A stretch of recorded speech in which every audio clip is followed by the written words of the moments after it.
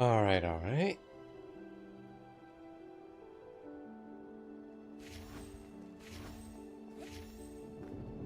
Everything's good. My ping is dog shit. It should be good to start.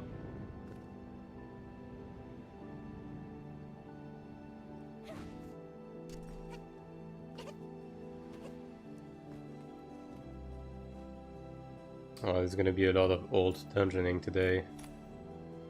Much.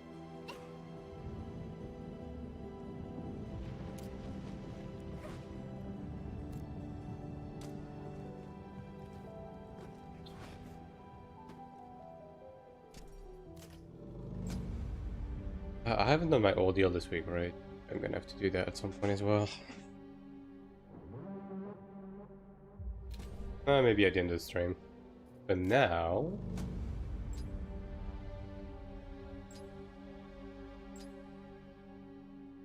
can do, that's like what, 450? Can do 3 dungeons on this character. Yeah, 3. I mean, I can do more afterwards, actually. If I wait a bit, I can do 4. I just do that. Just do the ults for, like, first. Otherwise, VB. Yeah, you know what? Let's do the ranger first. Ranger does have a bit of energy. I actually like grabbed some of the daily energy on my ranger to try and properly settle the card situation.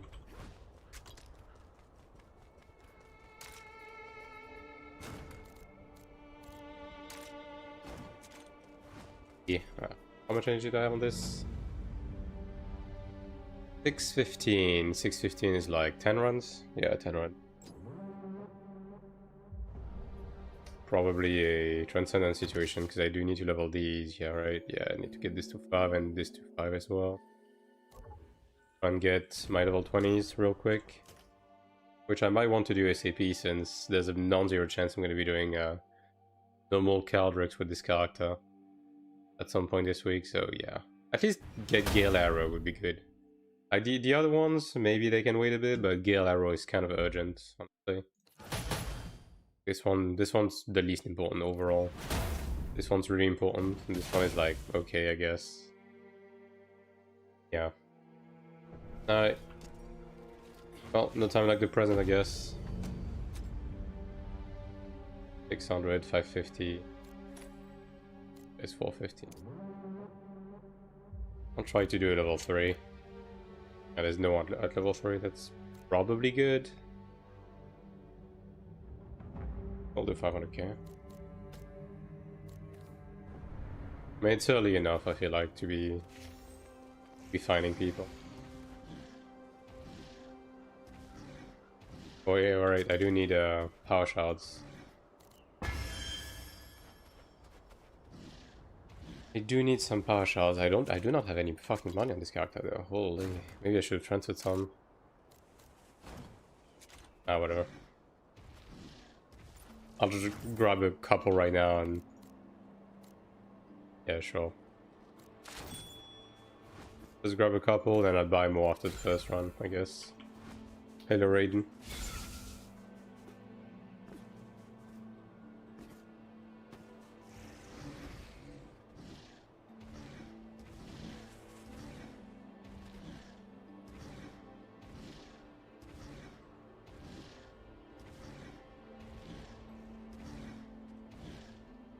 Two channels, brother. How's this guy? No, not doing this right now, dude. Sorry.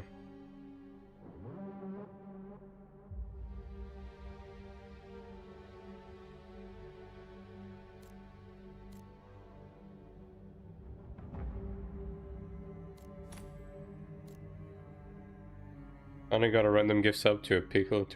Interesting. Goddamn. Crazy work. Hello, you kitty.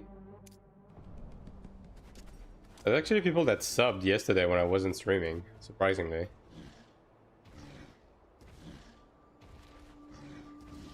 Does that mean I've made it? When people start subscribing to the channel when I'm offline? Probably, right? Yeah.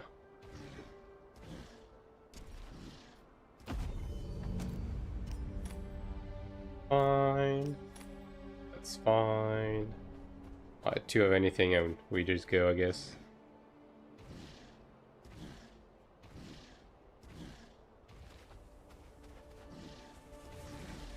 Big gun pickle. Yeah, I need to make more emotes as well, but by the gods. Yeah, I spent pretty much all of yesterday doing some groundwork for the upcoming, like, you know, build guide, like every class build guide video. And good lord, I'm gonna try to have it out by Monday. I'm probably gonna need to take like Sunday off or something in order to get it out this week, because this is not gonna be a small video. Like, I finished writing the script and doing some groundwork yesterday, and like, it's long. It's long, and there's a lot of research that I had to put in because I just simply could not find like up-to-date proper information on a lot of like intricate stuff. So yeah. As always, I'm just trying to make a short video, and it's probably gonna be a fucking 20-minute video as usual, like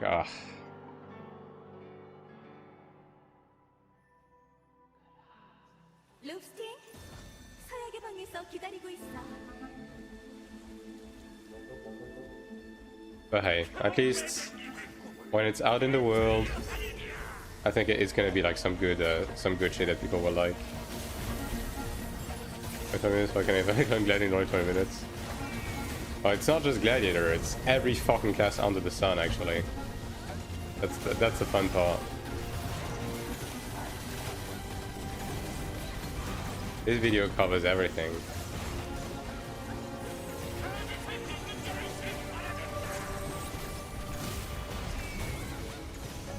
And like, on top of that, I'm gonna be making like class-specific guides for like more intricate stuff.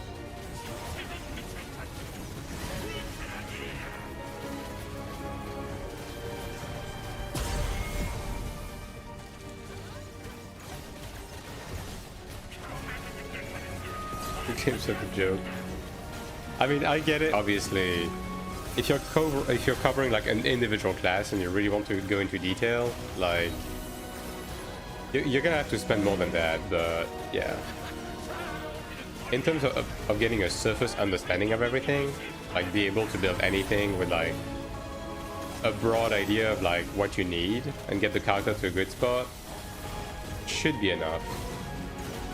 The thing is, I'm not necessarily going into like the most nitty-gritty detail beyond just understanding that this is better than that, and so on and so forth. Because like, I don't think anyone needs to understand the exact multiplier of like critical hit to understand that you need to hit your crit cap, you know, right?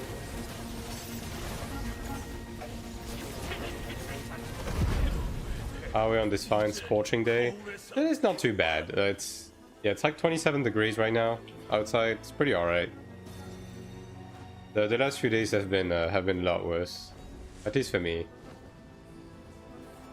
And we have not quite reached the same point as one of the earlier heat waves, thankfully, and hopefully we will never do that again.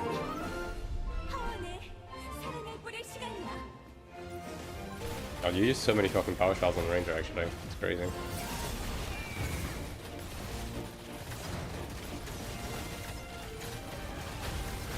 That's with shit ping too.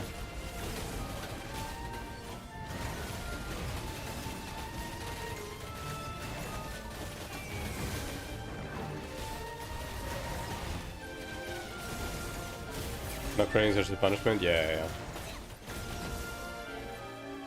Pretty much. I mean, which is why, like, I didn't need to go into detail for that.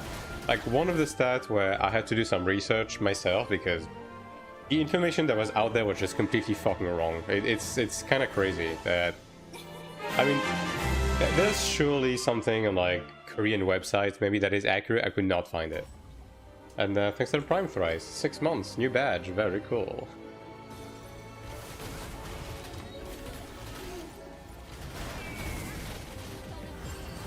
So like those were there's some actual decision making to make, like I'm going to be discussing, but the rest not so much. How long does it get to reach 850k? I mean, the thing is, it's a constantly evolving thing, right? Because as time goes by and so on and so forth, like, gear gets easier to make, so... Like, I've been playing since the beginning, but that's not to say that we need 8 months to get there. The current state of things. And what's that? Multi-hit. Because, like, multi-hit is weird. Like...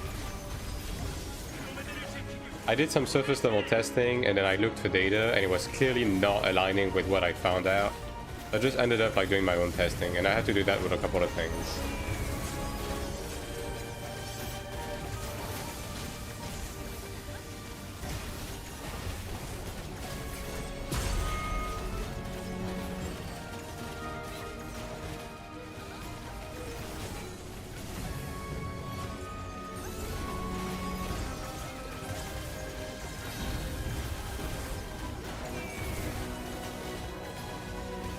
Like, multi-hit as a stat is like a more and more worth building for as the game goes on. Anything but glad. Basically, like, any class that doesn't have multi-hit baked into their bread and butter, which includes Gladiator. Like, Gladiator, Templar, like those classes, it's worth building on. Other classes that has, like, multi-hit built into their, like, most of their bread and butter, like Ranger, Cleric, those it's not. On those, it's, like, the lowest priority. But, like, the thing that's interesting about multi-hit is that it completely ignores defense. Like, basically, it does the damage check. It does the damage check before it calculates defenses, which makes it, like, more and more interesting as time goes by.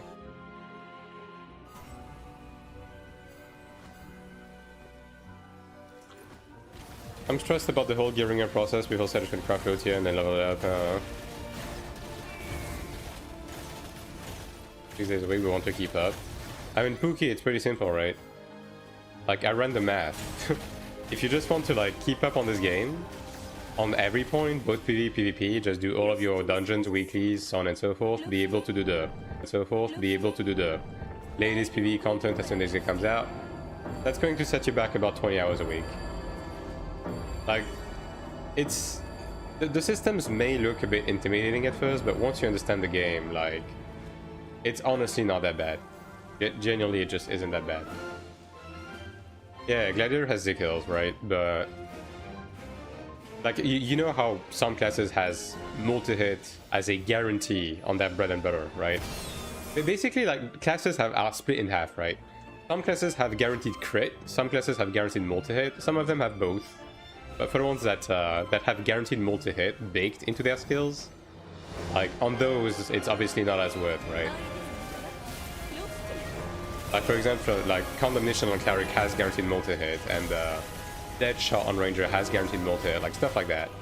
On those classes, not so much, but, like, Gladiator, who has Zickles, and, like, that's it. And Ranger that has, like, some multi-hit on, whatchamacallit. Banner, I think is the name of the buff, right? Like, building multi is actually pretty worth it. Like, more so than attack on the... Like, I think is the name of the buff, right? Like, building multi is actually pretty worth it. Like, more so than attack on the... Like, let's say you have a limited amount of soul binds on your weapon, right? And you have to pick between... Can I get that? Thank you. And you have to pick between picking attack or multi-hit. On those classes, multi is going to be worth it. Especially as the game goes on. Is Chanter good in PvP? It's better than full. I mean, yeah, Chanter is not the best class for PvP, but it's definitely, like, not bad.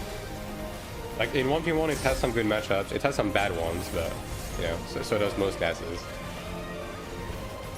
And for group PvP overall, it has value, yeah.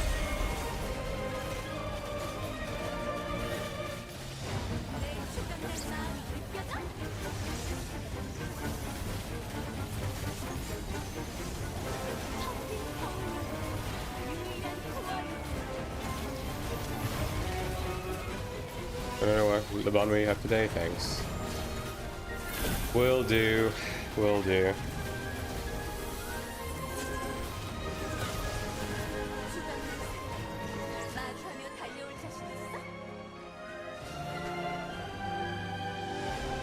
Yeah, I believe Assassin is another one that has multi-hit baked into like hardball. I can't remember if Insignia has multi-hit baked into it. For some reason I think it does, but I might be wrong on that.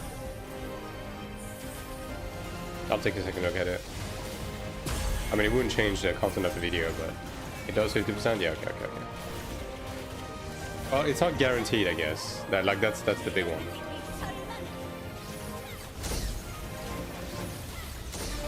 Like 50% still, I would argue, is worth building, depending on the class. Like, Insignia is like one of your biggest sources of damage. Well, at least it used to be. I guess not as much anymore, but you know.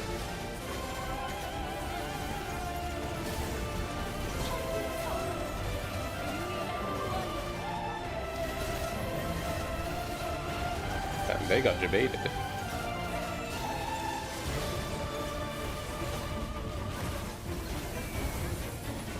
Assassin either way is kind of... Assassin is kind of unique, because like at this point it feels like Assassin is the only class that really wants to hard commit into CDR these days. Like most classes are fine selling around like 34%, but Assassin actually just wants to full send Illusion. I don't think there's another class that is as hard committed to Illusion as Assassin anymore. Like Sork used to be a bit more demanding on it, but like Sork is fine selling around 36 as well now. Of course, all of the foreigners want to say.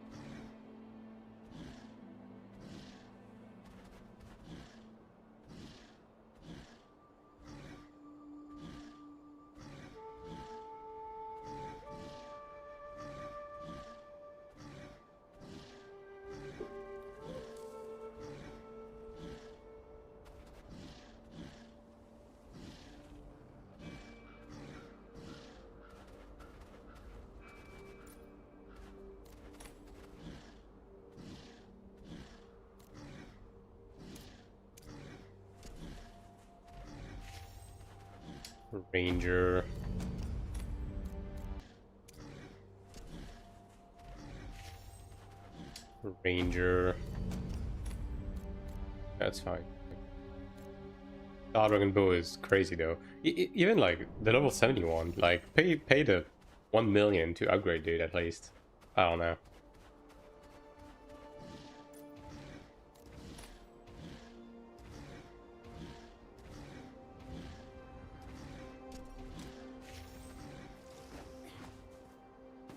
Oh yeah, right, I'll get some power shards actually. Now that I'm not broke anymore. At least not broke as much.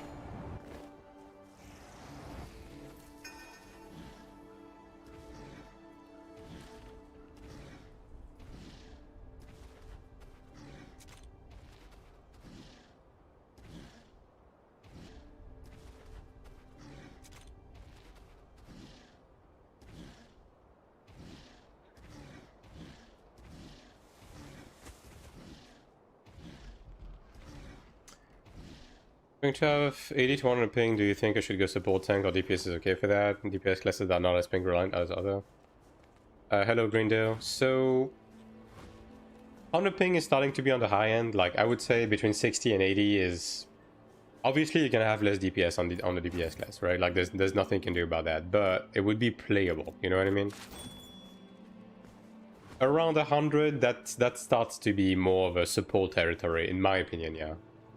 But that's not to say that the game would be completely unplayable for you. It's just that, you know, if you're going to be playing DPS, then the only thing you're going to bring to the table is your DPS, and that is going to suffer greatly. So yeah. In terms of DPS classes that are not as ping reliant, I mean, all of them kind of are, right? Like I wouldn't say like any DPS class is like not ping reliant, because that would be a lie. Some of them are slightly less than others, right? Like something like Assassin Ranger is like a bit more ping reliant, Gladiator as well, even though that's more of a tank, but I mean, you know. Something like a Soul could be slightly less ping reliant because you have more, you know. And you actually have a cast, you have some ground stuff. Are you fucking kidding me? Brother. Oh, annoying. So yeah. Although one thing I would say is don't force yourself into an archetype that you don't like just because of ping though, for sure. Did you say summoner? No, sorcerer.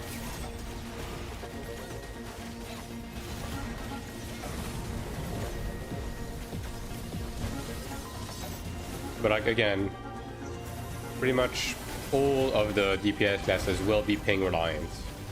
So like don't get it mistaken. I mean every class is to some extent. Just that some classes mitigate the reliance a little bit.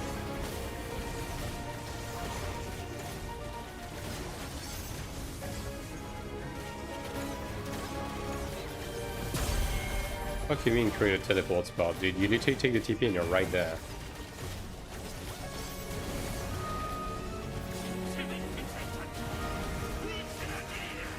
God.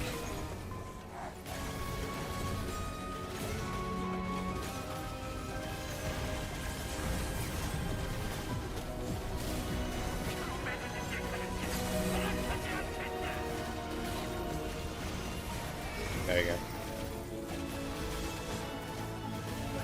Well, using Griffin Arrow on the pillar kind of sucks, but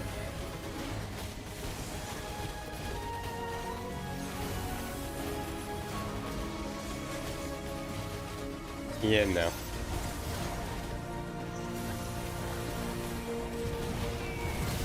Down to 40 for his ping enhancer like exit lag, or what I've heard, like still a DPS to go with like 10 ping. Oh, I mean, if you can play 40, then play anything. Like, yeah, obviously someone that has like 10 ping will have an edge over you, but 40 is more than acceptable for any class. I mean, yeah, and like broadly speaking, you should not be playing those types of game without some sort of VPN. That is never a good idea. But if you can do that, then play anything.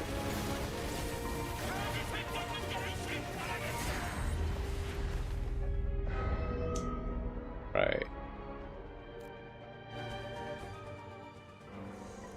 Guess the Cleric just didn't heal us after the explosion. This guy seems like a bit of a fucking handful.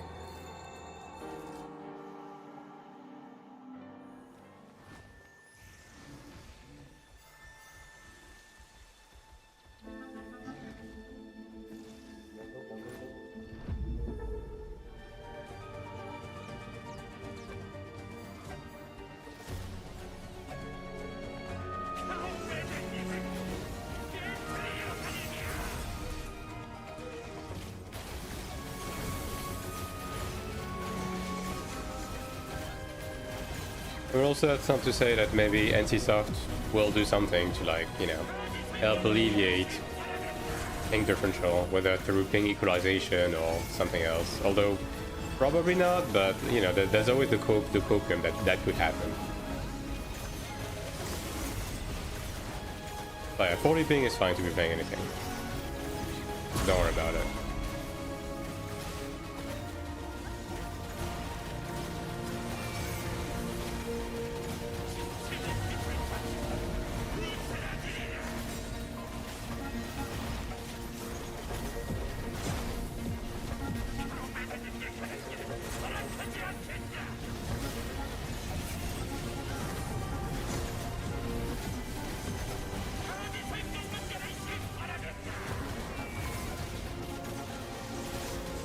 I think that's a plain soul, it's annoying, yeah. I mean, it's Korean MMOs in general that just like tend to be very ping reliant. Although I will say that a lot of games are, you know, they tend to be ping reliant, but like AION2 in particular is kind of crazy with what kind of difference the thing does. Oh, the right icons on the right of the screen under level 3. These are the dungeon affixes. Like Transcendence Dungeon has negative affixes applied to the trash packs and bosses depending on the level.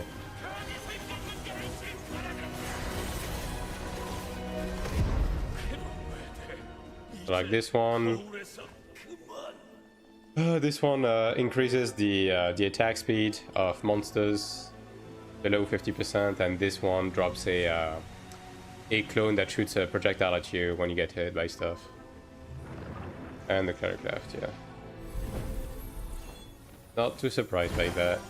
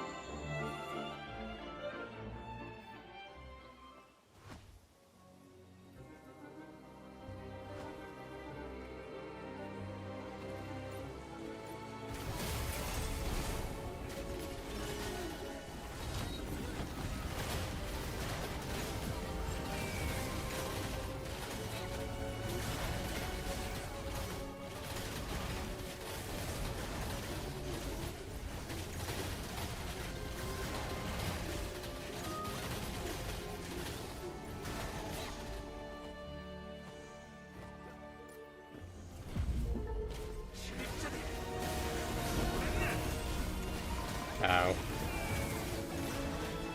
It is pretty funny how easily we are fighting Clerics though, by just filling in. We should just like keep doing this actually. I guess no one wants to actually do the full dungeon, ironically.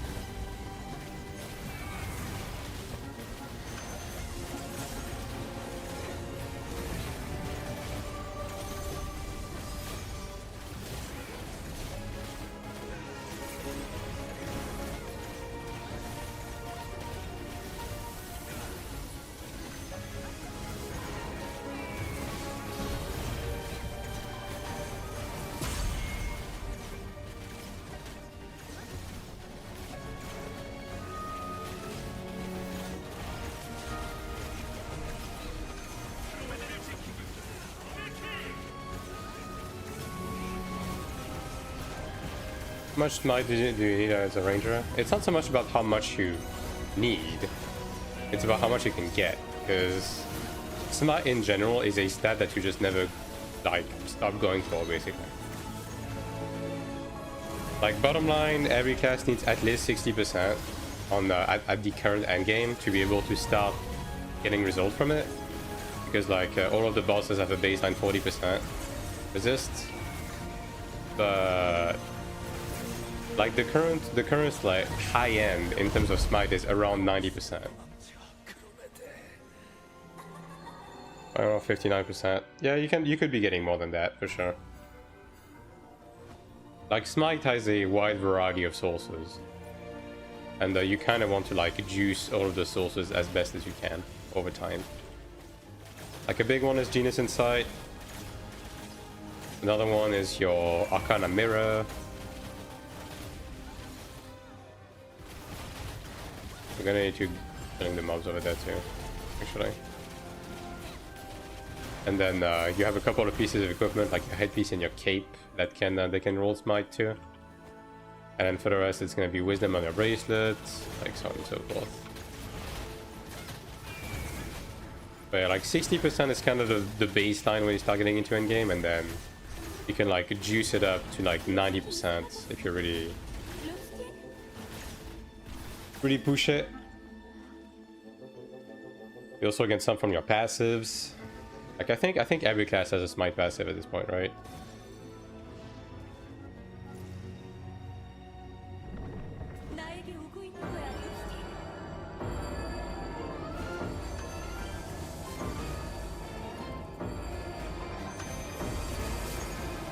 On Taiwan to figure out my main, and I'm even more lost since I enjoy Assassin, Ranger, Enchanter. Yeah. you and everybody else, to be honest. The thing is, the thing with this game is that it's the classes are not built to be like incredibly clunky or bothersome or like deep or anything. They're just built to be fun, right? A lot of classes play in a similar manner.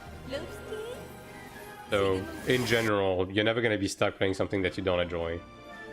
It's more so about the archetype, like whether you want to play tank, healer, DPS, range, melee, stuff like that, right? First time close, AION2 is my combat power. I haven't figured out how to start growth at all now.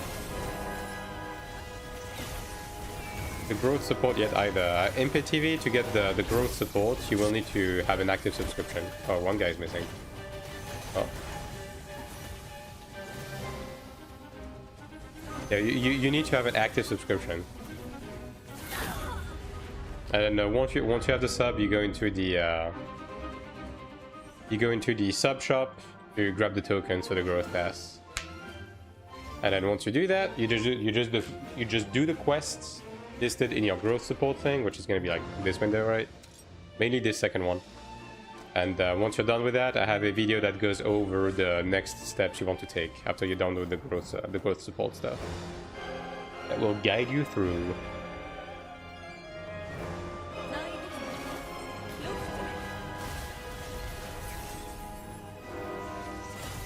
If you have any other questions, though, don't hesitate.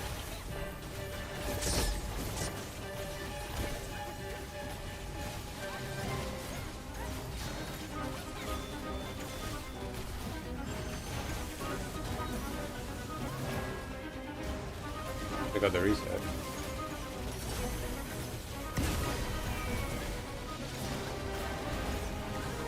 DPS isn't great, but not enough.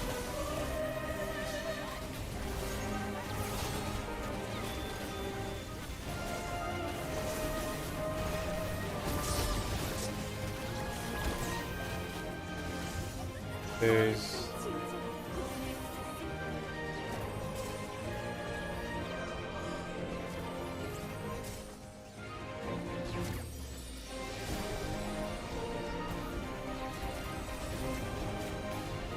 Do you think they will add harder raids like last talk? I mean, they have been, right? Like, they have been slowly ramping up the difficulty of the game overall. Now, I do hope they will keep ramping it up, and I do hope we will, like, eventually get some sort of pinnacle content. That'd be nice. But, you know, the game is pretty fresh, right? So I'm willing to let them cook for now. It's basically useless in round scale fight. I mean, yes and no. Like, the thing with large scale fights is it's mostly like sieges and world bosses, and for these, people are more so tunneling on, you know, hitting the boss. Like, most of the time you're not going to be having fights, but if that is something that you care about, obviously then yeah, melee is going to be less preferable for you.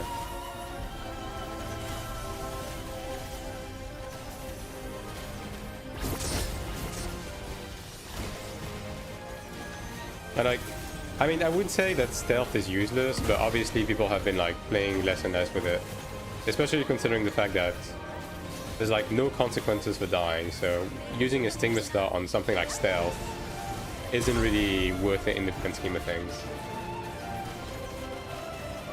People just prefer to like pack in more utility or DPS. If you have a hard time getting into groups on your ult, I just make my own groups. It's really that simple. Like, it's been like that since the beginning of Taiwan. Like, struggling to do any piece of content is a lie, because like as long as you make your own groups, right, like people are gonna join. As long as you're not like shooting way above your pay grade in terms of like your combat power, like it's not difficult.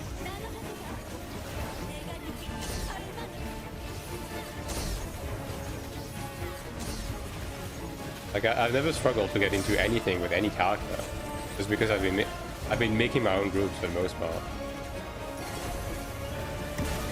I can't decide between Cleric and Channer. Comes out what is more needed in groups. I mean, both are wanted. Cleric's perhaps a bit more so. Like if you want to be, I mean, at least in the current state of the game. On global, because the balance is, you know, obviously we're not gonna have advanced stigmas and so on and so forth. The Chanter stonks should be rising a bit, but Cleric is always a safe pick. The only thing that you have to watch out for on Cleric is, it's a great class for everything except for solo PvP. So if that's something that you care about, just be wary of that. Growth support works without the sub. Nope. The thing with the growth support is you can take the first pass that gives you some stuff, but the actual bulk of the growth is locked behind the second page, which this one you need to have the subscription in order to grab. Like you have to. Like the one that actually like gets you to level 50 with like completed genius and skipping the steel dungeon, so on and so forth. Like this one requires the sub. Other class synergy, like if two people with the same class join the group, the synergy is going to suck ass. Not really, no. Like there used to be a lot more of that in the game, but they have stripped that. Like pretty much all of the DPS classes nowadays are fully personal. So they only have personal DPS, right? And then the port classes all work kind of similar. And they have things to work alone, but they also have things that doesn't stack with the same class of the same archetype. So this way, like, you're only running one. So it kind of works in a way where it doesn't really matter.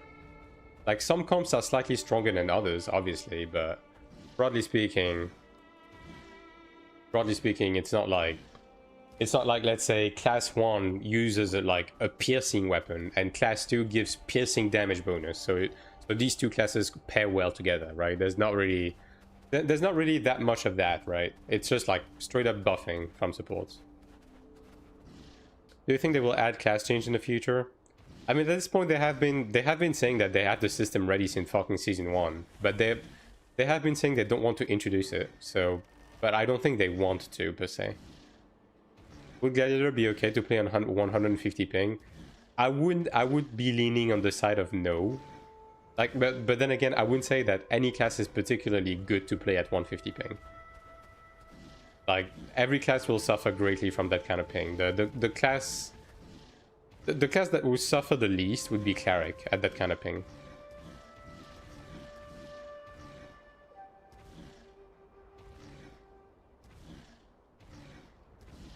But as it stands, Gladiator is like pretty ping reliant in terms of its personal DPS and ability to keep aggro, so yeah, 150 is a bit high. Is sugar.gg down? I don't know, I don't use the website.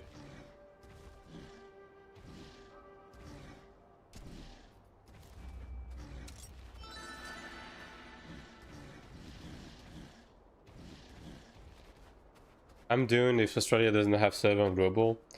I mean, from Australia, I guess your best bet is probably to play on the Japan servers, right? But obviously you will have like the higher end of latency, yeah, for sure.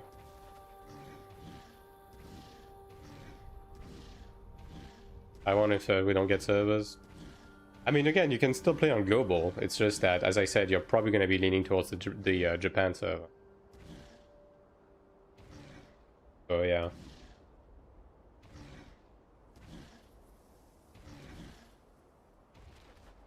$110. I mean, that's a bit better than 150. I guess. That's better. Like, you can start playing... I mean, I would say Gladiator at 100 ping would be... It would be a bit rough around the edges, but it's a bit more approachable. than 150. Although if you want to play a tank, I would probably play Templar at that ping, to be honest. What about 600 ping? I think it's time to find a new game. Yeah.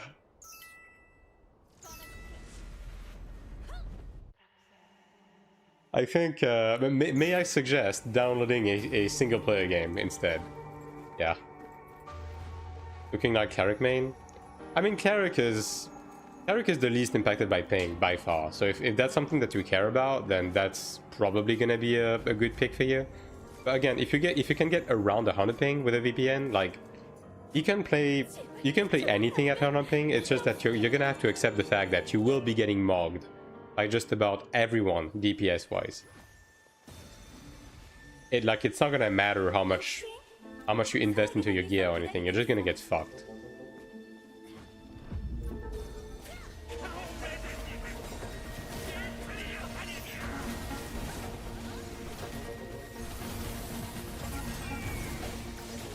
Sadness. Yeah, sorry. 600 ping is definitely... 600 ping is the unplayable category. Like, do not play the game at 600.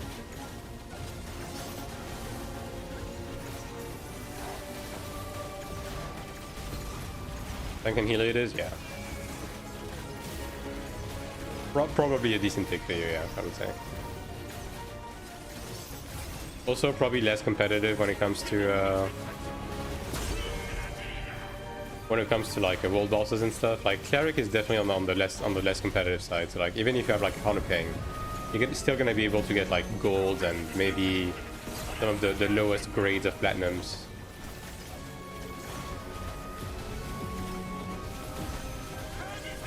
Going to go hardcore global as you did on this one. I'm not hardcore in this region. I'm not hardcore at all. But yes, on global I'm gonna be going harder.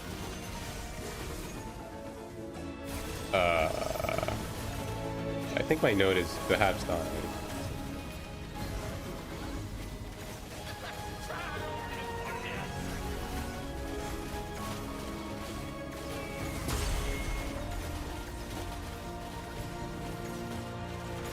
Yeah, I'm gonna need to change the note. Something is wrong. I can feel it in my bones.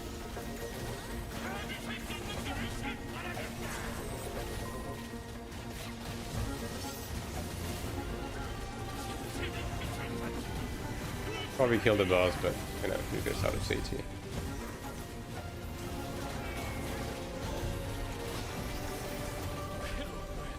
Alright. Just do this right now. But yeah, like right now in Taiwan, I'm not particularly going hardcore. Like I'm not doing everything I can. I'm missing a lot of events. I'm not really, you know, trying too hard on PvP. I'm not like trying too hard with ults and everything. I'm just like keeping up on a bit of a baseline level, just to be able to do all of the content. This note is also bad. Hold on.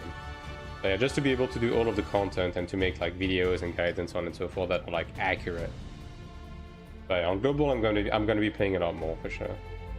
Especially since like I'm not gonna be like most of the guide stuff that I will need to make for the game, right, will already be basically complete and available when global comes out. Like, is my ping like this bad actually? Like, is it me? Like, this is still bad. Whatever. It might just be me, but yeah, I'll just head over this. So yeah, like I'm gonna be able to focus more on playing the game.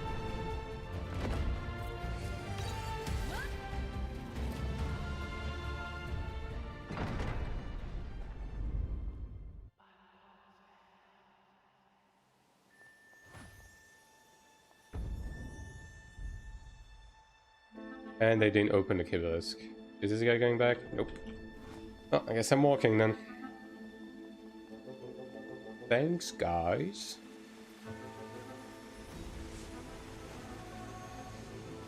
Just used to the fight with high ping, so getting something more reasonable would be better. I mean, I'm definitely going to be getting fucked early on because, you know, I'm used to playing the game at this ping, right? After I'm done, like, adjusting, yeah, it's gonna be easy peasy. What does a man play for a game waiting for AION2? I mean, you have a couple of options. You could play AION2 on Taiwan. But more seriously, though. I mean, there's only 2 months left.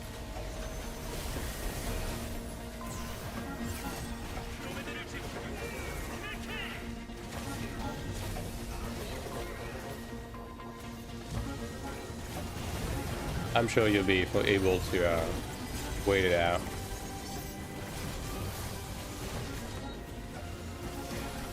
Yeah, my ping still feels pretty bad. Oh man, I guess it's my connection. Well, whatever. I'm just doing some old shit today anyway, so not like it matters too much.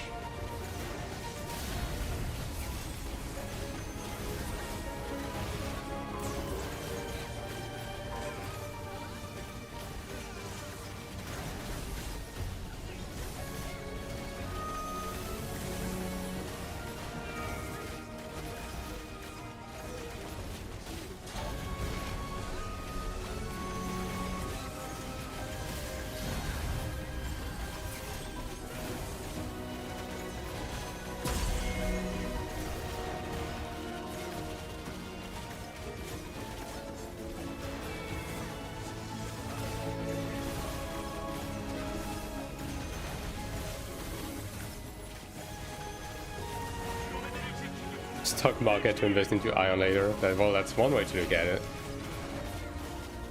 Yeah, it's like spend those 2 months to like take on more work, to just, you know, retire in a cave afterwards and not have to work. That is the play right there. I get 3 mobs. 80 ramen until launch and spend money, yeah.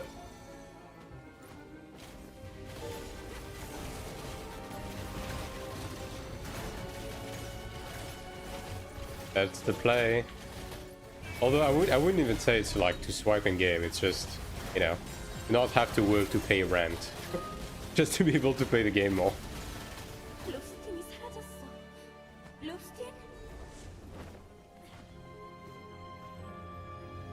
Viper skins? Ah, yes.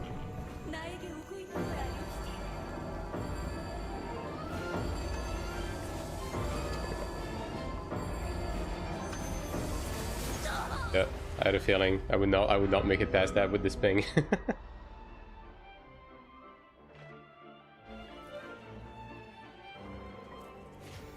Oh, we haven't grabbed any Kibalisk actually. That's funny.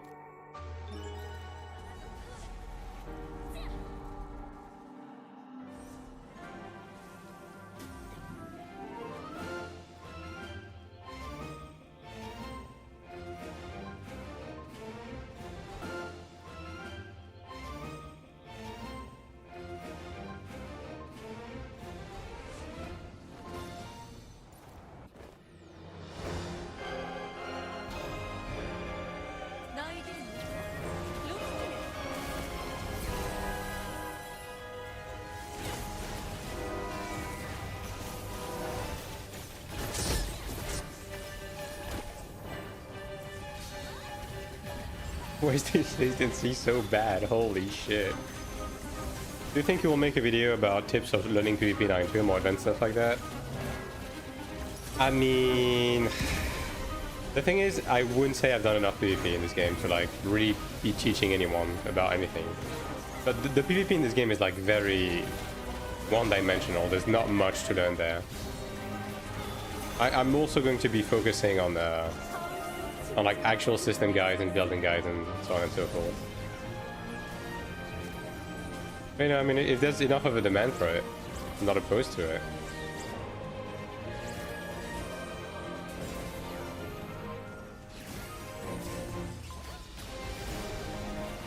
Any Cleric gameplay today? Yeah, I'm gonna be doing some dungeons later. But there's gonna be a lot of old play today, because I do have to to do dungeons on like pretty much every character to take advantage of the events, like get my soul crystals and so on and so forth. Like Ascension Trial boxes and yada yada.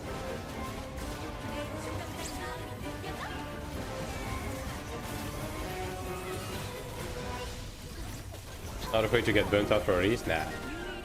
I'm playing in such a way that I'm not gonna get burnt out. Like I'm not pushing very hard.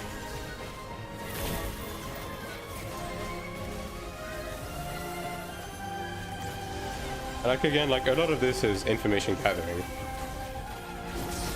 It's not time wasted.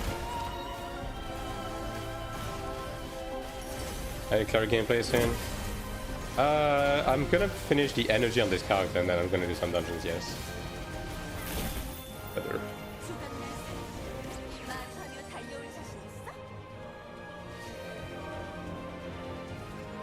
But I do have to do some old stuff today because of the event. Like craft my soul crystals and so on and so forth. I'm not gonna make that, am I? Please tell me you do. Okay, thank God. Also, like for some reason, the Ascension Trial like ticket boxes are not like server based, but rather character based. So I'm probably gonna try to do some like Hall of Illusion on. Oh, dude, why? To do some Hall of Illusion on my channel or something to try and get some extra.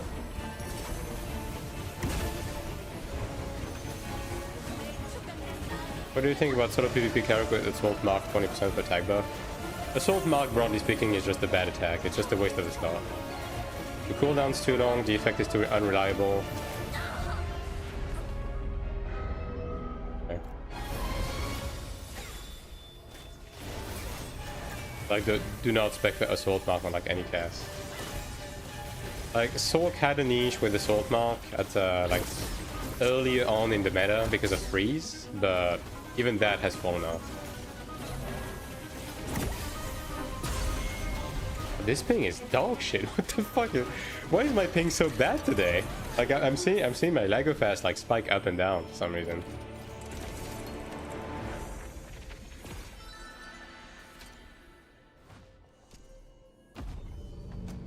I still have a decent amount to do there. Yeah, like the thing with Assault Mark is, honestly, at this point, I think they should just make it a default skill. Like, it should be something that... It should be something that every class has access to by default, without having to spec into it. Yeah, I'll take a jump. Spiking like crazy today? Okay, so it's not just me, I guess. Maybe it's the actual servers. Maybe the NC servers are just struggling or something. I don't know. Why did developers choose one-shot stigmas for all classes that's so situational? Yeah. I mean, the thinking process is easy, right? Assault Mark is an AION Classic skill, right? It's a skill they added in. Okay, it's a skill they added in the AION Classic. But in AION Classic, it was a regular like skill. But I guess they just wanted to be special or something. But I don't know. We just don't have the stigma slots to be using something like this.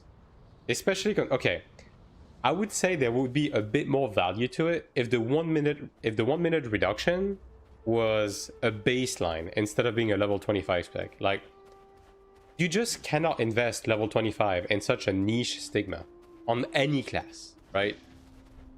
So level 25 in such a niche stigma on any class, right?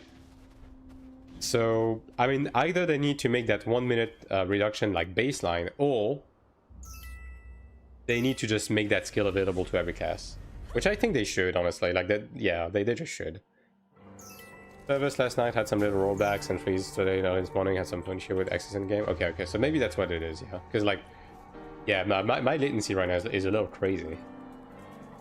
After this game, you have at some point with unlimited stigma slots. I mean, I wouldn't say unlimited stigma slot is necessarily the way to go. But they definitely need to add more variety. Like they need to revamp some of the stigmas. Like for example, I don't think there's a single class that uses the 50 stagger gauge damage stigma. I don't think there's a single class that uses that. Like, they need to revamp that, and they need to revamp Assault Mark. Yeah. Like, some of these skills should be baseline, as they said. Like, the 50 stagger gauge should be baseline. Assault Mark should be baseline, right? It's just the type of skill that you should not have to spec into.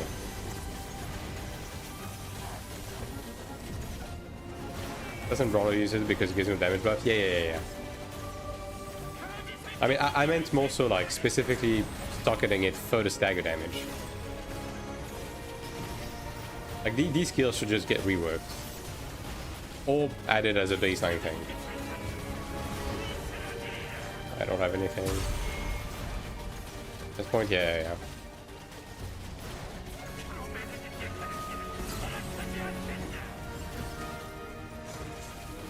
And I mean, to be fair, like, there's also some base skills that... Okay. What the fuck, dude? Okay. There's also some base skills where I'm still of the opinion that, you know, the baseline skills that we have should have different nodes for PvE and PvP. Because, like, some skills are clearly more PvE leaning, some skills are more PvP leaning, and you're basically just straight up losing one skill slot depending on the content that you're doing. Like, for example, the trap on Ranger. Like, the trap on Ranger, you're really only using on trash packs. It's kind of worth it otherwise. Like, Divine Aura on Cleric, in PvP, it's basically, like, cosmetic, right? I think we should have different, like, specs leaning for both PvE and PvP. So we can make use of those skills, like, more proper. We can target that. That's fine.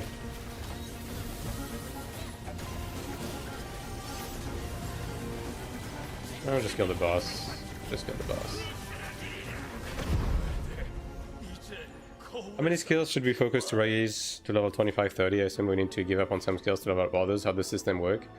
Aaron, I'm actually making right now, I'm making a complete how to build your character guide for PvE. The video should be out around Monday. It's going to be a very, like, thorough guide that's going to cover all of the systems and, like, how you want to build on every class. So if that's something you're interested in, like, look forward to that. But just to answer your question right now, the long story short is some classes will want 3 skills to level 20 for the triple perks. Some classes will want up to 6 skills to level 20, right? It just depends on the class and it depends on the bread and butter. And then most class, like every class has between 2 to 5 passives that gives them like interesting DPS stats, with usually 2 of them being the main focus. Usually like one that gives smite or something like that, right? Like one that gives like insane amount of crit damage boost. Like it depends on the class, and these typically you try to like build above level 30. Also potential stones are just for dungeon stuff for the most part, that you're mainly gonna focus on that for your dungeon armor and sanctuary weaponry. Is there iframe in PvE but not in PvP? No, the dodging has iframes for both PvE and PvP. Like it's the same amount of iframes. And then melee classes have manual stigma skills, like manual blocks, that makes them invulnerable for like 2-3 seconds. Guy needs like 2 skills of level 20. Isn't it 3? It's right. Okay, it's right mouse. It's RMB, Runu's Blow, and Overhead Slam, right? That you get to level 20 on that. And then you just focus on passives, as far as I remember.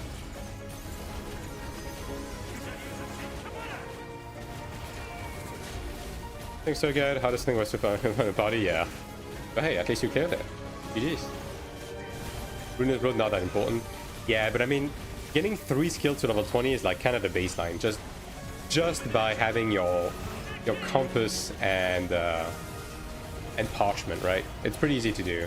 And then you just like fill in the blank with your rings. So you might as well. Like 3 skills is kind of baseline.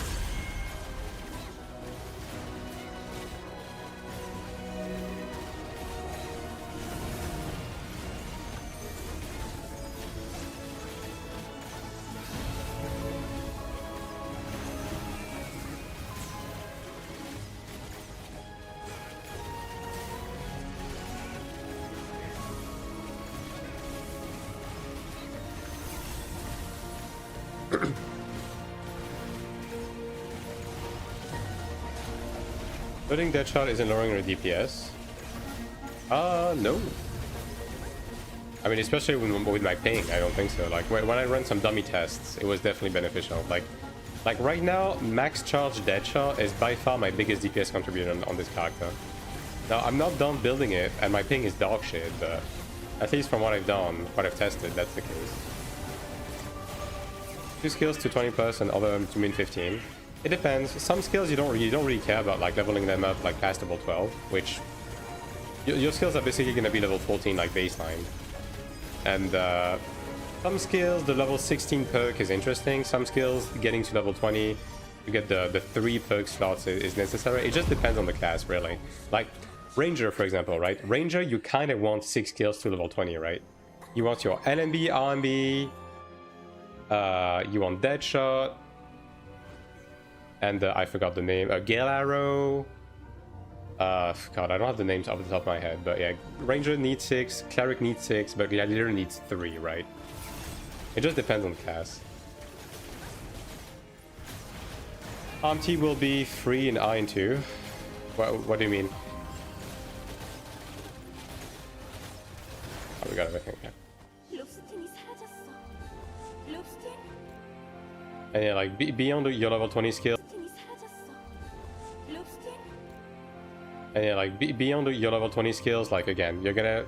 Some skills are gonna be good to get to level 16 depending on the perk, otherwise you don't really care.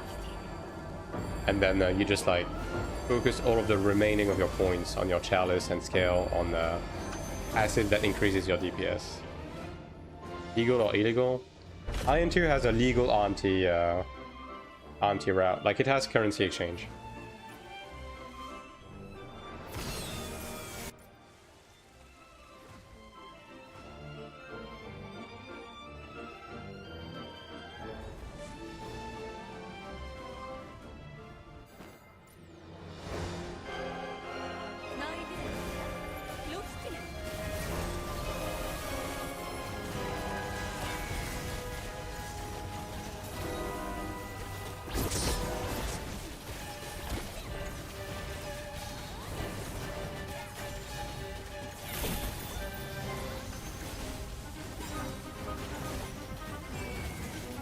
DPS a bit better than the previous group, I guess, unsurprisingly. We don't have a Cleric and we have more locals, so fair enough.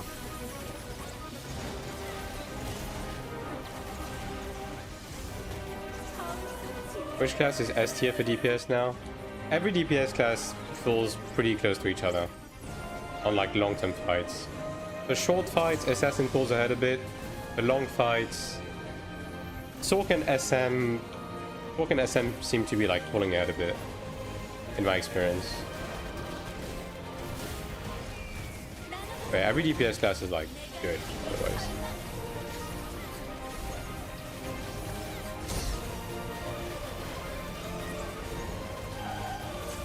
I want to play Assassin. Assassin's the best for like short bursts. Assassin is like a completely burst focused class in the sense that Assassin basically entirely relies on elusive cone being up, which has a fairly long cooldown, right? And when it's up, it does a lot of damage. When it's down, it does no damage. So on short fights where the boss dies before the buff runs out, Assassin spikes really, really high. On long fights where you're going through all of your like up and downs with your burst windows, it stabilizes to be about the same as other classes. With your burst windows, it stabilizes to be about the same as other classes.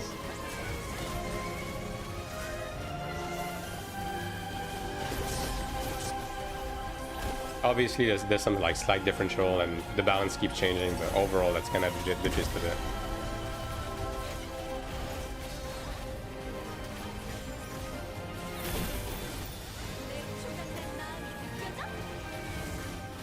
Like overall, every class is pretty in a pretty good state DPS wise. Like overall, every class is pretty in a pretty good state DPS wise, like across the board. When you account for RDPS, Gladiator is really powerful.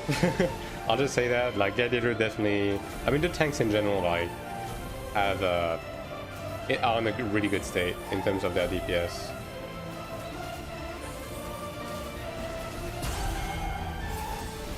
But overall, every class is pretty close to each other when accounting for RDPS.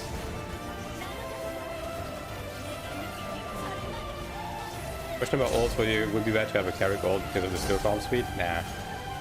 There are some like perks to having a Cleric ult. Namely, it's going to be a bit easier to get into like dungeon if you want to run dungeons on your ult, because people are going to be like less regarding on your gear on the support class.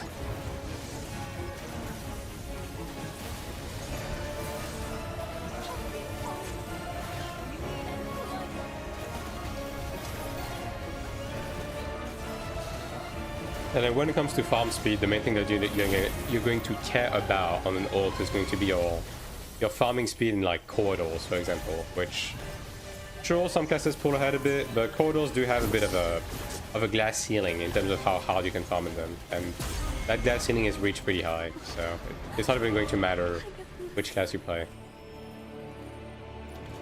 especially at low ping. Phantom main, ult, Ranger, Cleric, Templar. Yeah, I mean that's a solid pick overall. I wouldn't say there's like a bad way to do ults in general, although my personal choice leans more towards, again, the support classes and maybe Ranger if I want to push that ult a bit further to farm in the Abyss and stuff like that. But overall, like, these picks are fine.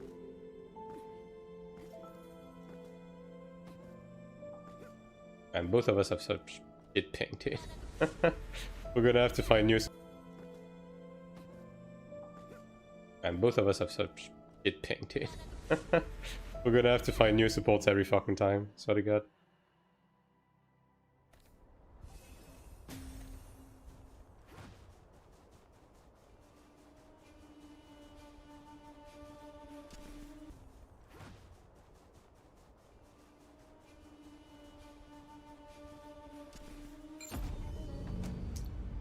Sure, I'll take a pick. Will D see a comeback in EU? Perhaps. I mean, I'll definitely have a Ranger ult, so yeah. Idea is having Ranger as second main, say long run, other two just have fast matchmaking. Yeah, that's a good idea. I mean, that's kind of similar to what I'm going to be doing, because I'm going to try to push a Ranger to the point where I can farm in the Abyss with it, to like, when I eventually want to grind for potential stone, and I mean grind, right? I want to have a Ranger that's going to be capable of doing this for my main, because Templar is fine to grind in the Abyss, but if I can have a Ranger that does it, it's just going to be straight up better, right? So yeah. Also would mean I don't have to use a AP on my main to raise the potential of my items, which is pretty good.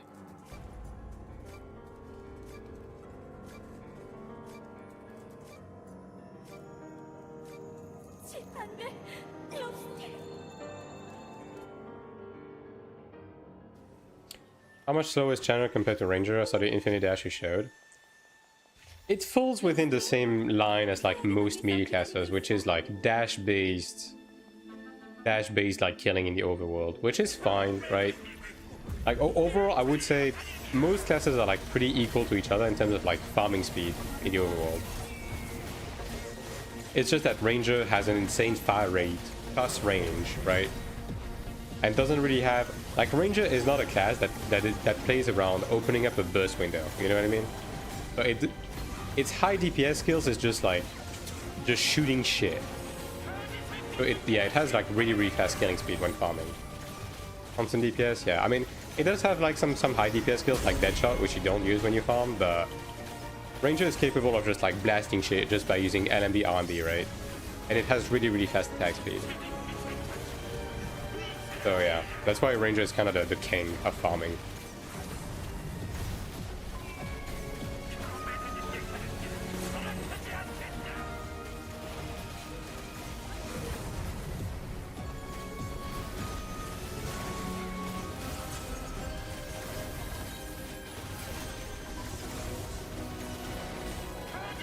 Also not that high of an investment to, like, you know, be able to farm competently on Ranger and like Central Rush investments to, like, you know, be able to farm competently on Ranger and like Central Rush type shit.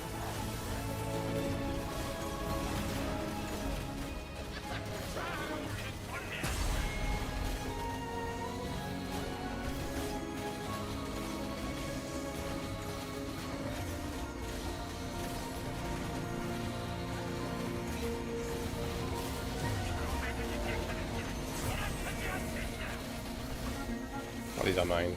Help me.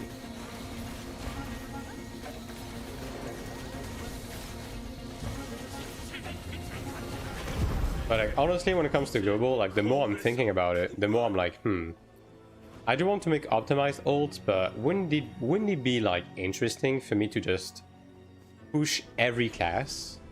So this way, like, I'm always up to date with like what every class does. So I'm kind of thinking about that too. What do you think class that push the best potential at 60 ping and try broader compared to my friend? Every class is going to suffer on the DPS side from like ping differential. That's just how this game works, right? Like classes that buff others obviously like share some of that burden with the rest of that group. That's about the extent of it.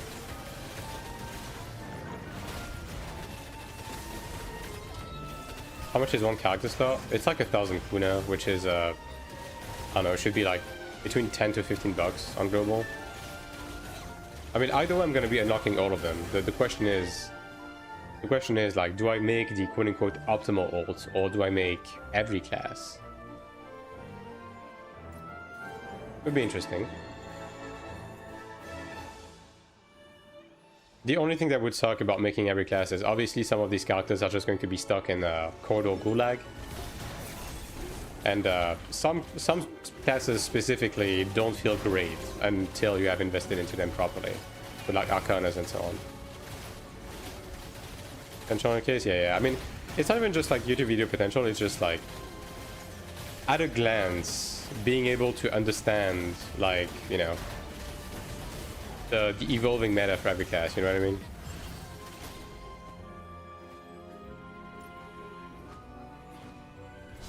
It's like reading patch notes and just like theorizing stuff. Obviously, like, I'm gonna be able to keep up to some extent, but being able to log into the class and test shit out is a bit different. Did they add a nymph slot for Brawler? Yeah, they did. And it's actually like a free slot.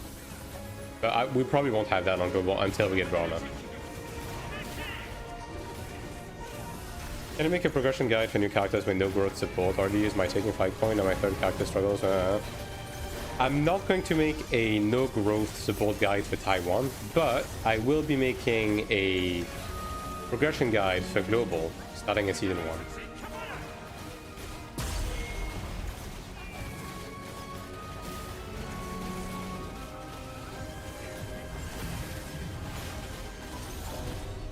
Because like at this point global is too close, and if you're going to be playing on Taiwan, you should probably like the thing is, progressing without the growth at this point of the game it's too time demanding. Like if you're not going to be like swiping a bit to catch up a bit with like crafted gear and stuff like that, you're going to be stuck in like season 2 gulag for like weeks, months, you know what I mean, without the growth coin.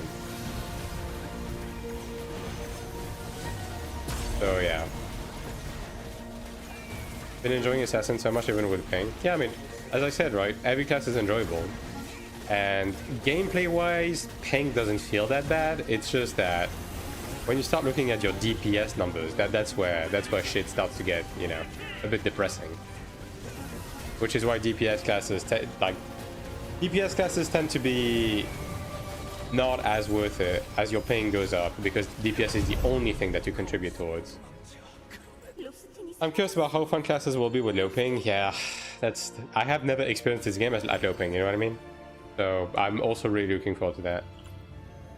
Yeah. The game is definitely more fun. Like, the thing is, the fact that the game feels as good as it does, even at high ping, really tells you that at high ping, like at low ping, the game is going to feel like insane. You know what I mean? Oh, yeah, that's cooked. What in the fucking zigzag, dude? Holy. Oh, I got hit by both. XD. Well. 60 ping should be fine on Assassin. Yeah, 60 ping is fine for any class. It's just that, again, you just have to understand that high ping is going to impact your performance regardless of class. It doesn't matter, right? It's just the difference of like which ping is like more acceptable than the other. When it comes to like contribution, like, am I able to contribute in a meaningful manner in relation to like meeting enrages checks on Sanctuary like on week 1 of release type shit. Where would you rank Channer at the moment for PvP?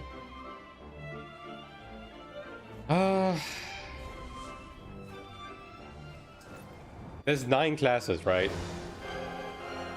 I mean, it's definitely towards the bottom, right? Like similar to Cleric, it's definitely towards the bottom. But that's not to say that the class is bad, it's just that some classes are just way too good in PvP. In comparison.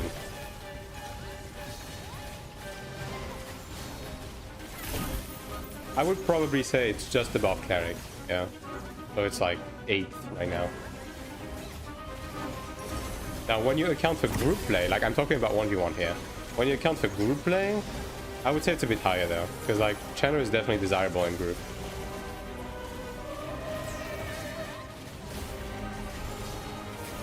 Someone mentioned that paying tick rate is 50, so it doesn't matter if you have 15 or 45. Now that is just wrong.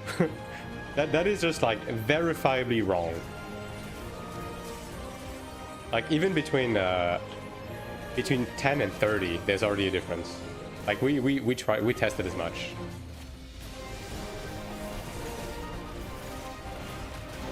Like I don't know who said that, but yeah, that is just wrong.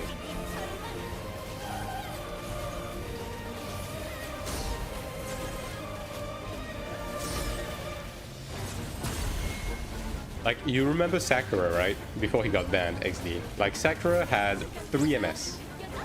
And his ping would spike up to 20 MS sometimes. And he would lose, like, 5% of his DPS. When he did. Like, going from 3 to, like, 15. And that was, like, just multiple sample size, like, data on, like, dummies and so on and so forth. And that was, like, just multiple sample size like data on like dummies and so on and so forth.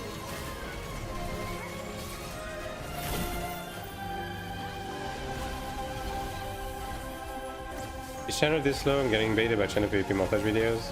Channer isn't bad, it's just... Is Channer this slow and getting baited by Channer PvP montage videos? Channer isn't bad, it's just, I mean, again, right? There's no bad class, it's just that some classes are just like way too good at PvP.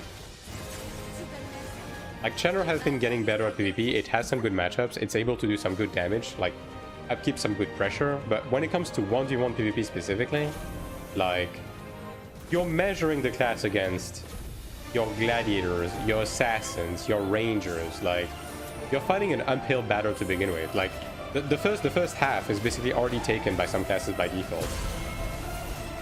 Which classes are top 2 in PvP? Assassin, Gladiator, top 2 for sure. I would say Gladiator is top 1.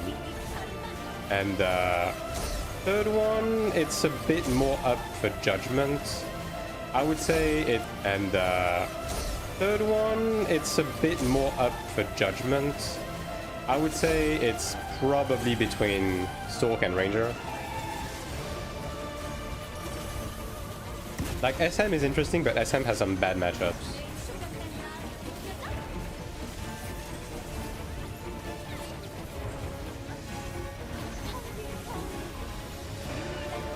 Like, Ranger used to be top 1, but it fell off because the knockbacks got nerfed. Like, its defenses got nerfed a bit, the knockback got nerfed, so it fell off a bit.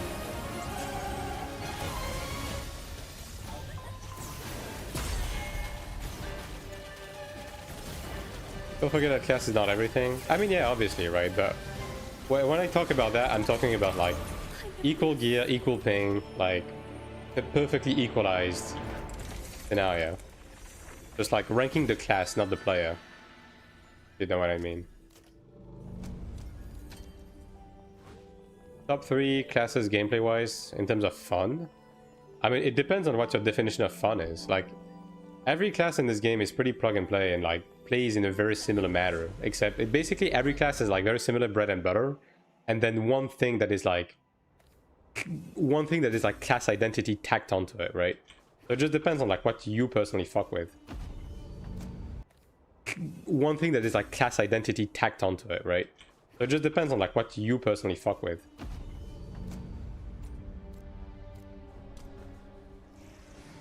Watching some Gear SM doing it right now, only had issues with Assassin, Rusty would win always. SM definitely... I mean, SM is definitely good.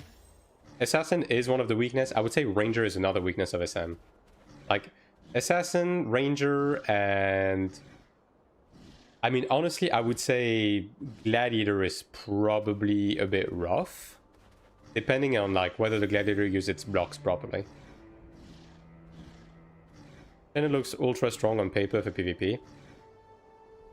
Chenner is honestly pretty good, like, and the Dark Crush pressure is, like, insane. It's just that the main problem with Chenner is that it's...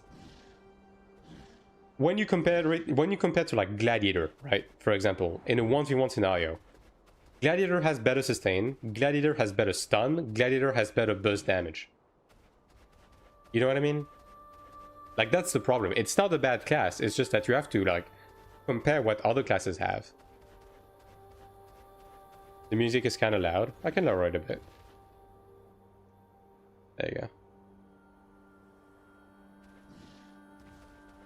That has so much sustain, yeah.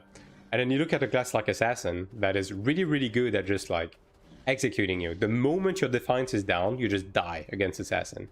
And, like, as a Chenner against Assassin, you also struggle with sustain because of the constant poison procs.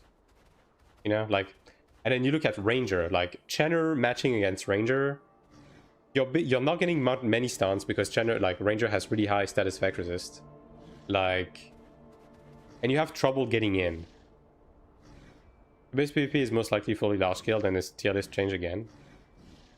I mean, that's why this is the 5th time I've said I'm talking about 1v1. If you're talking about group play, things are a bit different. If you're talking about ZVZ, the class doesn't fucking matter in ZVZ. Like, the class, the gear, nothing matters in ZVZ.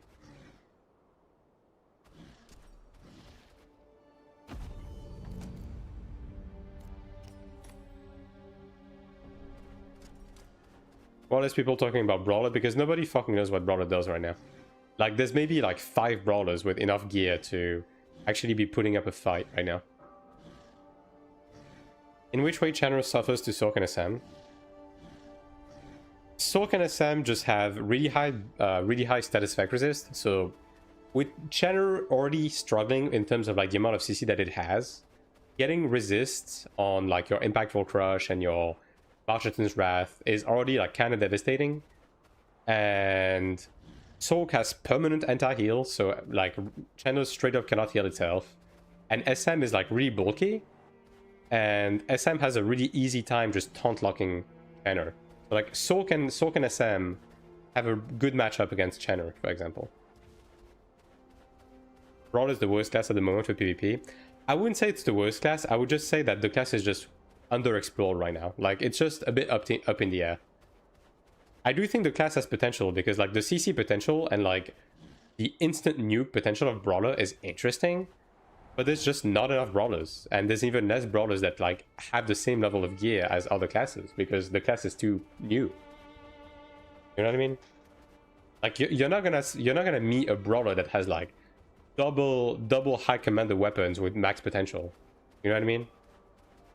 Or like that has a perfect genius, or like, I mean, perfect genius, I guess you could argue if the guy has been playing before. Yeah.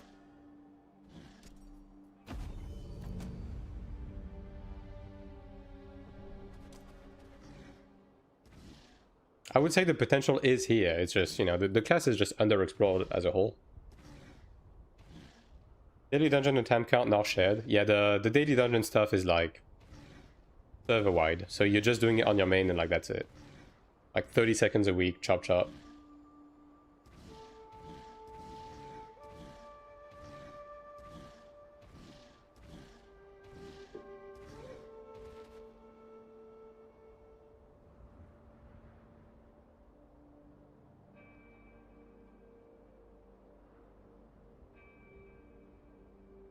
Alright, people are taking that time to join. I'm going to be taking care of the...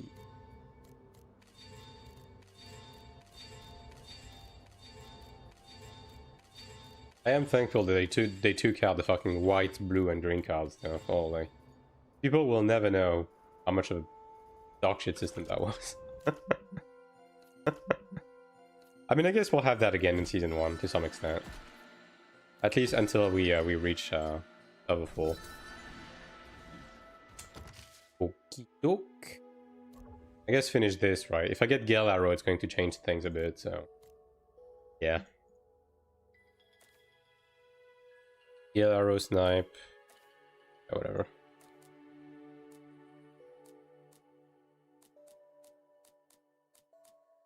Go. Give me Gale Arrow. Ooh. There we go. There we go. Alright. Well, plus 5 second duration, that's for sure. And now I'm missing 2 levels of Tempest Shot and 1 of Drill Dart. But can I change something on this? Tempest Shot, Drill Dart. Okay, I don't have Tempest Shot on this one, so I guess I can get Tempest Shot. Interesting. So next up is going to be finishing this.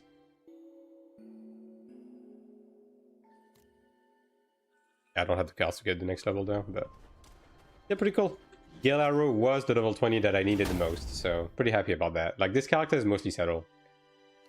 Like, yeah, Snipe, Deadshot, Gale Arrow, and Burst Arrow are definitely up there in terms of the level 20s that I need. Getting these two would be nice, but I'm not too pressed about it. Yeah. I guess I can transmute some events. Do I get a piece of Lava Heart? Okay, is the Lava Heart per character? Okay, no, it's per server. Okay. That's fine. Per server. I guess I can make these as well. I don't really need to craft that anymore. I'm good. I'm not gonna be crafting anything else. Like, that chalice is replaceable, I guess, to some extent. Depending on the... yeah, I mean... yes and no. How should I think when stacking the skills? Nordlander, I'm gonna have a video on that subject and like everything that pertains to building in general. That's gonna come out probably by next Monday. It's a large video, so I need time to make it, but it's in the pipelines. But just to answer you right now, every class basically has like a core of 3 skills that are like their bread and butter, right? That you want to get to level 20 to get the triple perks.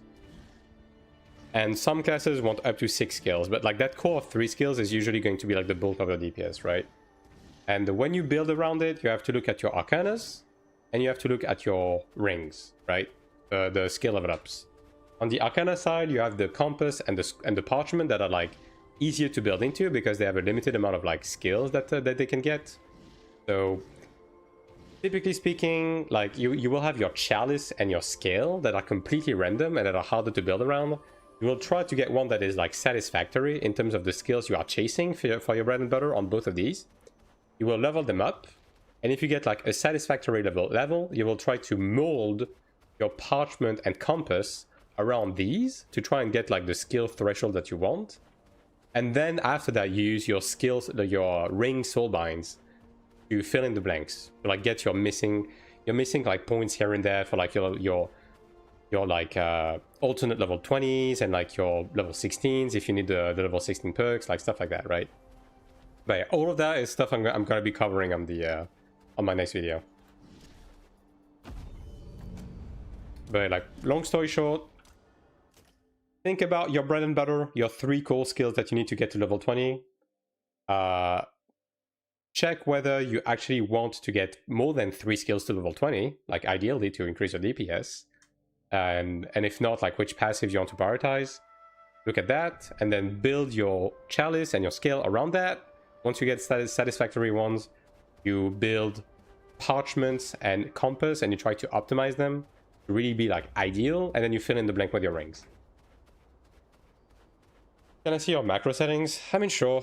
Although, like, because of my high ping, like my macro is kind of whatever. So like this is my macro, right? This is what I'm running. And this is my bar setup.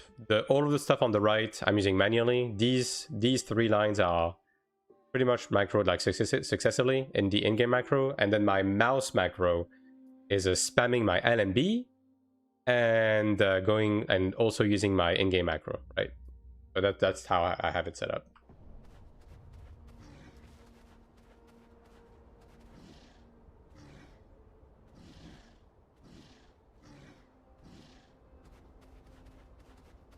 But yeah, I'm not gonna be like, you know, min-maxing my macros until global. That will come in due time, in due time. Man, no one's joining level 3 now. Feels bad. Sounds like I have many more hours to practice and all the extra rounds haven't even made a macro. Yeah, I mean, you know. I will, as I said, I will have a build, like a PvE build focus video that's going to come out probably on Monday. Like I'm gonna try to get it out on Monday. That's going to go over like everything that pertains to character building, right? Your gear, your enhancing, your mana stones, your soulbinds, your genus, your arcanas, like all of that is gonna be covered in this video. How about Templar 1v1? Which matchup suffers and which he wins? I would say Templar struggles against Cleric and Enchanter, not necessarily in the sense that it dies against them, but more so in the sense that it struggles to get kills, because Templar lacks a bit in terms of like high burst damage to really capitalize on pins, and Templar also doesn't have healing reduction, right? So it struggles against these two classes to get the kill. It can eventually get there, but it's gonna take some time, right? And then I would say in the current state of things, I don't, because like things have changed a bit, right? So I would argue the Sork matchup is probably like a bit rougher than it used to be for Templar. It's probably kind of similar to Glad in the sense like it's close to 50-50, but yeah. And then for the rest, Assassin used to be bad. I don't know if that's still the case anymore. Like because Templar got like pretty interesting ADPS buffs.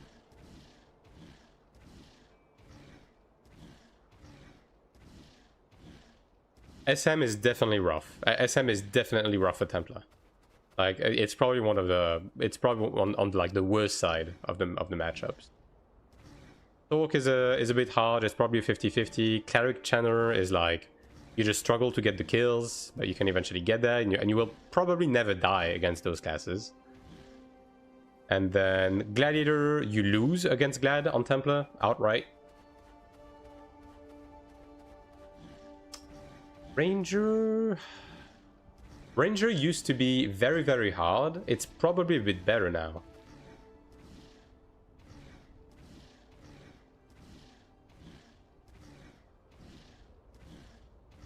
Harry gameplay, please. I'm finishing my energy. I have a couple more runs in the tank. 3 to be precise. There we go. 3 more runs. Oh yeah, I'm pretty happy I got Gale Arrow to level 20 finally. Very cool. I won't have to redo my compass. I'd love to see that.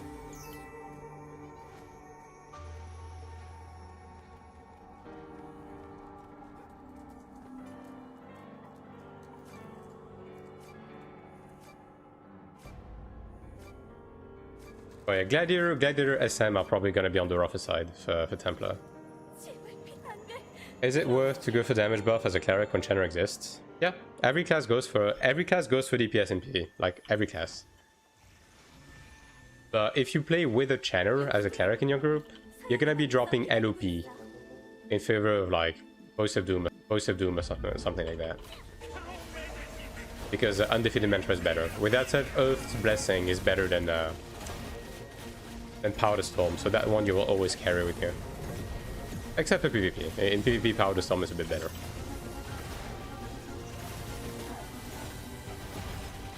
On global, I plan to main Cleric. Help me pick 2 ults. I can only get 2 max. 2 ults for Cleric? Well, I mean, anything goes, right? If you want to pick ults that are like, that will serve you well, I would say Channer and Ranger. We'll be doing PvP today. I think I'm mostly done with my PvP stuff for this week. I mean, I'll see. I do still... Okay. There is Siege in 1 hour and 10 minutes, so I'm going to be doing Siege for sure. Like Siege and World Bosses. 10 minutes, so I'm gonna be doing siege for sure, like siege and world bosses. And then on the PvP side, that's probably gonna cover this like today.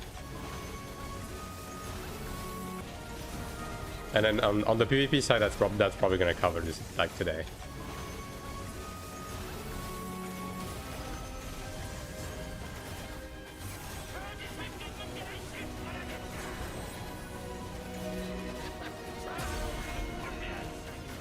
Someone's running. Is the Cleric running the group invuln? I guess he is.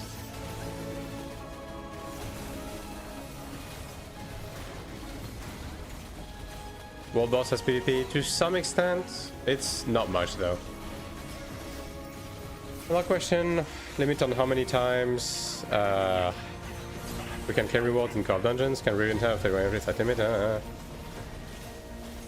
All of the limitations on dungeons were lifted with chapter 1, Alex. So there's no limitations anymore. Like, the only limitation is the amount of energy you have to open the chest at the end.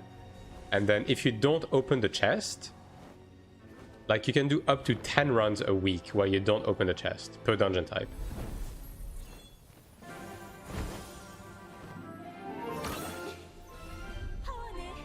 But like clearing the dungeon and opening the chest like will not have a limitation.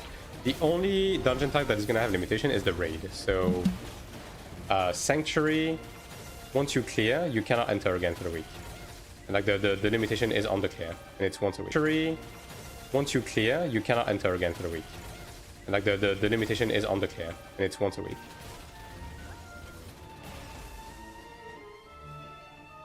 That's fine.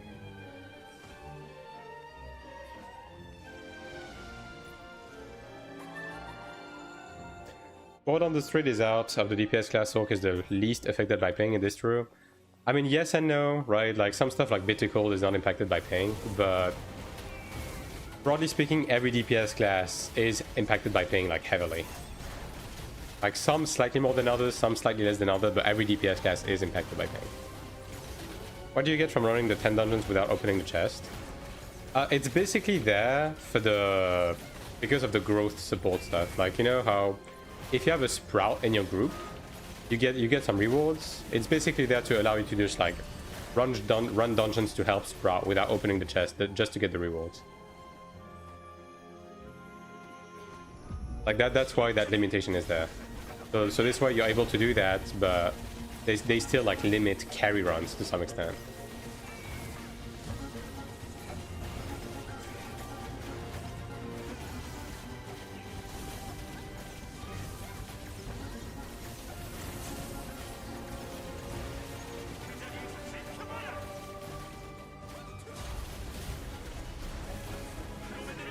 Is taxing insane like in Lost Ark? Do you mean taxis like carry runs? They exist, yeah. People do them. But there's a lot of limitations in place to like, you know, prevent people from doing it too much, I guess. Which that 10 no box to like, you know, prevent people from doing it too much, I guess. Which that 10 no box run limit and the weekly lockout on entering on Sanctuary is like, they exist because of that, basically. Yeah, on entering on Sanctuary is like, they exist because of that, basically.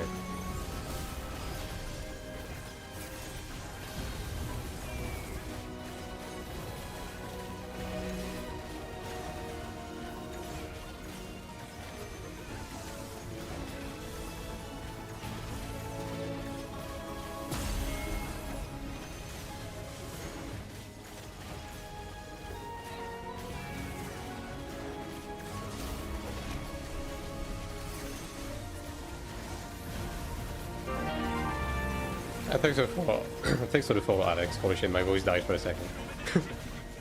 No one heard that.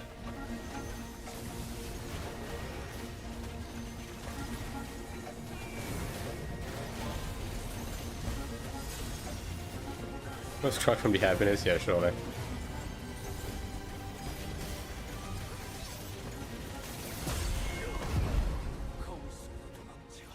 Had to switch tab just to check if you're still alive, yeah. I yap a lot in streams, you know what I mean? Like, my voice has not been very happy with me. Like, because like basically I do like, you know, 7-hour streams when I'm yapping non-stop, and then off stream I'm like recording videos, and in a non-native language no less, which like kind of fucks with my vocal cords in a weird way, because like I'm using my vocal cords like in a different way in English compared to French, so it kind of forces on it. So like slightly over time my voice is dying more and more basically. But you know, it's fine. Are dungeons too easy? Is there any competition? I mean, I wouldn't say the PvE in this game is like particularly difficult, but it's been like the raids and stuff have been getting like better and better and harder. Like the game has only been out for so long, you know, so gotta give them some time to cook.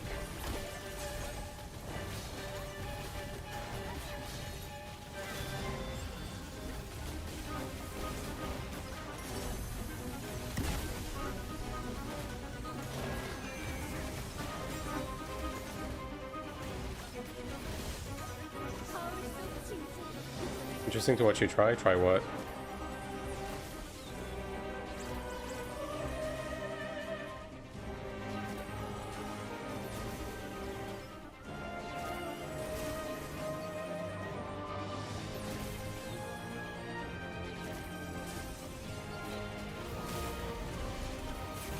Yeah. I think the difficulty for like the baseline dungeon is fine. Like I think what they have going right now is okay, but I would like them to like make harder raids for sure in the future. But we'll see. How much ping are you? You can see my ping like above my minimap in real time. It's around 200.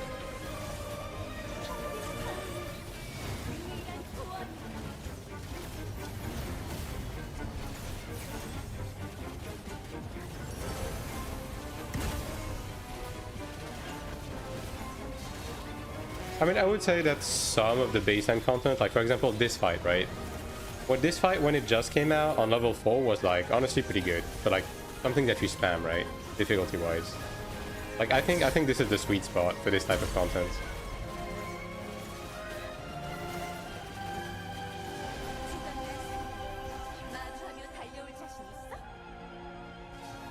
I mean, you know, the raids have been interesting. Like again, Cleric, which is the latest raid, which is like already quote unquote old content because it's from the previous season. Like that had a decent difficulty on content. It's gotten easier because power creep is a thing, but you know, it's a good fight for sure.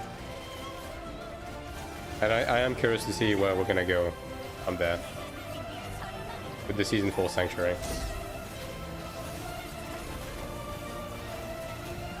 Well, maybe they... Nope. Saved by the ping.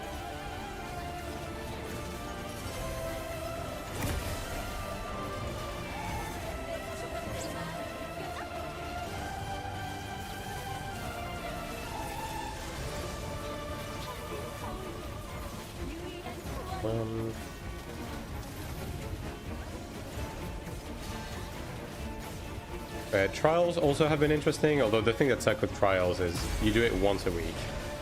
XD.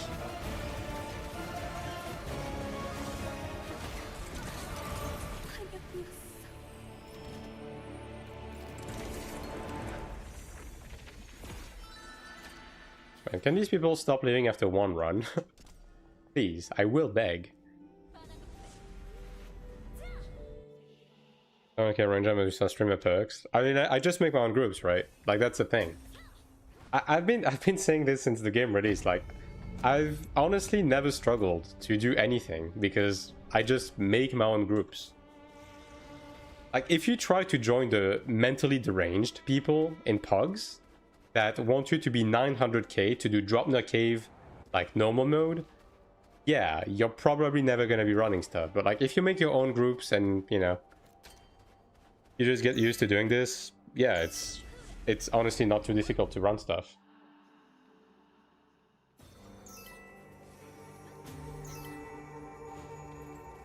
Like, I was clearing Corroded Sanctuary on this character when this character was 390, you know?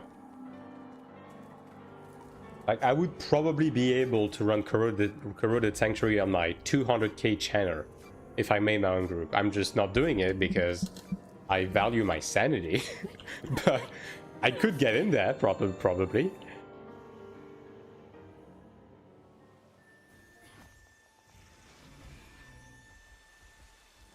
And look, if people are joining my groups with a character that has growth gear and that is called D's, you can also do it. I trust.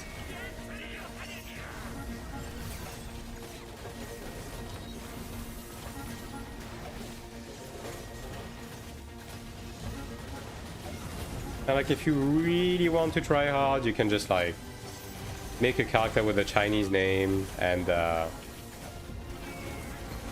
you know, have a group finder message in Chinese, and people will be even more likely to join you. Like, that's what I do on alts when I'm running dungeons on like really shitty alts.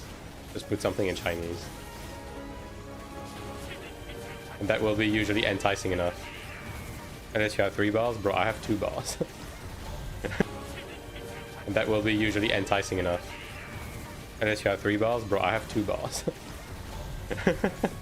That's the fun part. But honestly, I haven't been getting discriminated upon because of my ping so far. Like, I haven't had bad experience because of that so far. I mean, maybe some people have left because they saw my ping, but it hasn't like elongated my group recruitment times. At least not noticeably.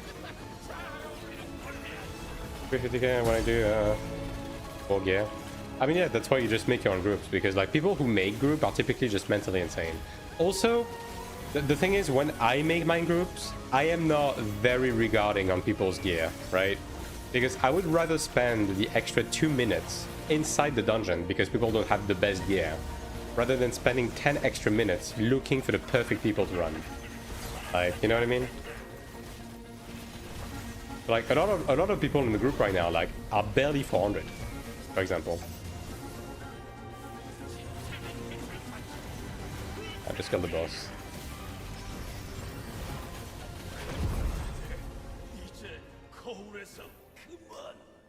There's AION2 version coming out next year, global in Taiwan. It's gonna be fun.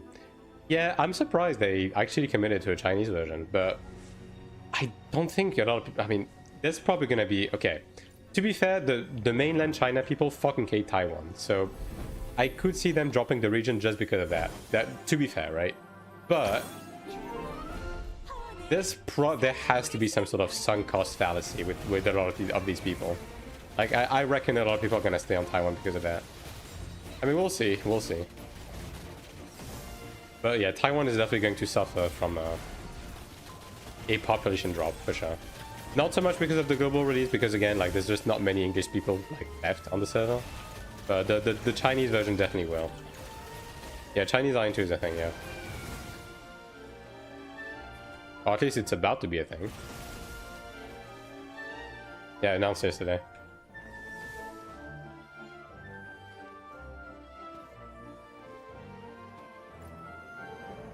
I was gonna ghost town. I mean, they're probably gonna have to downscale, which, like, fair enough. Taiwan is not a big country, you know what I mean? So I think it's fine for like something like this to have like 2 or 3 servers, considering the size of the region.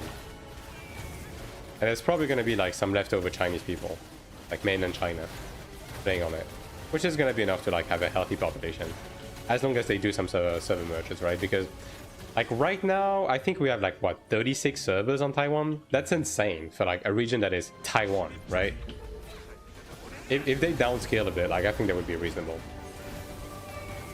People who don't want starter, yeah, there's gonna be some. Again, there's gonna be some sort of like sunk cost fallacy, for sure.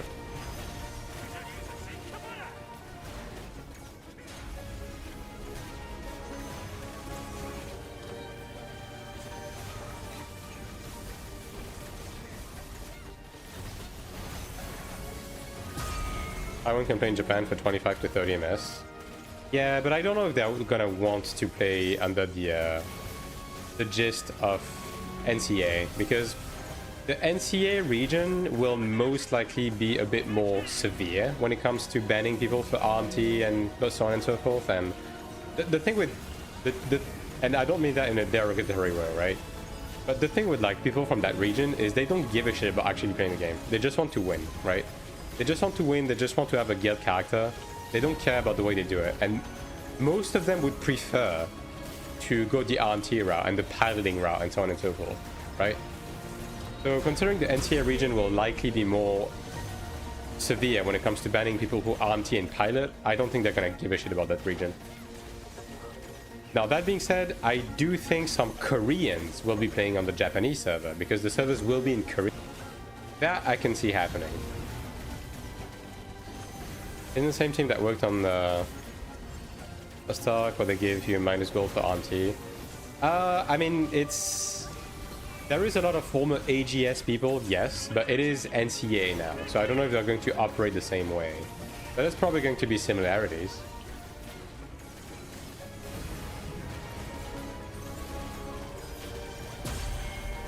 I doubt they will do something about RMT. I mean, they will. The matter is like just on which scale, because for example, on the Korean side, they have a significantly like tighter chokehold on it. On Taiwan, they don't do anything about it. Global is probably like gonna be somewhere in between. It is gonna be better than Taiwan, but the question is like to what extent. Early access 5 days already a red flag. Early access doesn't fucking matter. Early access was the most predictable thing of all time, and it just doesn't matter.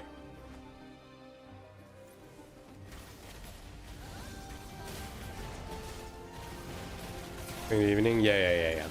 Like the Chinese side that has high ping on the Taiwanese server will definitely switch over, but then that's not the case for all of them, right?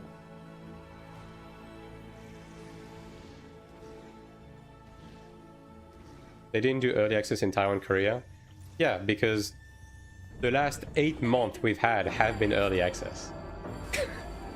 Like, if you played the game as soon as it came out, trust me, early access is a much better, like, treatment than how the game was on release for Korea and Taiwan.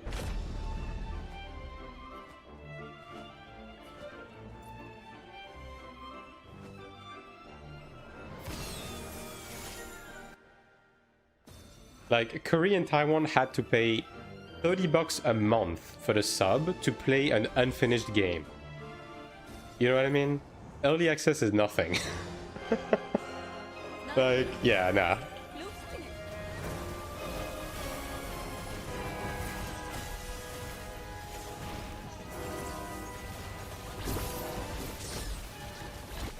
Yeah. The pre-baked cinematics are on 16:9. I mean, most games do that, unfortunately. Yeah, I mean, every fucking MMO does early access nowadays, so like, whatever. It's the most nothing burger of all time. The only thing that sucks is that the early access packages don't have a sub baked into them. Like that is just stupid, but whatever. Just don't buy them type shit, you know?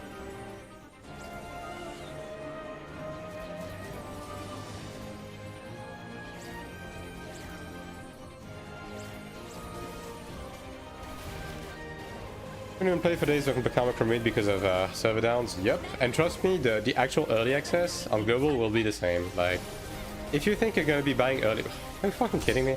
If you think you're gonna be buying the early access and you're gonna get to play the full 5 days, you are delusional, and you've never played an early access in your life before. Like, that server is going down multiple times throughout those 5 days. Early access is whatever. Worst I've seen in MMO, yeah. The Founders Pack have like very little value. Like, just don't buy them. One game with 5 days early access plus workout to start, pay to play trial, workout, exchange, anti, and cash out. Oh, you're that kind of person. Can you leave the chat, please? I don't want to just like have to tap to ban you. If you just came here to bitch, like, Reddit is gonna be your home. Because there's many examples I can't be bothered to be arguing with someone like you. Like, you're a glass half empty kind of guy, which I'm not interested.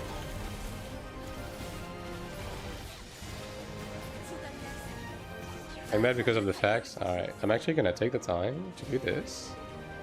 Why don't you go, like, on Reddit or something? There you go.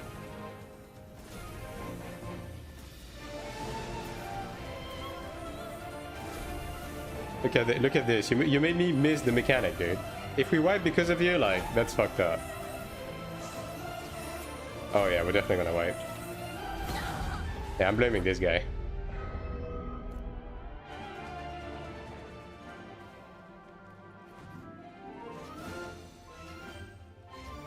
Straight from Wizard Chat, yeah. I mean, I know those people types, and like, I will argue up to a certain point. But when it's clear that the person is not interested in listening to logic, then, I mean, what point is there? I have better things to do in my life.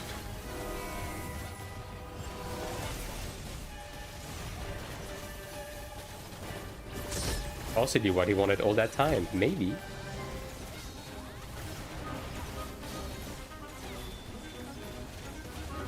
Common sense not so common, yeah.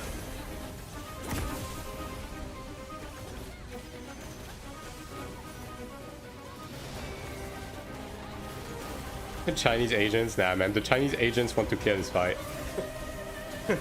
Like that's the difference right there. Like that's the difference right there.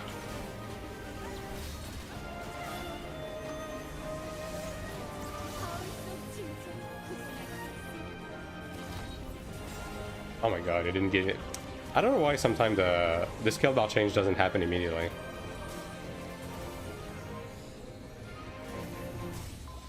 There we go.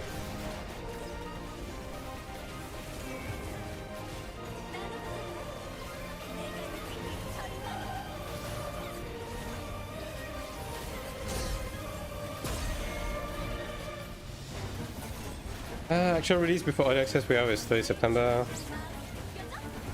It's gonna be like 30th of September for the early access, 5th of October for the full release.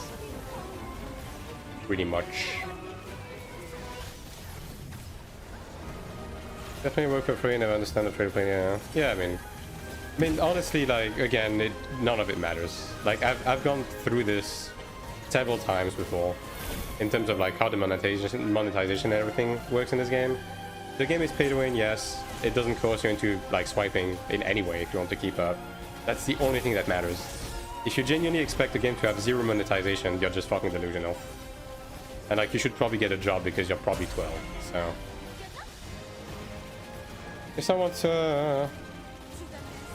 maybe fucked up big time. I mean, the real early access is Taiwan and Korea. Like, the 5-day early access doesn't fucking matter. Like, as I said, the only thing that sucks with the early access package is that they don't give you a month of sub with it. Like, that is the one thing that is genuinely just egregious that you should be complaining about. Anything else doesn't fucking matter. And if you think it does, you don't understand the game, and you probably shouldn't like be portraying an opinion on the internet over something that you don't understand. Please don't kill me again. Thank you. Very cool.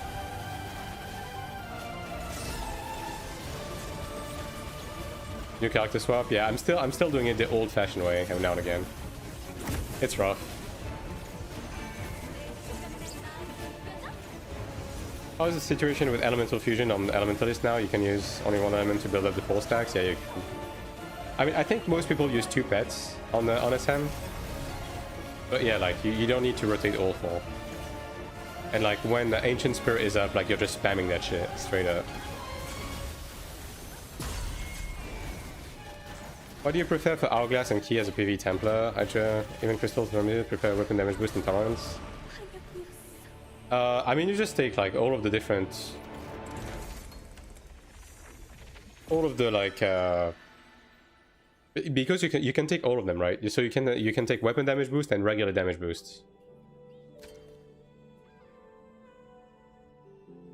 And like, if you're using in PvP, you can take the PvP one as well. Otherwise, you just go like attack. I think it's regen on the Hourglass. Doesn't matter too much. I think I still have one in the tank, but I mean, I can do some Cleric stuff before Siege, perhaps. Mayhaps, even. What is the main stats for Cleric? For PvE, every class builds the same.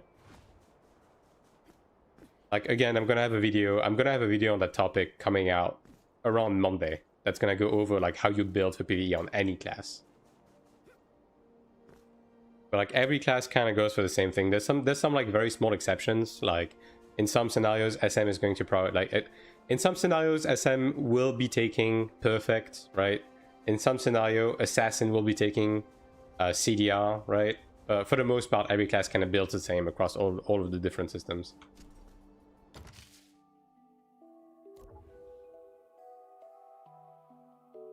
I get 1 level on this?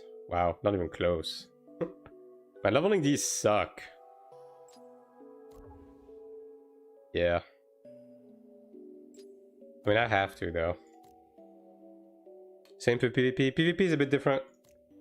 But for the most part, most classes will also build around the same stuff. Like, most classes will go for accuracy, crit, attack on the offensive side. Like, get as many PvP damage boost rolls on Mastodons as possible.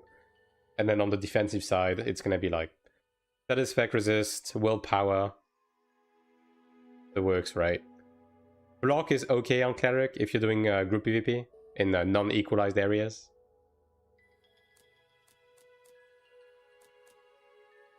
I'm not gonna be able to reach the next level. I mean, I can burn all of these anyways. I'm not gonna be redoing any of these. Like, I'm pretty much done with this character once it's over. One was the snipe one. Right, what can I get? Give me drill dart? Not what I wanted. What about Defiant defense? You get some from passives. Yeah, you do build, like, you can lean towards like Immortal Shroud and even like Healing Enhancement and Warm Benediction on your like passive accessories and stuff like that. On armor, you're gonna be grabbing Constitution over Warm Benediction if you do try to lean this way, yeah. But like, you're not gonna be like on the armor, you're not gonna be sacrificing Soulbind slots for Immortal Veil. Do you know if weapon damage tolerance is PvP only stat? Yes. PvP weapon damage tolerance is only for PvP. Do you think there is any merit to leveling an Alt Ranger first on launch? I plan to make Channer eventually. My experience for time on launch, I need much less gear for support, so in like a waste, and Channer is always going to go from high on release. Every class is pretty good to farm now. If you want to make a Ranger to farm, it's going to be more of a long-term thing. Like, let's say, if you care about PvP and like you're going to be building 1 or 2 ults that are going to be like, you know, actually keeping up on gear to do dungeons, like, you can make one of these Ranger, and this way you're going to be able to farm in the Abyss a bit more efficiently. You farm your potential stones, right? But other than that, it kind of doesn't matter. Yeah. Like, same thing with farming for... If you really want... When it comes to farming for your Genius, doing the weekly pet dungeon is going to be enough. But if you want to push any further than this, if you want to make a Ranger ult just to grind shit in the open world, like, just like turn off your brain and just like automatic targeting and just like, you know, hold forward and just like hold your macro like this, Ranger's going to be great for that, right? You're gonna need like some sort of baseline investment, but you're probably going to be better off leveling a Ranger to do that instead of like doing it on your main class if it's a class that is like a bit slower to farm on. Because getting your Ranger to the point where it's going to be it's going to be able to one-shot mobs in the overworld to do this is not going to be very difficult. But that's going to be more of a mid to long-term investment. Alright. I can only do one more. I guess... Yeah, I guess I'll just leave it at that for now. And I'll just move on to my Cleric for now.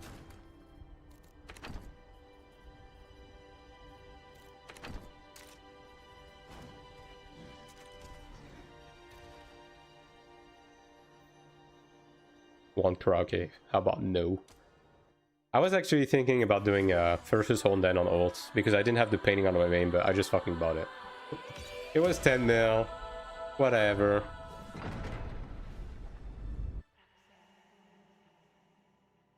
Alright. I can do 3 dungeons on this character? Yeah. And I also need to do my ordeals. And then we're gonna have we're gonna have Siege. Yeah. I don't know if I'm gonna be doing a full-length stream today, because I do want to spend time on the build guide video, but I'm gonna be running the important stuff at least. Like, I finished writing the script yesterday. Wow, this guy has red connection. That's crazy. Oh, he got kicked. Okay, well, fair enough. I finished writing the script. I do have some extra stuff that I'm going to add on at the end, but I mean, that's already planned for. But yeah, the script is fucking 6,000 words. Like, it's going to be a long video.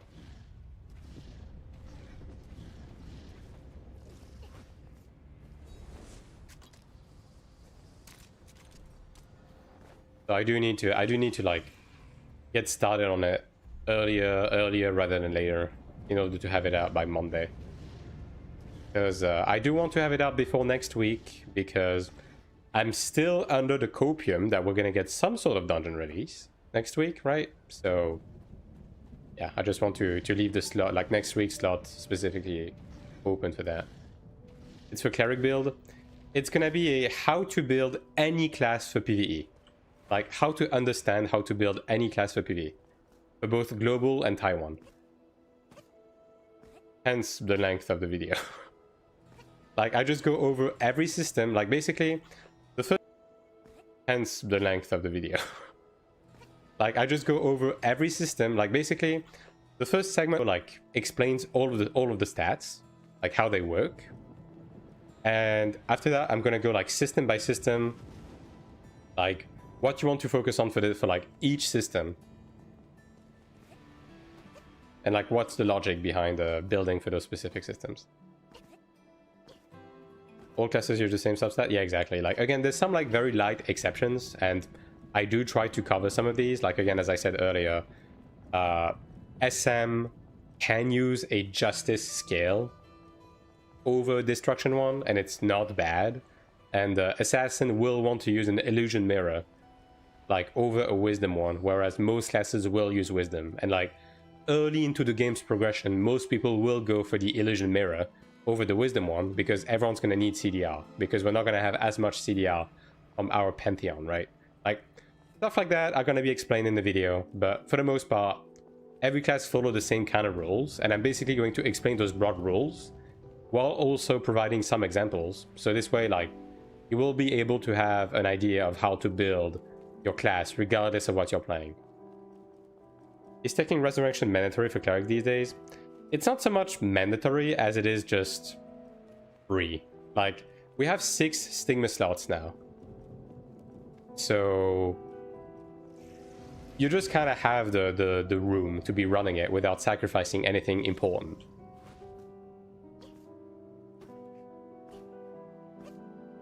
Hello, Kamiga.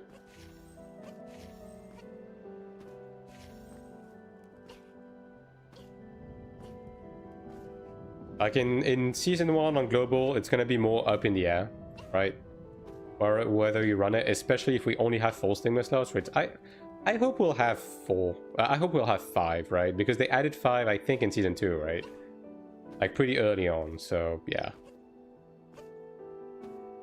But then again, they could keep it as, like, a progression on Season 2, so who knows? Gonna be a long video? Yeah. I mean, as I said, the script is currently 6,000 words, and I do have... That doesn't include some of the tangent I'm going to be going on during recording, and there is some, like, additional stuff I'm going to tack on, like, when I start working on it.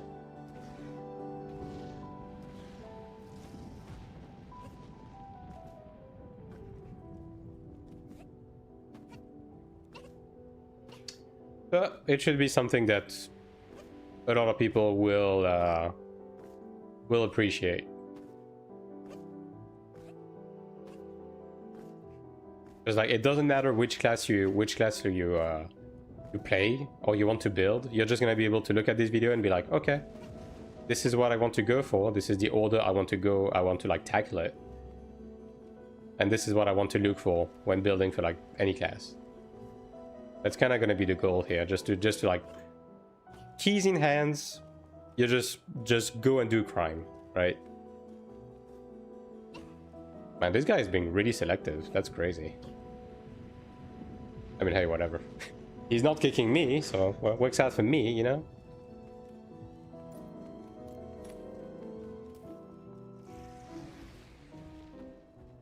Kicking people when free to join, yeah. He's just doing it for the love of the game. I guess he's doing this also to look at like latency, because like he pretty clearly kicked that ranger earlier because of his latency, because this guy was like actually just in red. This guy had over 400 ping. I'm making an SM. Is there anything I should think about for start so I learn better? Do you mean on global or on Taiwan?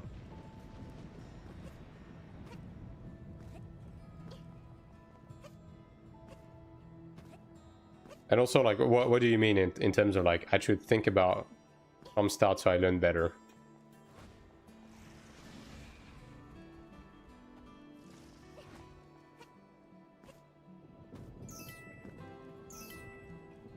Learn the character? I mean, in terms of, like, SM's rotation, in PvE, like, I would say the main thing that you have to pay attention to is some pets, like every pet have something that they're a bit better at, right? And when it comes to PvE, like there's really only 2 main pets that people are playing. Like as far as I'm aware, the Wind Spirit is kind of not played for anything. Fire and water are like preferred in PvE, and Earth is preferred in PvP.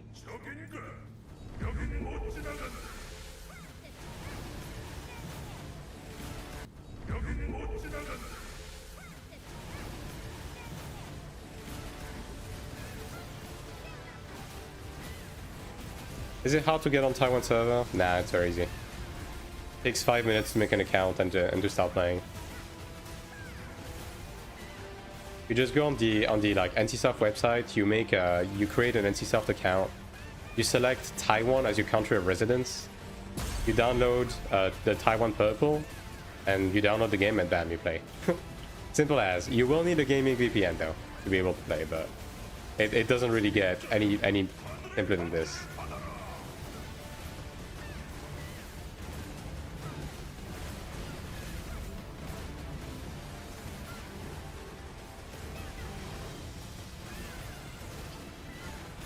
I think LagoFast is 24 hours of free trial.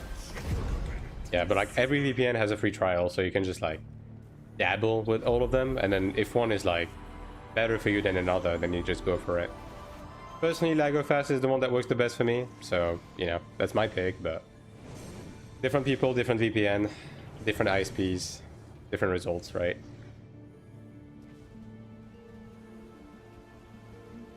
Will that be an Oceanic server on launch? Not that I'm aware of, no.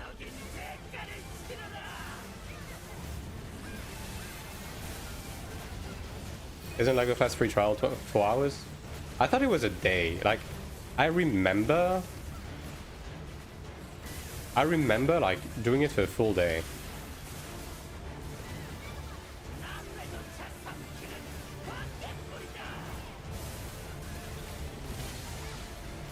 I mean, I could remember wrong. It's been a while. But I mean, either way, like that's going to give you enough time. Like, at the end of the day, if you want to figure out if a VPN is a good... It's been a while. But I mean, either way, like that's going to give you enough time. Like, at the end of the day, if you want to figure out if a VPN is a good fit for you, you just download the free trial. You go in game. You try to shift dodge. If it feels like shit, go next. If it feels better than usual, that's your VPN right there. I've been on Gear Up, it's crazy unstable. Yeah, I haven't heard good things about Gear Up. But again, you know, different people, different ISPs.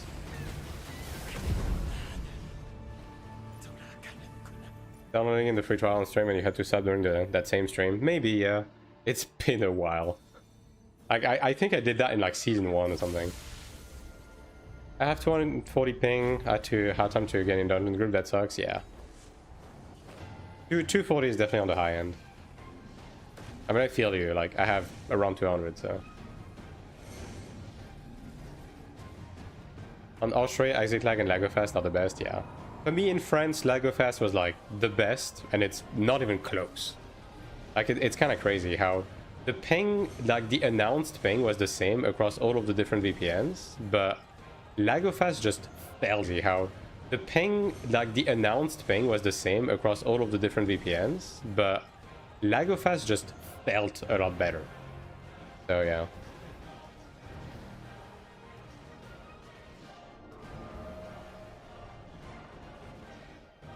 Use that bot as an ad. I mean, ultimately, I only preach what I believe in. And as I said, just because it's the best for me doesn't mean it's necessarily going to be the best for you. But either way, that's why free trials exist. As I said, just because it's the best for me doesn't mean it's necessarily going to be the best for you. But either way, that's why free trials exist. So less packet loss, yeah.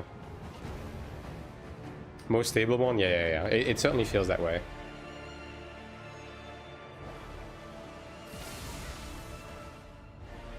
Oh yeah.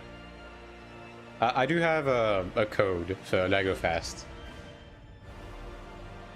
If you're interested in picking it up, ultimately, so like if you want to play for even cheaper, like you know what to look at. I'm probably going to be upgrading my plan with LagoFast, like to get even like more reduction. So yeah, I guess stay tuned for that if you're currently using it. Not an ad, but kind of an ad, but not an ad. He's doing this one. I want to re-download AION2 in Taiwan because nothing to play at the moment. I mean, he's doing this one. I want to re-download AION2 in Taiwan because nothing to play at the moment. I mean, there's a couple of things to play, but obviously it depends on like what you fuck with. But hey, I mean, if you want to play on Taiwan, it's not exactly like the highest investment of all time.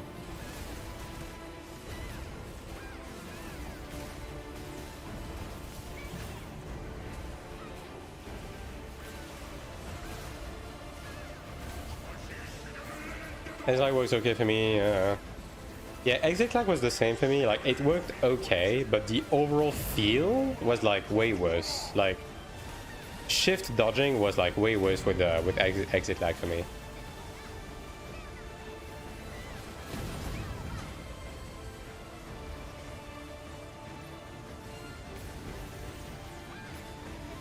Well, probably not. Okay. That was almost bad. Black.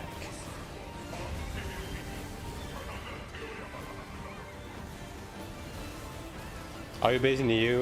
Yeah, I'm in France.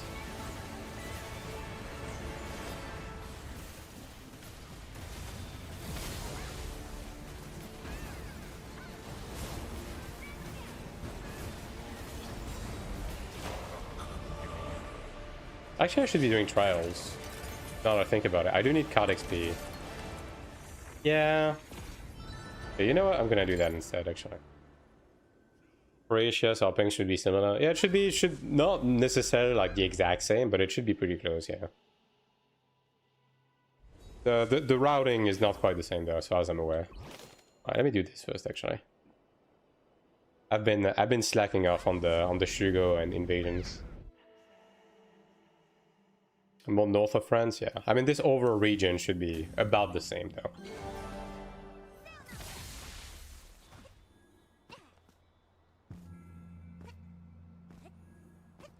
Yeah, it's basically like the ping indicator here is by like it's ranked by every 100 ping, right? So 0 to 99 is 4 bars, and then 100 to 999 is 3 bars, and so on and so forth. Thanks for the photo, Trekkie.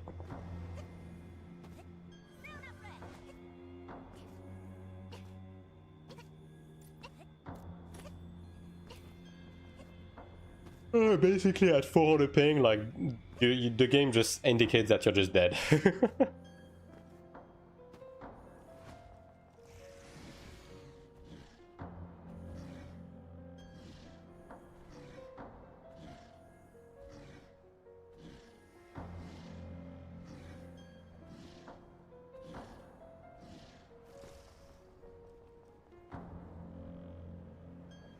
EU has the same in-and-out connections. As far as I'm aware, yeah, like at least that region, yeah.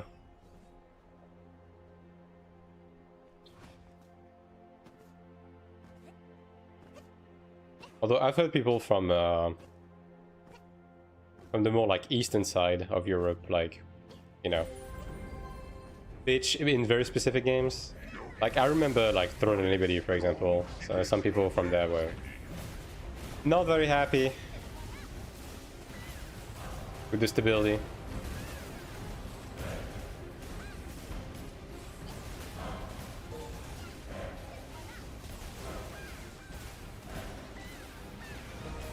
And not having Judgment under 16 for this is not ideal, but... I mean, on paper, I could drop my scatter shot, like, rolls in favor for Judgment Thunder. Like, technically I could. But, like, I'm kind of keeping my scatter shot to 16 specifically for Sanctuary, because getting the CDR proc on scatter shot can be useful during proc, just to get, like, slightly faster resurrection cooldown. Getting the CDR proc on scatter shot can be useful during proc, just to get, like, slightly faster resurrection cooldowns. So yeah.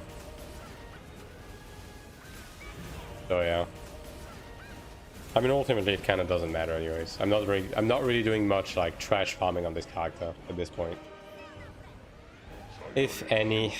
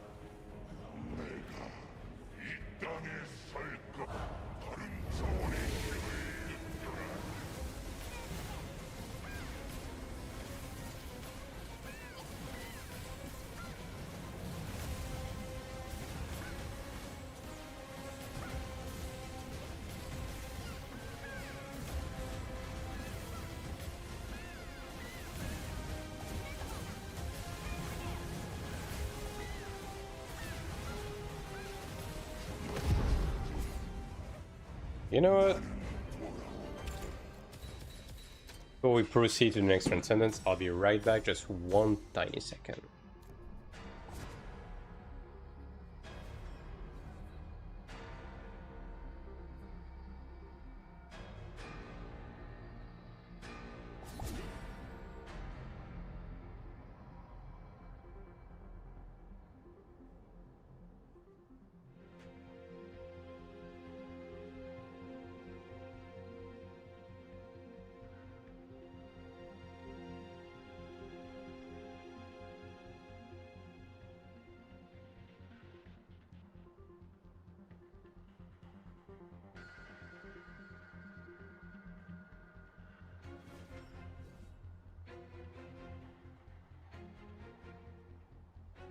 Ah, there we go, that's better.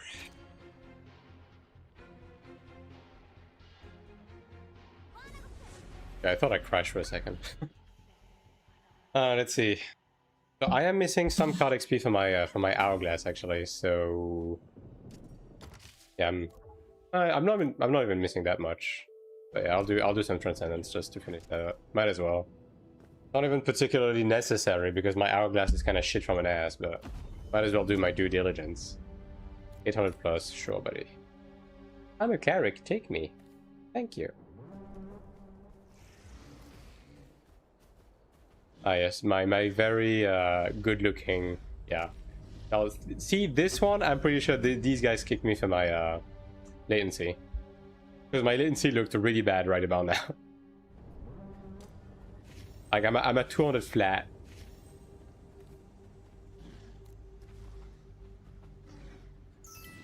Alright, these guys didn't care though. Wait, is it double Cleric? On guard? I didn't pay attention. I thought it was only a tenor.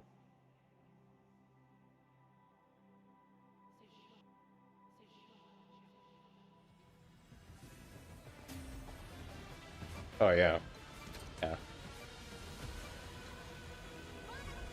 let's not do 3 supports, bro. Like let's not do that right now.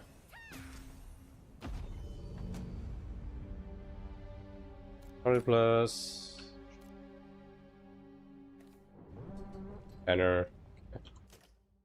Like that. Banner. Like that.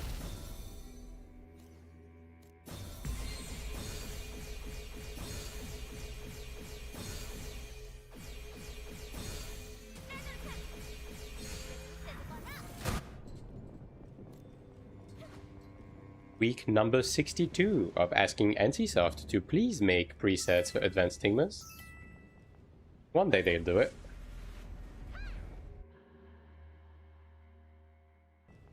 One day they'll do it.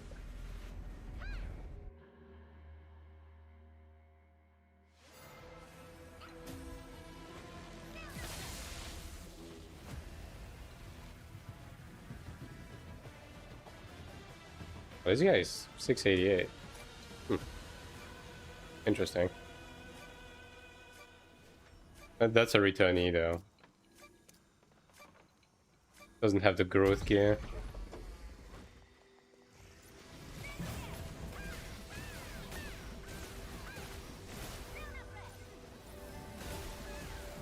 Honestly, I'm kind of missing the fact that I'm missing the interaction with the amplification also buffing the group to some extent because of the Earth Grey stuff. I'm missing that. I don't think they should have taken it like completely away.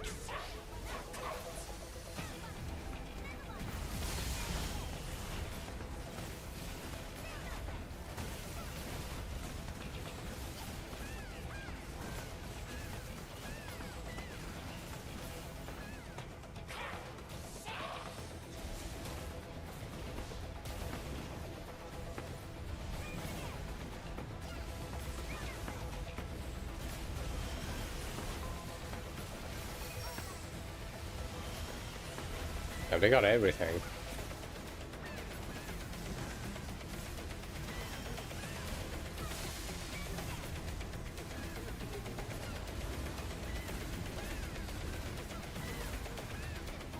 Is that you, Tega? I do not know who that is, so the answer is no.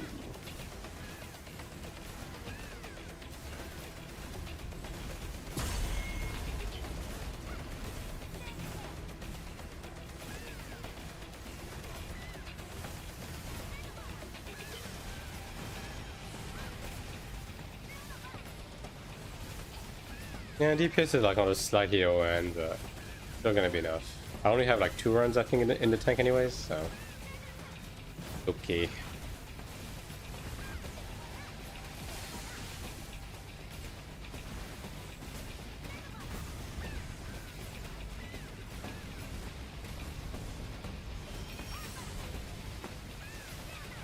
Also we don't have a tank, I just noticed. This last boss is about to be like a little hectic. Haven't you played Ace Online? Nope.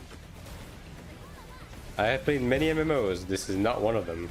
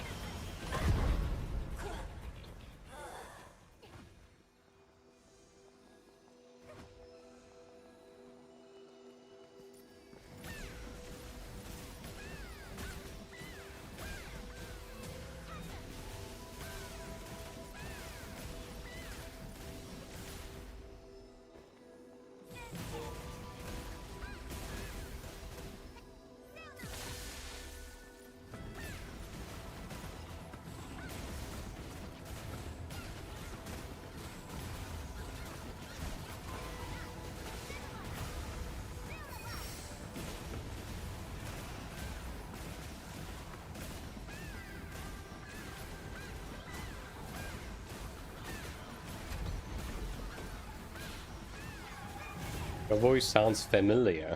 Well, I'm sorry to report, I am not whoever that fella is. I'm also sorry to report that I'm French, so even less likely so. Yeah, that's enough.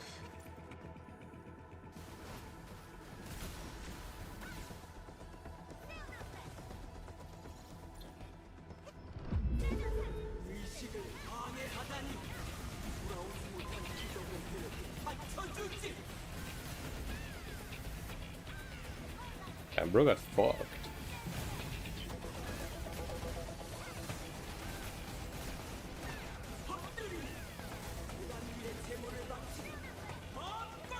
Well, I'll do it.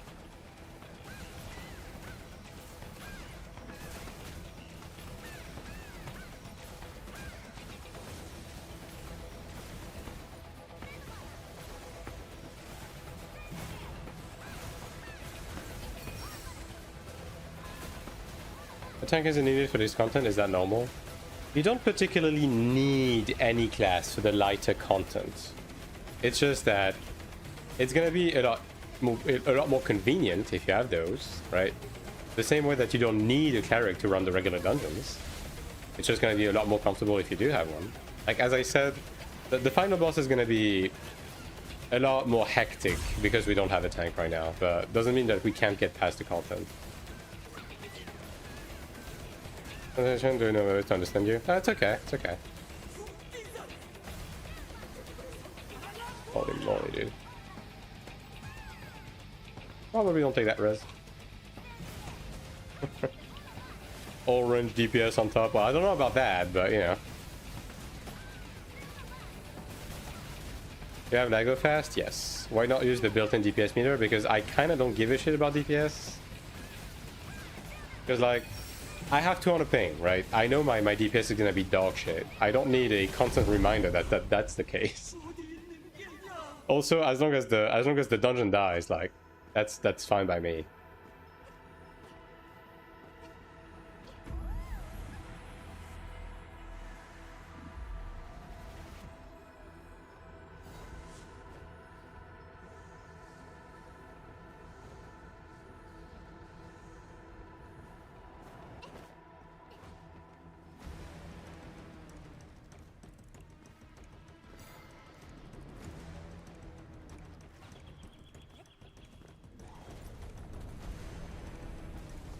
DPS meter, which one to ping? Yeah.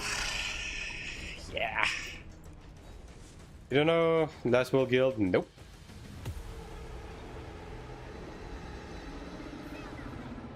I do not.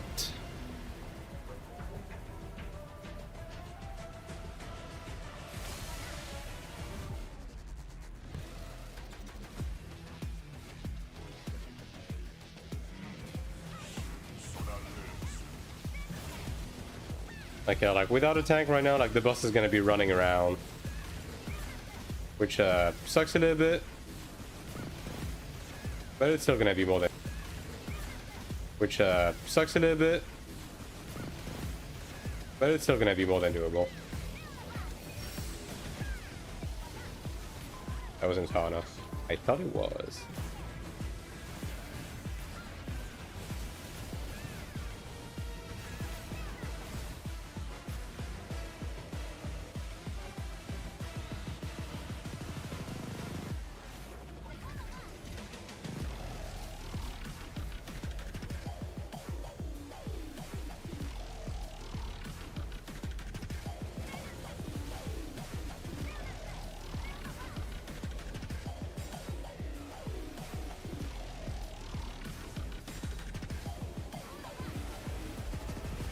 Alright.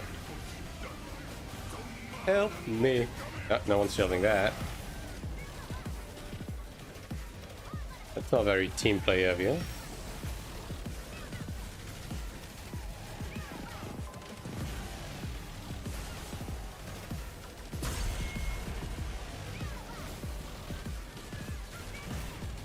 Not entirely convinced unless of course you have a twin.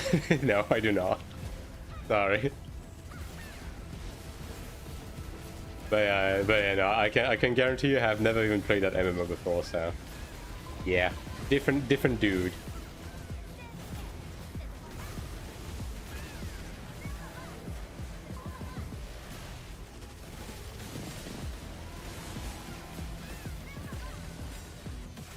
I can't raise you right now, brother.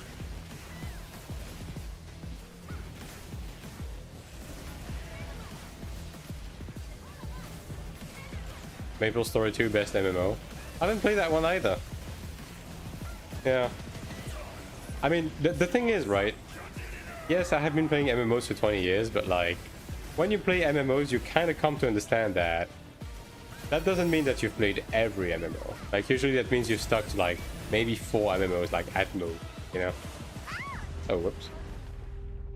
I didn't think that would kill me, actually. I mean, that's fine, actually.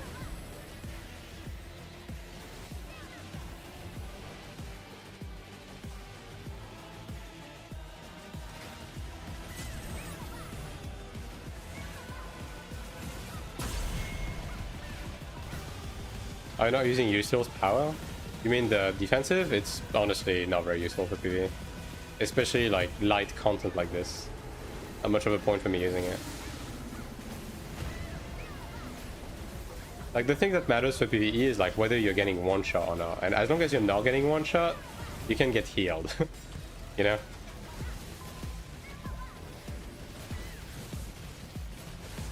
So like maybe if it's like a fresh new raid environment, like maybe you're gonna be running it. But even then, like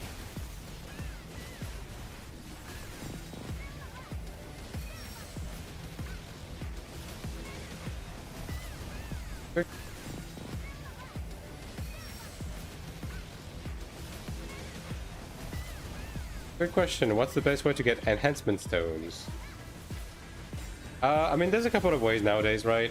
First one is Ascension Trial, and then there's going to be events like the Abyss Rift that's going to give you a lot as well. And other than that, you just get them like baseline from just running dungeons and stuff. Don't you feel burnout before global? Nope, not at all. If anything, I'm just impatient. If anything, I'm just impatient.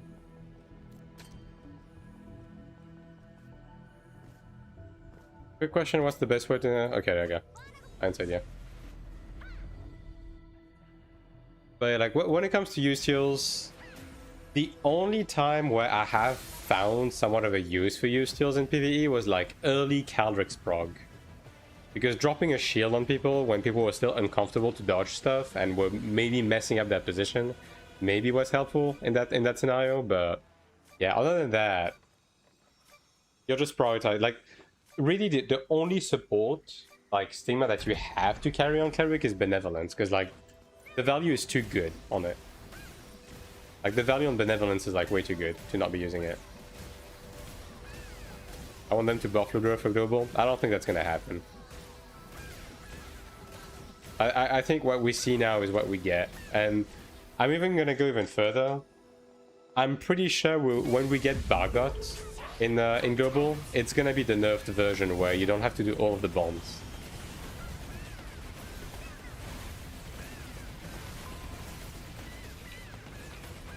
Like I think they're just gonna keep stuff as is for global, because yeah, global will bitch about difficulty otherwise, as they usually do.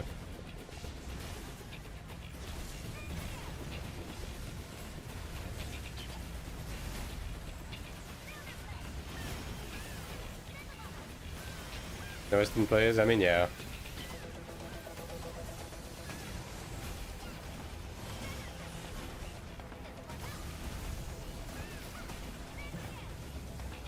And like the thing with global that you have to understand is also there's gonna be a whole lot of like new players that need to be eased into the game systems, right? And combat. So, you know, just I guess be patient and enjoy the easy ride until we catch up to Korean Taiwan. That's usually from the Korean side, and we have to accept the stuff as is. I mean, there has been like when you get thrown, for example, right? There has been like some PvE nerfs that were specifically because people bitched about it in the West.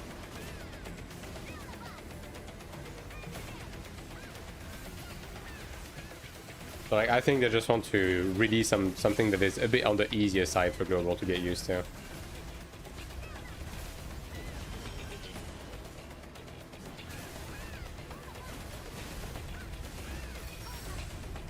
Really difficult raiders you don't clear within the first week. Yeah, I mean I would like that too eventually. Like I do hope they will release some sort of like pinnacle content in this game eventually.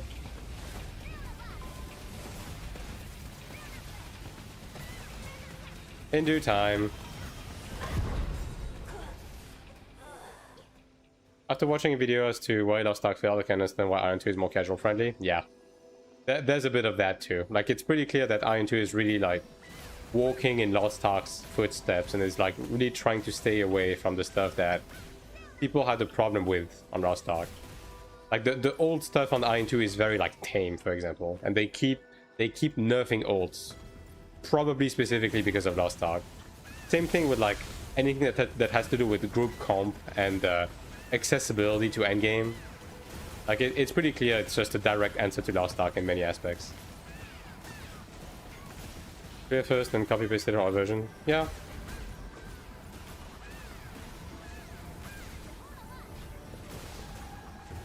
It's on game, yeah. I mean, AION2 is definitely like heavily inspired from a bunch, like most of the modern MMOs.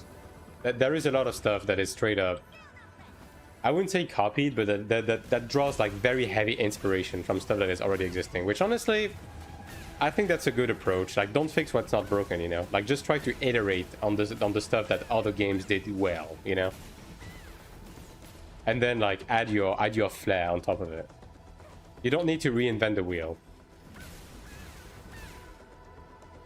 Which window? Yeah. I do like this approach as well, to be like, wow, this game got this, that's good. Honestly, that's good, let's put it in our game. I prefer this approach. That mounts and the rest, yeah. I mean, that's what I say in the sense of like, you know, the added flair unique to the game. It's like, just, if you see something in another game that is good, you just fucking steal that shit. Who cares? Just make your game better for free, right? And then when you have good ideas yourself, you just put them. Who's getting the stack? This guy.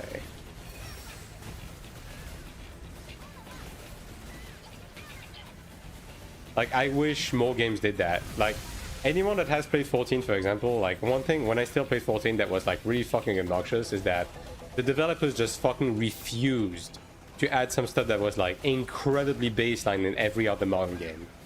Like, for some fucking reason. And it's just obnoxious. Like, I don't know if it's pride or if it's just, like, plain stupidity, but yeah. AION2 is how it started, knowing Lost Ark was already suffering this popular, took a while for it to slowly change.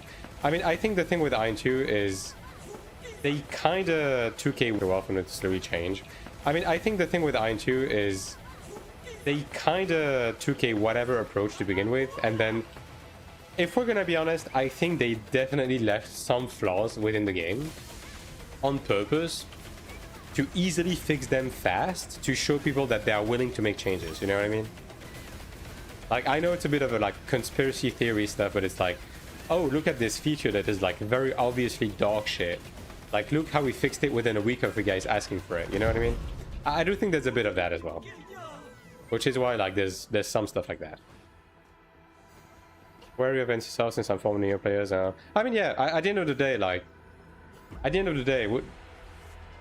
do not trust NC with your life. Like, they've done some dumb shit before, but while they keep like making smart improvements and while the game is fun, just enjoy the ride, right? And the moment where they start doing some dumb shit, you just drop the game, right? It's really that simple. It's like any game, really. Other people games, mentality thing, they just refuse to modernize the game. I think it's more so a matter of like, yeah, it's a mentality thing. Like, it's a mental block of like, we have to do everything ourselves, and if someone else has done it, we can't do it. You know what I mean? Color solution approach. Yeah.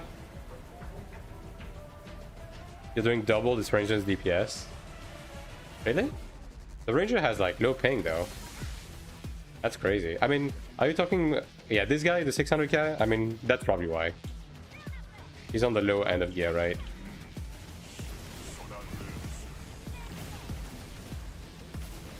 Hello, streamer. Hope you have a great day. I am. I hope you're having a great day too.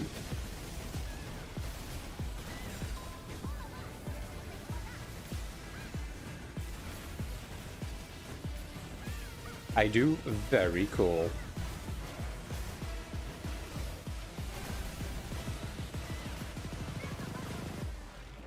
Siege is in literally 3 minutes, so I guess after this it's Siege and then Wall Boss, and then I'll do some more like finishing touches on the ult and everything, because like again I'm probably gonna be taking like at least the first half of tomorrow off to like try and get some work done on the On the progression guide, yeah. So just try to do as much as possible today.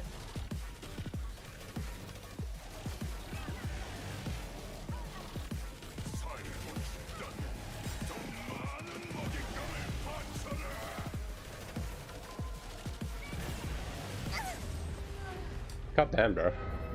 No one is shielding anything in this group.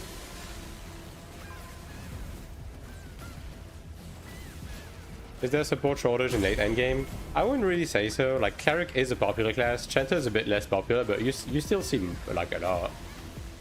Like, at the end of the day, every class in this game is good, and every class in this game functions in like every aspect of content. So people don't really shun anything.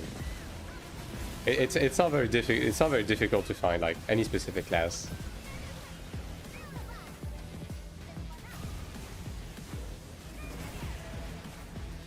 Collect 100 hidden cubes today, shoot me. Thanks for the follow, Blade Wing. I mean, collecting cubes is fun. You're just like opening piñatas and hoping to get like, you know, wings and shit. And then you never do, and then you're sad. But then you have like Kina boxes to open, so it's okay. And then you never do, and then you're sad. But then you have like Kina boxes to open, so it's okay.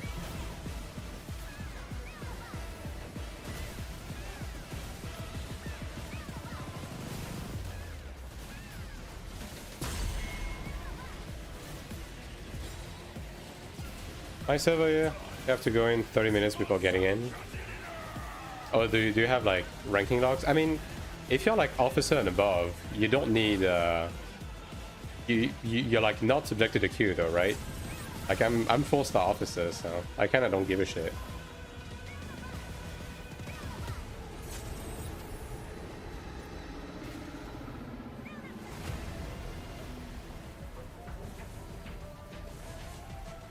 Burning out before global, I will never understand.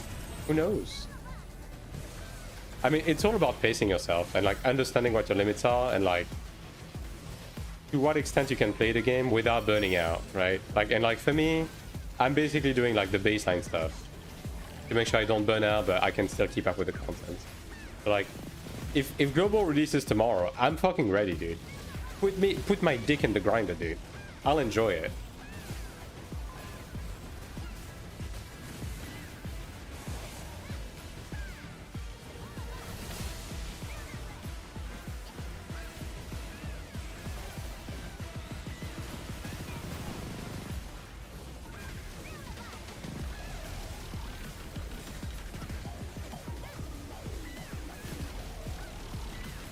I still can't believe this trial is so easy, man. Crazy.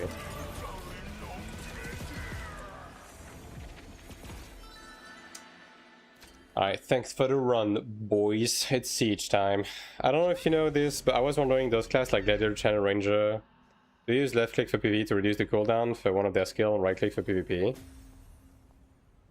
It's contextual to like the current state of balance. Like I'm pretty sure Gladiator only uses right click right now.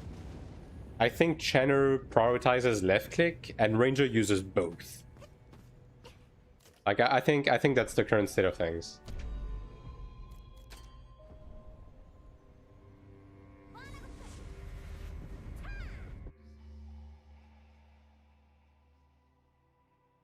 Before buying it? Damn. -1 week on the bracelets. I mean, you can still progress even with that, though. Like, it's okay. Let's see if we get fucked in Siege today. Very, very exciting times are, like, ahead of us.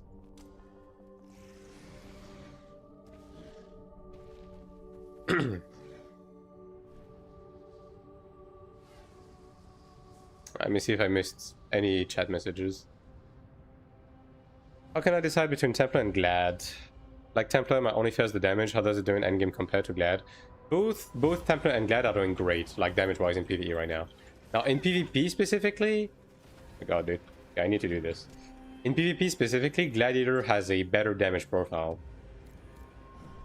but Templar is like a better group buffer. So yeah.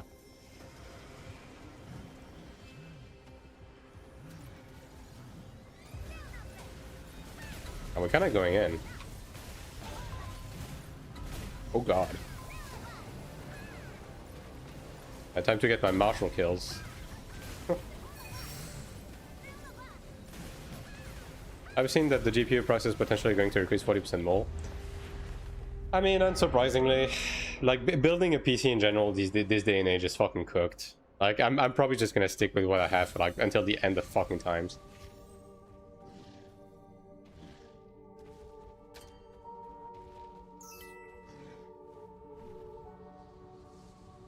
Are enhancement stones account-wide?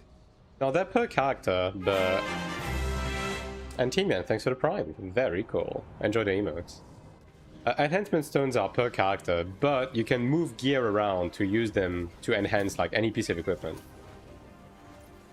And you can also like use them to craft amplification stones, and then these are tradable, so... Which is why, right, like, Sid... I released not too long ago a video guide on ults, and one of the main perks of ults that I go over is running Ascension Trial that gives you a bunch of enhancement stones. And if you do that on like a bunch of characters, which is like, it takes less than 10 minutes a week, right? Like you're never gonna run out of enhancement stones if you do that.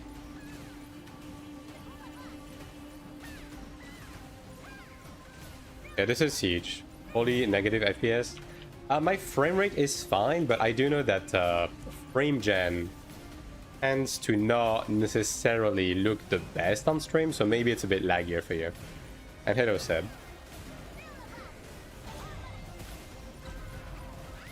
Is there some way to skip it? Seb.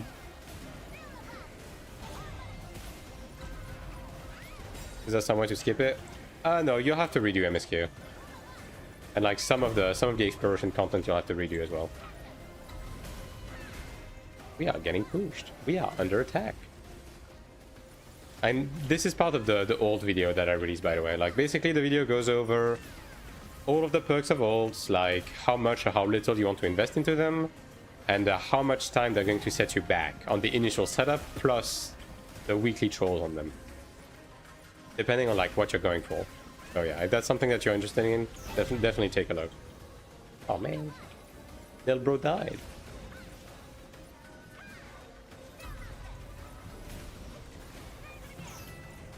Yeah, it definitely feels like Nemon has like a lot less people now. I don't know. I've got Red Ants versus Black Ants, yes. Welcome to Siege. People now. I don't know. I've got Red Ants versus Black Ants, yes. Welcome to Siege. Oh no. Oh no.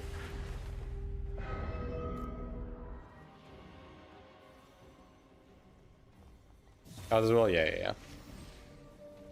And the Sid, as I said, I mean, I think you were there when I said that, but like sometime around Monday, I'm gonna be releasing a video guide on how to build your character in PvE regardless of the class. That's going to go over like all of the systems that are like tied to character progression, to tell you to like exactly say, here are the stats, here's how they work, here's the logic behind like what like the order of what you want to pick, and here's what to pick for everything.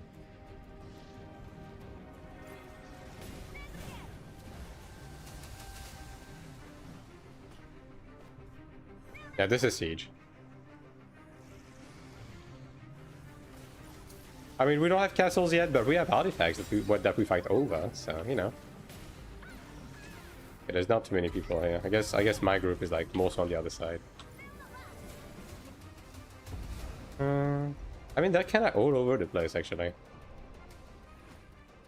Oh yeah, we're getting pushed. What are you getting for Siege? AP medals? Yeah, pretty much. It's one of the primary ways to get medals. And then if your faction wins a corridor, like wins an artifact, you get access to an instance that gives you like AP. There we go.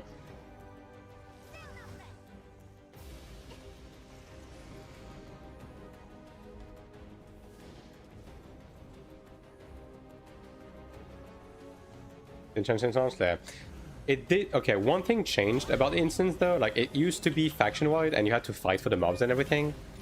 And also it was 5 minutes long. Nowadays it's a solo dungeon. It's a solo instance in where you just like mow waves of enemy. And it's only 2 minutes long. So that has changed. And yeah, it's like, it's pretty good value to be running on ults as well, because pretty low investment, you don't need gear, gives you a bunch of AP, and then you can use that AP either to make money or to progress on your, like, closet collection.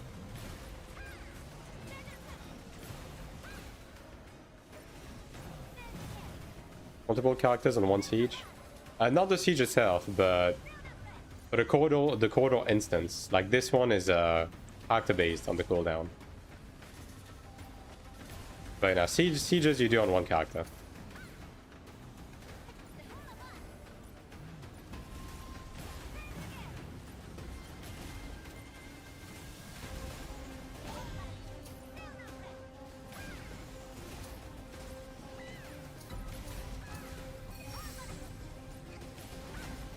Well, I guess we are counter pushing, so maybe we'll be doing middle rush today.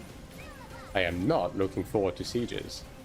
Sieges are really short. Like, what we're doing right now is not even the siege itself. Like, this is pre-siege. We're just like fucking each other in the ass just for fun, basically. The siege itself is gonna be like 30 seconds of just hitting a boss and then it's over. Although they have said that they're gonna be adding castle siege at some point, so there's that. Whenever that comes. You know, explain how siege works. Pretty simple. Each Abyss layer has 3 artifacts on which a boss spawns, right? And whichever faction gets the last hit on the boss gains control of the artifact. And that's pretty much it. Like the siege itself, that's it.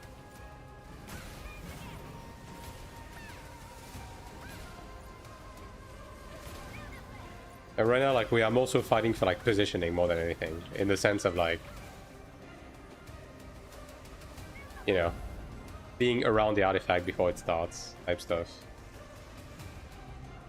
I guess Elios will be taking this middle one. We're gonna take this side one.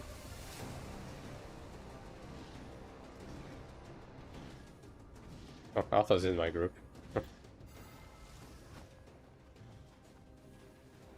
Alright, PvE gear time. Guess I don't have to equip LOP actually, because Arthur's is here.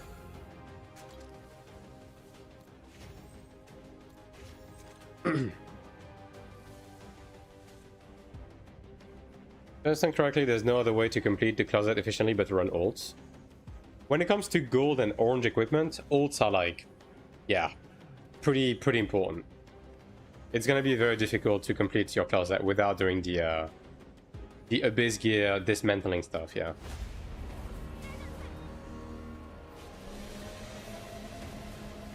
Yeah, dude.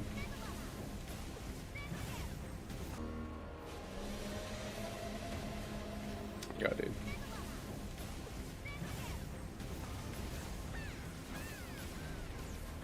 Well, my ping isn't too bad, actually.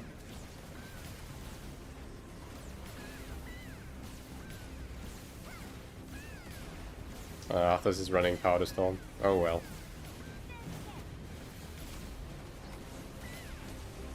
At least there's not too many people here, so... At the bare minimum, I'm gonna get golds. If I can get some platinums, though, that'd be great. That'd be fantastic, even.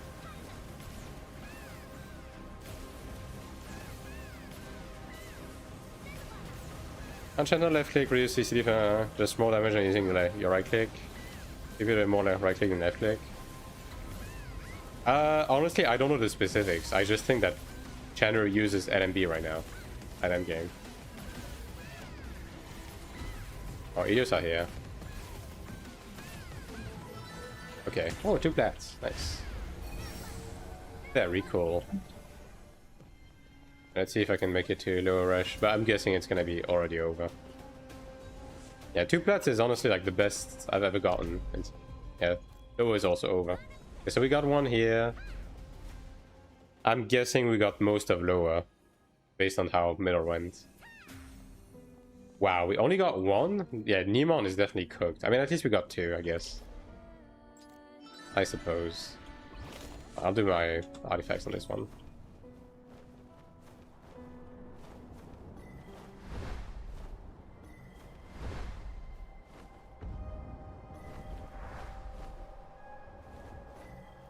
Ditching Brawler and going for Chandler playing with 60 ping, is it a good move? 60 ping is okay, regardless of class, honestly. But there. Like, yeah, you're gonna lose DPS compared to like people who live closer to the server, but it's honestly acceptable. Oh my god, forgot about that.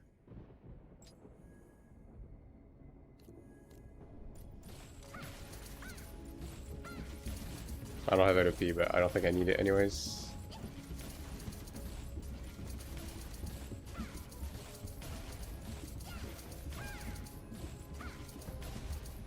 That said, if you're playing on Taiwan right now, like just stick with whatever class is the further in progression for you.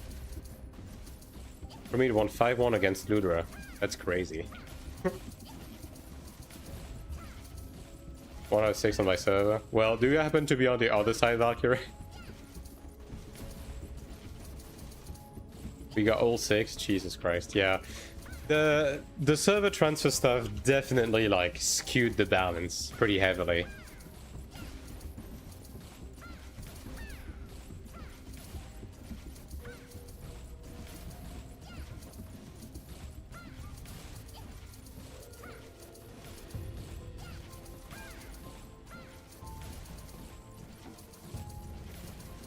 Literally, yeah. Once lost 2 of them. Interesting. I mean, good for you guys. You know? For me, stonks are rising. I mean, I guess, like, overall, the face of Taiwan is kind of changing, right? Because, like, between the server transfers and the announcement of the Chinese server, things are bound to move around, I guess. Any cancelling skills? I mean, every class is kind of going to be like that, Bulu, to be honest. But I would say 60 ping is, like, honestly acceptable. Regardless of class. They would pair us with the stronger one. Probably, yeah. If you guys keep doing this, yeah, definitely.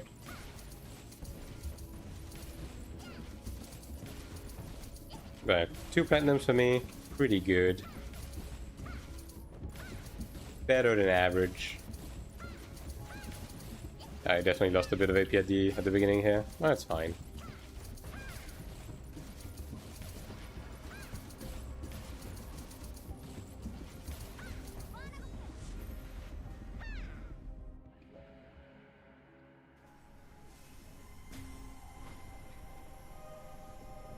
Quite quick, but OP. Don't even need 25 just to do corridors. Give me the damage boost. I think I forgot to do corridors on my assassin and SM because I think we had 1 lower one, right? I mean, it's whatever. It's only 1 anyways. Like, these corridor amounts are not like game breaking or anything. Are they still fighting? Oh god. Well, maybe I'm not gonna do corridor right now. Well, maybe I'm not gonna do corridor right now.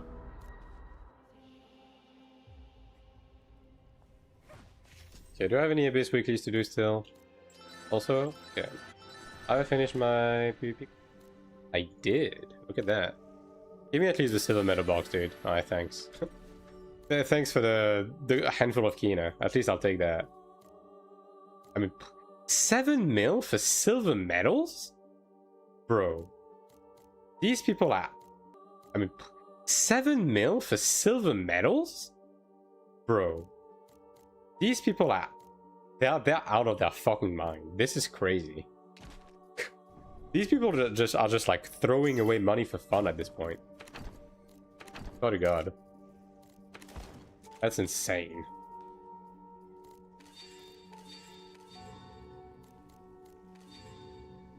Wow.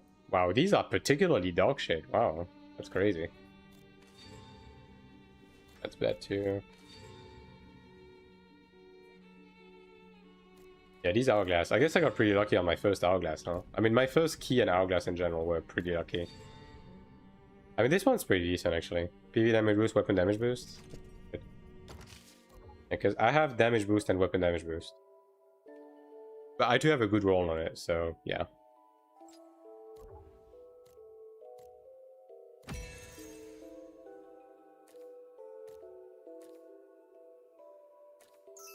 I'll just fucking send it.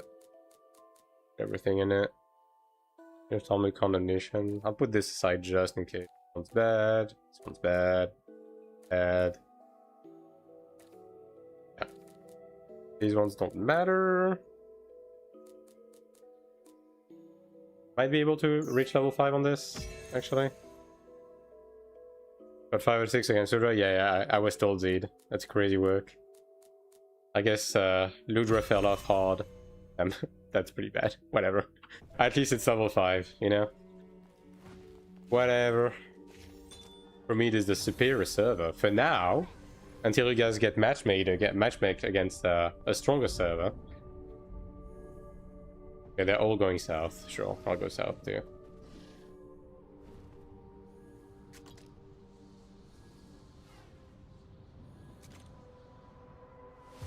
I mean, this is pretty heavily camped. I should be able to just, like, slide past in, right? Oh, people are camping here too. Brother! Okay, I'm probably gonna have to go around, I guess.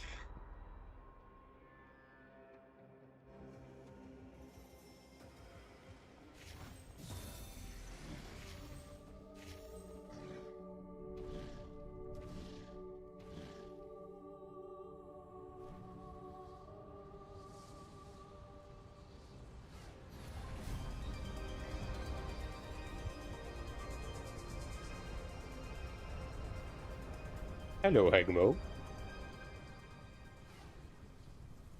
How are you doing on it? Oh my god. Surely. Okay. How are you doing on this Saturday?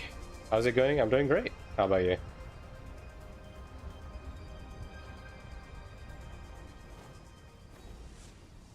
And there's fucking people everywhere, huh? I don't mind me just going through. Going through.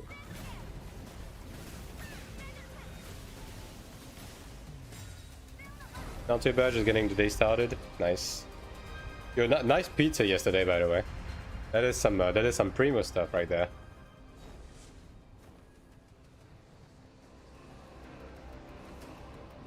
I would ask for a slice, but I think I don't think it would survive the mail. I said thanks for hanging out. Surely they're not gonna be camping all the way throughout here.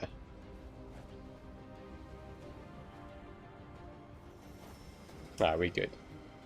We good.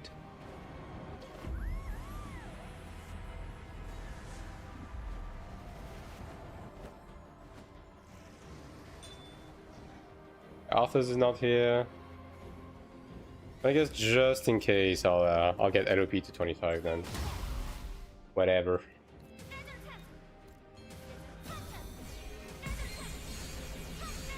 Not the best delivery time yet. It's gonna be a little cold and maybe a little moldy as well by the time it reaches there.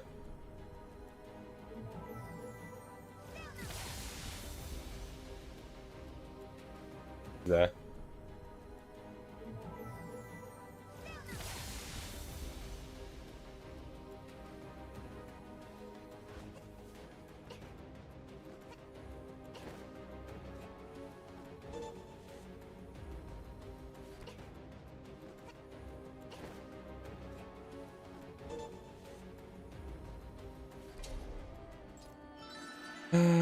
Two more for the Odell, right? Yeah. I could actually get that today. Because one of those is going to be Shugo. I'm not getting this one. Yeah, I'm not getting duties either. I could gather though. Yeah. I guess we can go for that.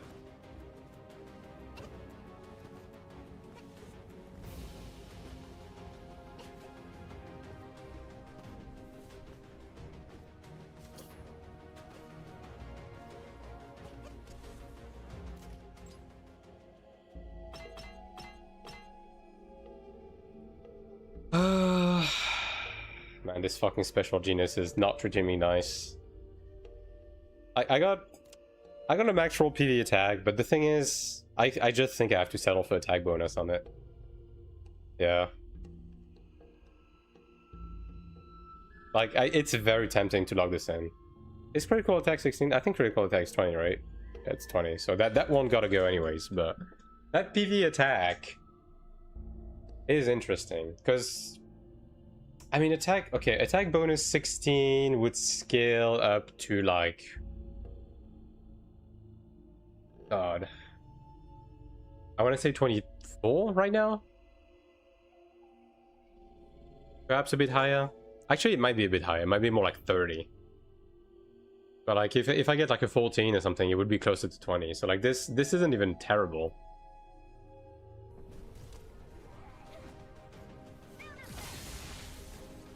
Arthur's left. Alright. I guess... I mean, maybe he's going for a lower rush, I suppose.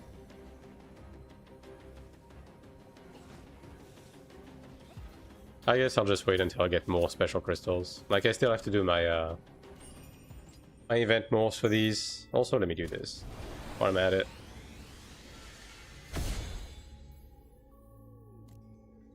I'm gonna be able to get 10,000 from these.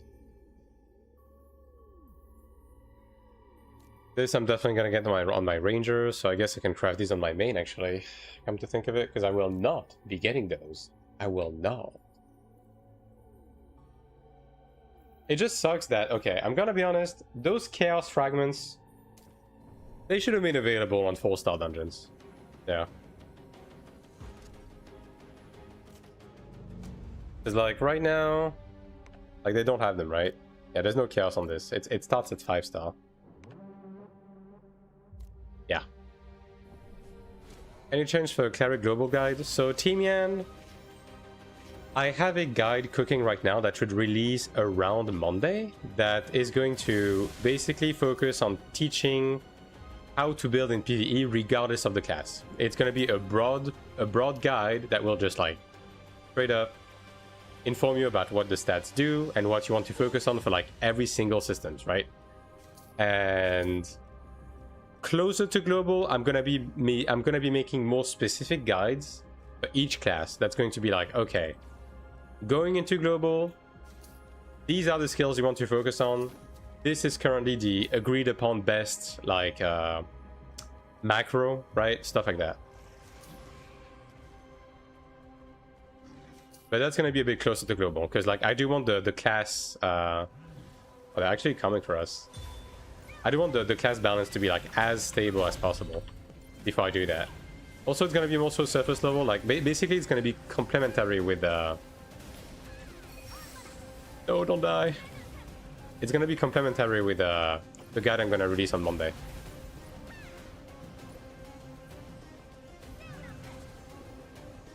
That's how affected? Yeah. Obviously, because this is going to be a mainly PvE guide, the guide will focus on specifically PvE stats, right? So anything that is like, you know, block penetration, anything that has to do with CC, I'm not going to go over these. But, you know, everything that basically pertains to, like, offense in PvE, like, yeah, I'm going to go over these. And then what to prioritize in what system and so on and so forth. Like, providing some examples and, you know, the works.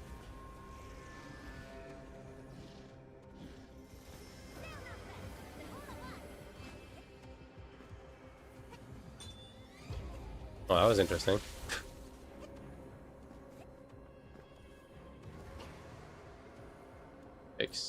I mean, I'm guessing that in PvP gear. Like, this gladiator, I think, is in PvP gear. Yep, sure is.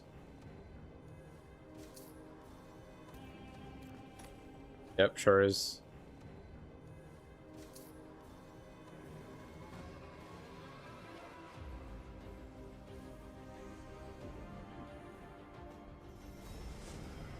I'm in PvE, but okay, sure, we can push.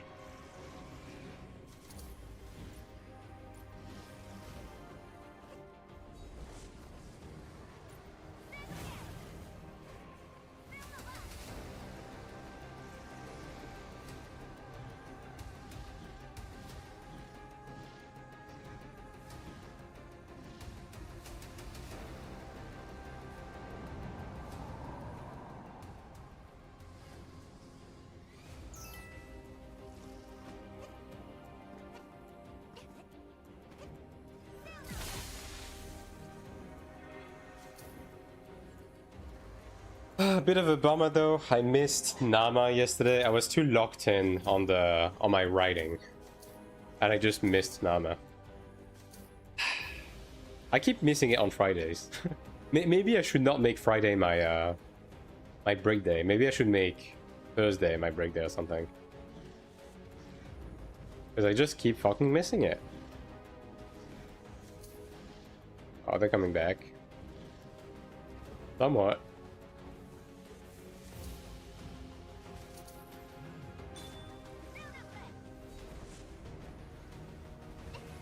I recommended AION2 guides for current state of the game, like many playing out AION2 in Taiwan and Canada, having fun. Tomato, I do... Okay. I do have a guide that goes over all of the systems, contents, their rewards, what they do, so on and so forth. It's slightly outdated because I made it a few months ago, so it doesn't have everything because some stuff came out. But that is there, and that's going to give you a good idea. And other than that, I have guides for every single dungeons, raids, trials, everything. I have guides for all of these. And I do also have like more specific system guides, although some of them are a bit outdated. But yeah, and then if you're playing on Taiwan right now, I also have an old guide. And I have a guide for what to do once you're done with the growth, like the catch-up mechanic. So yeah. You can browse around, and then if you have like any other questions that perhaps I haven't covered yet, I'll be more than happy to answer you. So just get back on me on that, I guess.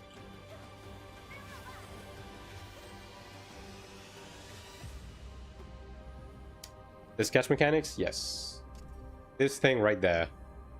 This is the catch-up mechanic. Like, specifically this one, this second tab, is going to bring you up to, like, pretty much the current endgame-ish. Although you do need to be subscribed to have access to the catch-up mechanic. But if you're subbed, like, it comes with the sub, you're going to be able to use the catch-up mechanic on 2 characters if you have the sub. And then, like, once you're doing it, you just, like, follow just the missions.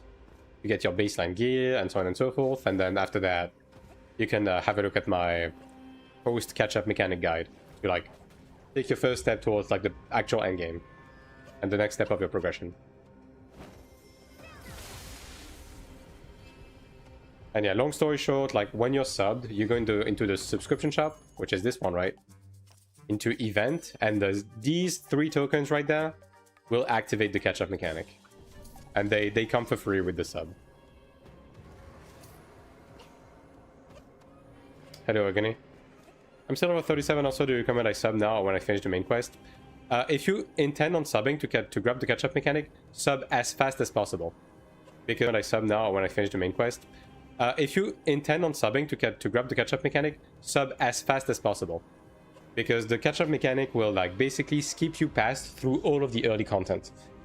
So like all of the seal dungeons, strongholds, feather gathering, like stigma shard farming, like it's going to give you everything off rip, and it's going to give you basically it's going to give you equipment all the way throughout your progression to be able to solo all of the dungeons that you need to do of like the first few seasons. And then once you reach the end, it's going to give you like already enhanced and soulbound and so on and so forth equipment that is good enough to get into like chapter 3 stuff. I mean season 3 stuff. To like start climbing towards endgame. And then once you have all of that, then you can start following my guide. You'll miss out on the best content in the game, collecting feathers. Well, not really, because you will still have to do that in the new maps. Can you volume a little up? You mean the in-game volume or my voice volume? Because my voice volume is already like maxed right now. I mean, I can stand a bit closer to the microphone perhaps, but that's about it. I can do this, right? And I can do this and stand a bit closer. And you tell me if that's a bit better. Like Windows did reset some of my sound settings, so you know. If something doesn't sound quite right, like you can just like let me know. Do you know what happened with Sugar.gg in the last week? Shows no data, can check anything. I don't use Sugar.gg, so I honestly don't know. Exactly what needed to be able to test Cleric and Soul for the other supports. Yeah. Catch-up mechanic available for alt active like yours? Yes. basically the catch-up mechanic is if you're a currently accessible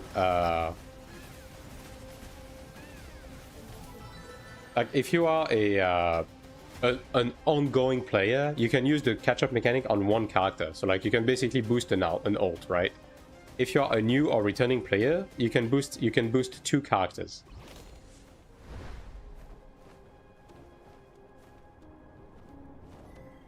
Yeah, I mean, I can also do this. Audio, like drop it a little bit, like this. And yeah, you just let me know if that's a bit better.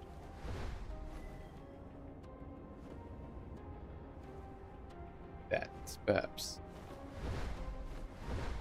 But in terms of my voice should be fine. It should be. But just let me know. Alright, boss is down. And then Tomato, thanks for the tier 1 sub. Appreciate it. Enjoy the emotes. And yeah, if you have any other questions, I'll be happy to answer you. Also, let me do this real quick. And thanks for the follow, Vizan. It's okay, I max my speaker. Alright, fair enough.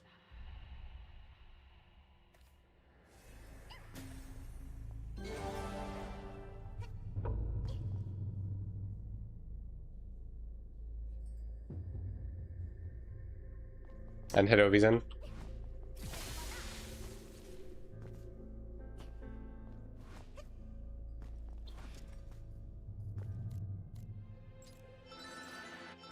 Ah, yes, more platinums.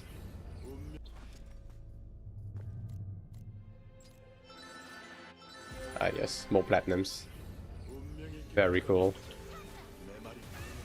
Which server are you playing? Exclamation mark server. I'm on Nîmes Azumo on Taiwan.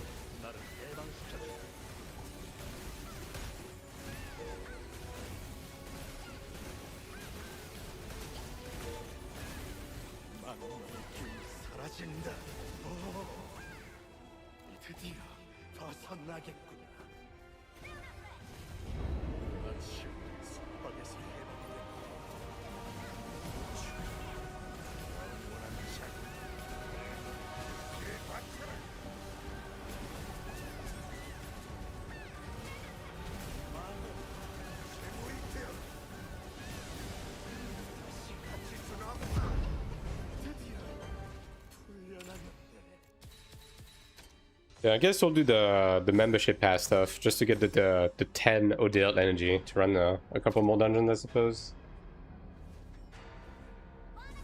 And then we'll move on to old stuff.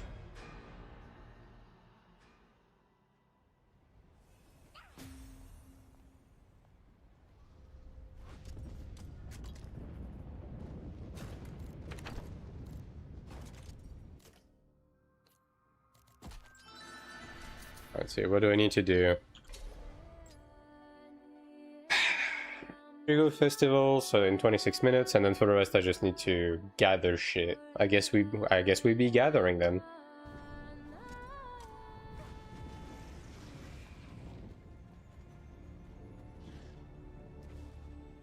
I'll just gather anything.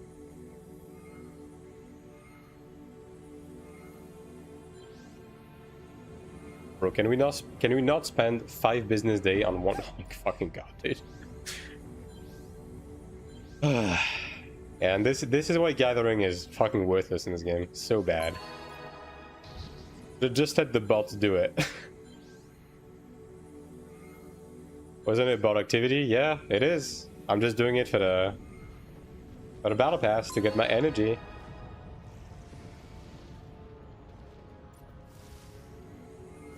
They didn't unify the passes yet, right? At least I know that's something they do or something. Specifically, the one I'm looking for is basically like when you have the sub, you have a battle pass that comes for free with it. That gives you extra sub time and extra energy and goodies, like keys and so on and so forth.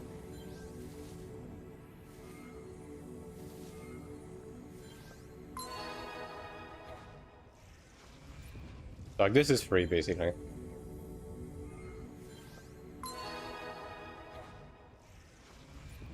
Like, this is free, basically.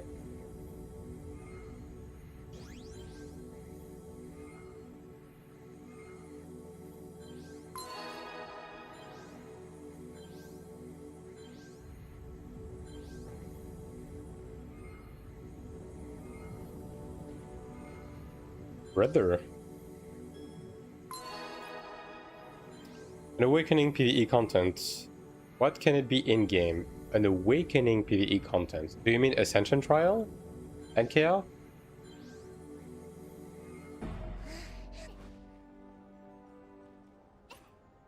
You can farm unlimited, doesn't have daily weekly energy like last arc, like raw materials, not worth sailing. Dungeons and raids and so on and so forth do have energy, so you are limited on, like, you know, based on the amount of energy that you have. And I mean, farming monsters and gathering and so on and so forth is not limited, but I wouldn't say it's particularly worth your time.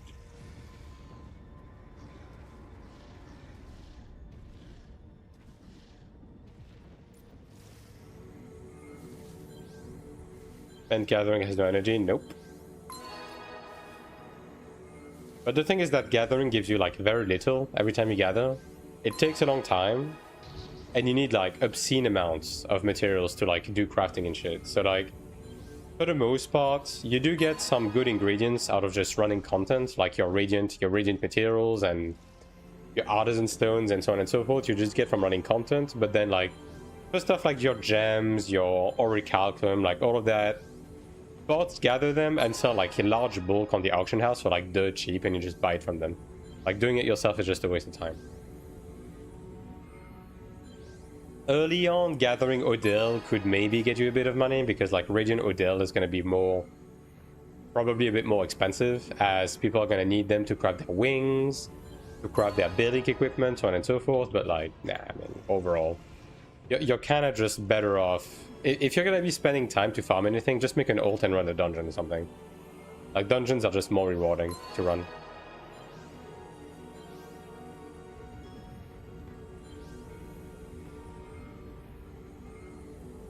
At least in the long run. Oh man.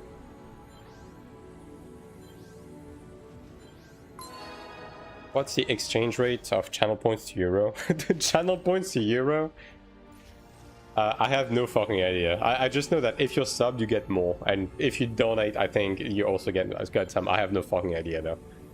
Is playing an ult useful, and how? Cunning.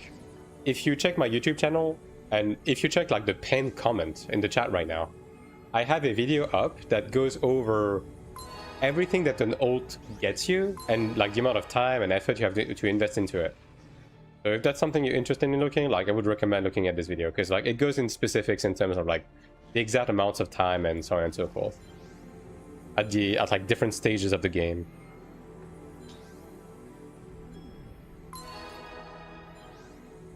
Not as monotonous as gathering, yeah.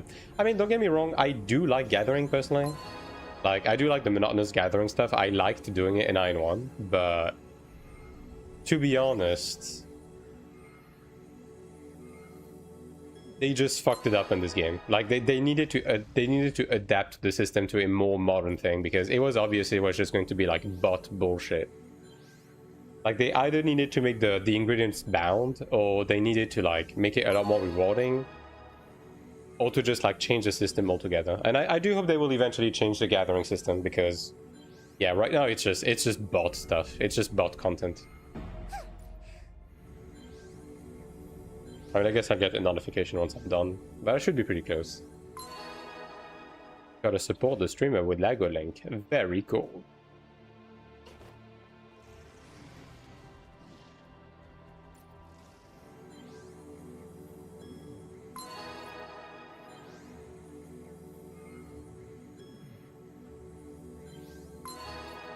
As I said, I should have a higher like Lagofast benefit at some point. But yeah, for now, there we go. Even gives you Odell. That's crazy. I can get even more actually. God damn, do I just keep going?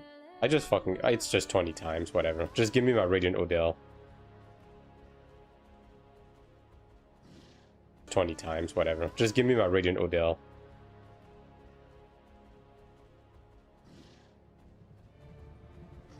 One thing that I do hope, though, is that we're gonna get fishing, right, in this game.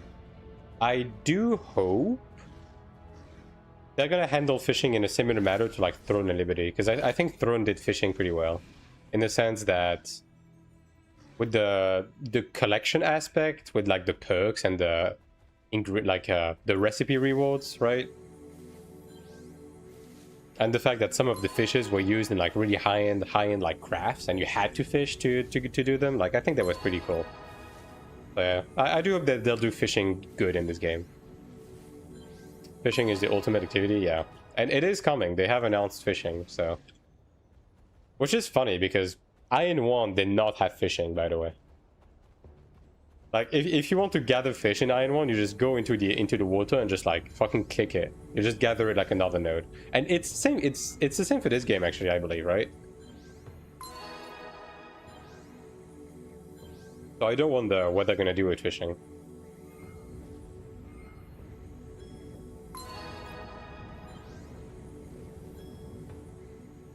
Brain activity, something to do while watching a movie or something. Yeah, I do like that as well. I mean, I know a lot of people don't, but I mean, you know, I've been playing MMOs for 20 years. Like, I do like some amount of like mindless grinding where I can just like, you know, autopilot and just like, you know, have a stream or a video or something open on this. I can just like, you know, autopilot and just like, you know, have a stream or a video or something open on the side. Like, every now and again, I do like it. This game has a bit of that, but not too much. Like, most of the content is like at least somewhat involved. And really the only grinding area that you have is like farming in the Abyss, which, I mean, you are grinding a lot, but you have to be slightly on edge because it's a PvP area, right? And if you get jumped, you kind of need to like react fast. So it's not quite to the same level. Fishing is so boring. I see. Yeah, see? The duality of man right there. I mean, again, we'll see how they handle fishing.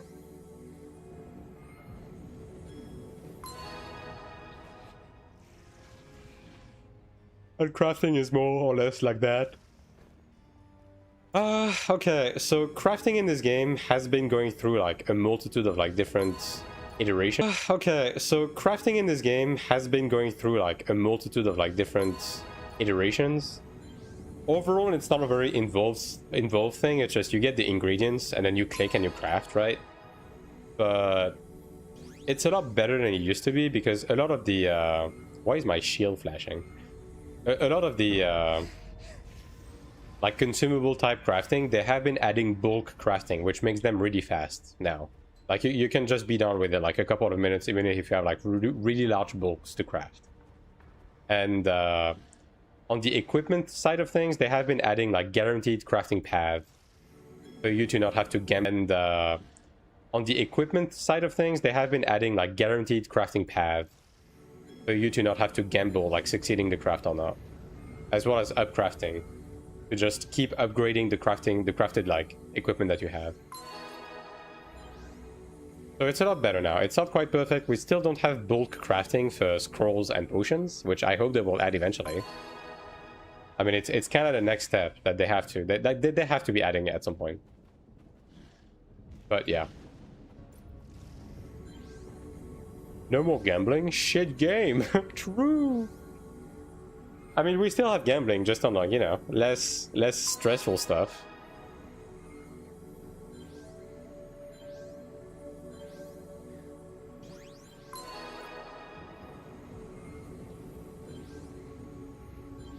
I should be done pretty soon.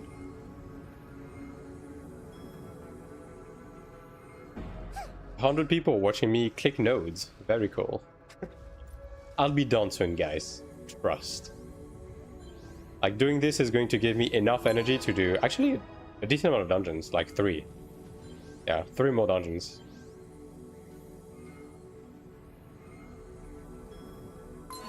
Alright, there we go. Yippee. Oh wait, it's a level 20 perk. Shit, I need to do 5 more quests. Fuck, I lied. I do need to do sugar games and duties. God damn it. Well, I guess not quite today then. Have I done my duties today? I have. Okay, we're good. At least you got spared on that front. I did that earlier.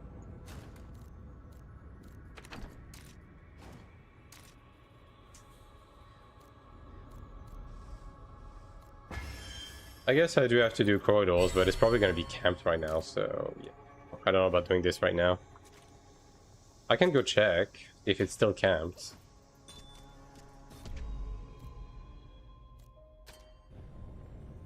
Majority of Western players won't be happy about gathering and crafting fails if after improvement they made. I think the current system is fine, personally. Like, I think it's fine. It used to be like actual just straight up shit from an ass, but now it's... Now, honestly, the system is more generous than a lot of crafting systems, considering the transfer crafting stuff. Because, like, in the current state of the game, you basically enhance your gear once and then never again, because you keep transferring your enhancements and everything onto the next step, right? There's like a group camping. So yeah, it's honestly pretty generous. Are your buddies gonna be coming? Probably, right? Yeah, you know. A root would be nice. Oh, never mind. He has his anti-CC on. Oh, there we go.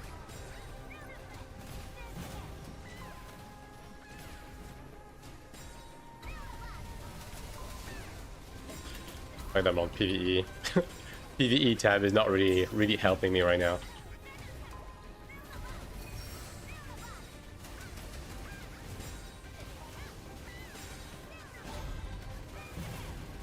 I'm probably dead from that.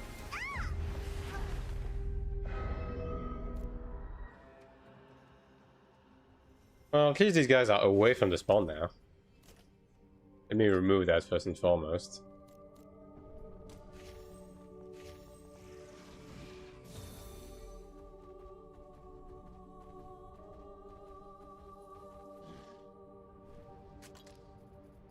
I mean, that brawler was doing some damage. I mean, he had an assassin to help him, but he was doing some damage. Still camping? Yep. Fucking god, dude.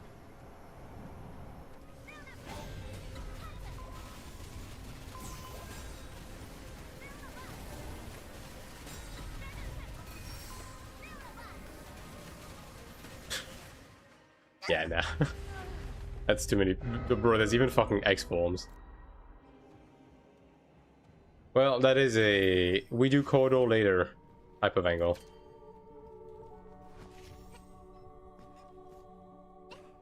Have I done my... Okay, hold up. Have I done my low abyss contracts while I'm there?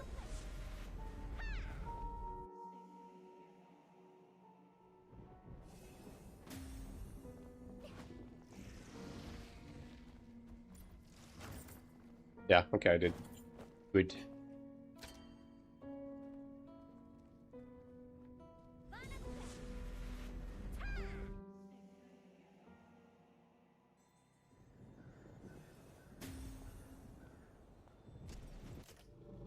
Yeah, I'm done with dungeons on this character anyways. Pretty much it. I have one dungeon left on this character, but it's not that important. I guess I'll just go on my channel now. Actually, okay. I've been thinking about something. I kind of want to get my chanter to a point where I can push it to level 50 and start doing like slightly more involved content. Considering the currently running event, I think it might be worth it, just because of the extra, even just the extra ascension trial and stuff like that I would get from doing the event. So, but I would need to make like crafted accessories on it. That's basically the thing right now. Like make crafted accessories and maybe enhance them a little bit would be my my current goal on this character. So let me see how many artisan stones. I only have one. Like that's the main problem. Like this would be the most expensive thing by far. I guess at least rings, perhaps. Like rings would be fairly inexpensive to make because I already have these. Yeah, I would need like rings would be fairly inexpensive to make because I already have these. Yeah, I would need 3 of these and 2 of these, which would set me back like 10 mil, I guess. Yeah. Yeah. And like enhance them to diamond 2 would like be 30 mil. So I do have the money to do that right now. Because like I don't really have much more I can do on this character anyway. But just to be able to do 5-star dungeons would be nice. Yeah. And yeah, I need to get it to 300. Like, I'm trying to think. I would need better stigmas, number 1. Okay, you know what? Hold on. I'm just going to move over to it and see exactly what I can do to get it there. Because alright, it's 235. I do need better soul binds on my weapon. I need like combat speed. I would need a guard that doesn't suck ass, but I'm kind of at the mercy of Ludra at this point. On that front. Alright, so. I could get this to Diamond 2. I mean, that would be fucking expensive though. I don't think the return on investment would be good on that. Yeah. Can't wait for release. Yep. Likewise. Can get some stigma shards. I'll do that. And then this is gambling, so yeah, no, this is not really worth it. I can make some guaranteed wonder this though. I could get some better soul binds on the armor as well. Yeah. Like some passives on this. I could get percent attack on this, perhaps. The soul binds on these is like less than spectacular too. Yeah. Let me break this down as well.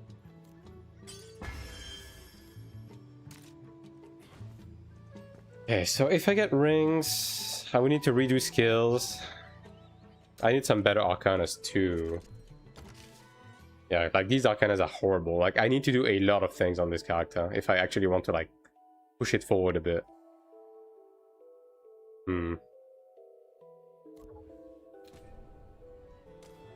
Like, what would be the most efficient thing to do right now?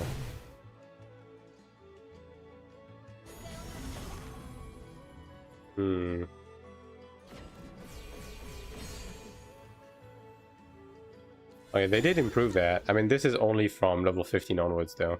That it becomes like worth using. Like the whole stigma situation on this character is just a catastrophe. Do you still go for Templar? Yeah, most likely. I'm probably gonna go for Templar.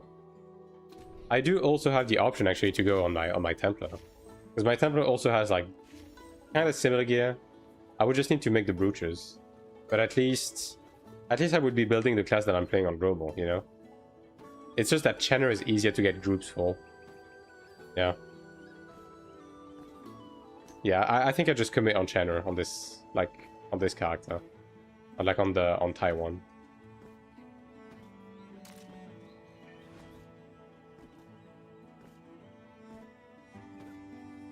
I would need this to reroll the skills. The thing is, I'm wondering how much that's gonna get me combat power-wise.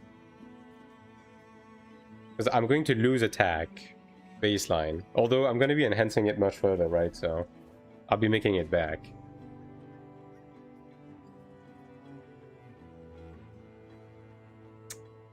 Because Morheim and Elton is 270k, so I'm missing 34, which is not that much, actually. I do have destruction on both. Okay, these are rolled okay, actually. These are just bad, for the most part. I can get these to +10. That would get me some extra attack, too. Yeah, this one is not going to get much better than this until I get a Lure Guard. I'm concerned about AP farming on the other faction. Like, do I just go in Rift and the Seal Dungeons there? You know? The Seal Dungeon stuff, Pookie, it's a solo dungeon. People will not be able to invade to attack, right? In terms of AP farming, so you have multiple sources of AP farming, right? You have this AP, which is capped AP, which you get from killing people and farming monsters in the Abyss. And then you have AP that is outside of the cap, that you get from doing supply deliveries like these, actually, that I need to do. As well as Abyssal Corridors, Shugo games, like those types of stuff give you like uncapped AP.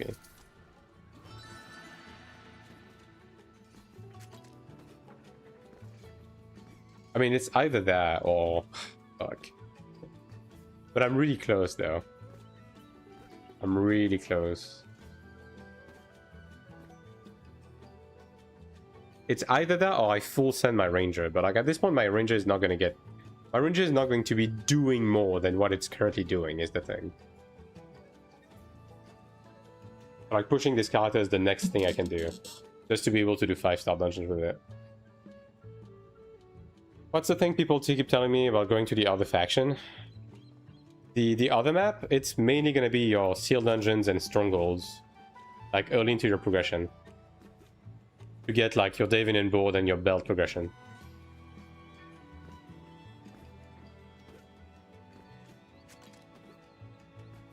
Like Pookie, if you are wondering like about progression stuff, I think I've told you already, right? But I do have a guide that goes over all of the systems in the game.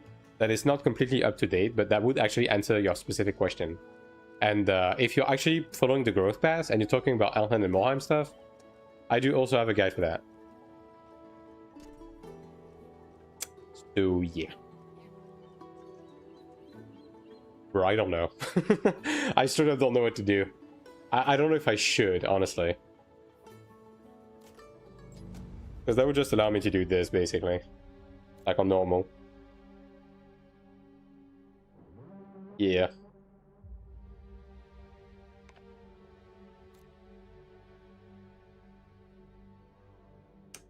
Yeah. The whole game is confusing. I mean, yeah, obviously it's a lot of like information to take in out the gate, right? So I get that. I don't think I think my master is not complete, right? Yeah, it's not. I do need to be crafting those as well. And thanks for the follow, Tyrant.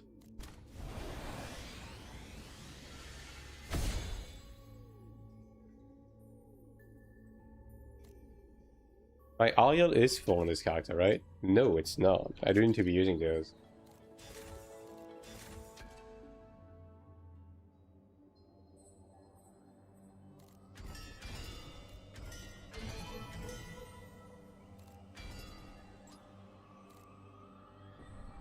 And hello, yeah.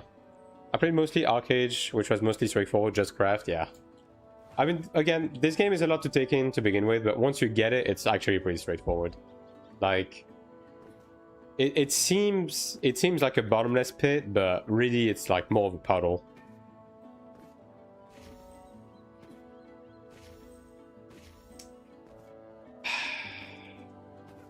Is it better to spend your Odell early to try and get the higher tier content as possible? Is it better to save for when you reach state content to open as many chests as possible?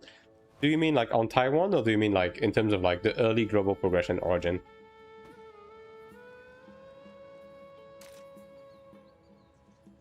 Early global?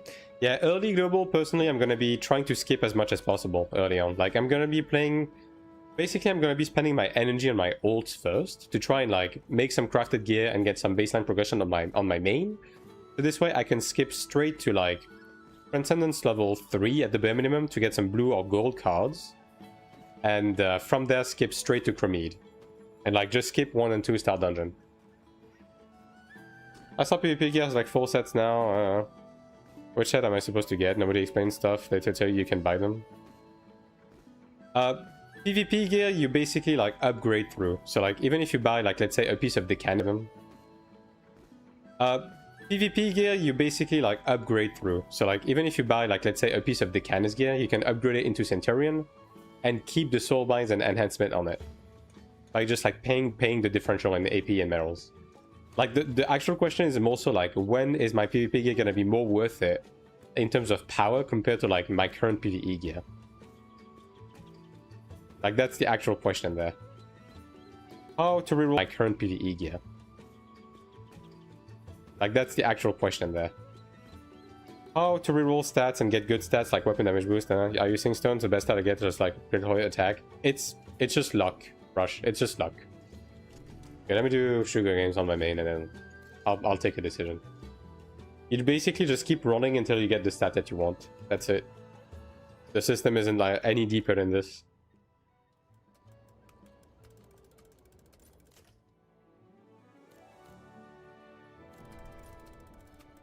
How do you roll skills on accessories? Is it completely rolled gear, soulbind, or at least once, so it's splitstone? Skills on equipment, skills and passives is only through soulbinds, yeah. And you have to, like, again, just RNG roll into them.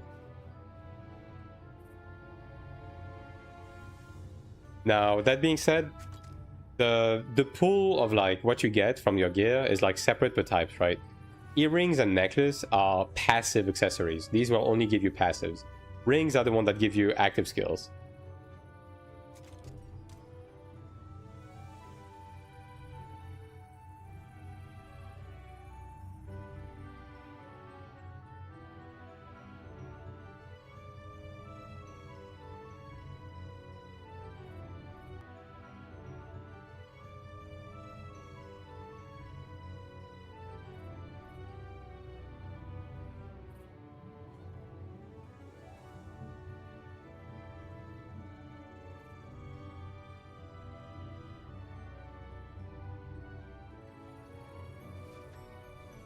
Oh, they're doing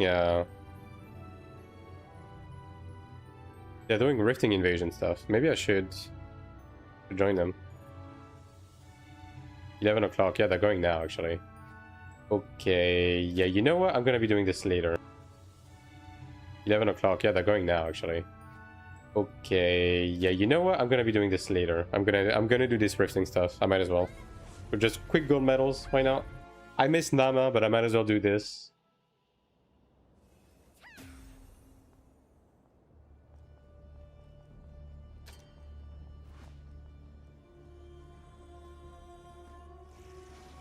Can you roll individual lines? Yes. If you use soulbind stones or equipment of the same grade, you can roll individual lines. Yes. Where's the rifts at? There it is. I guess I'll grab a kisk.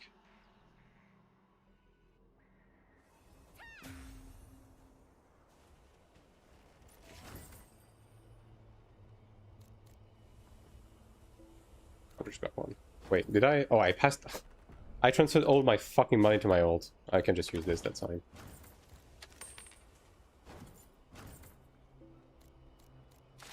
There you go.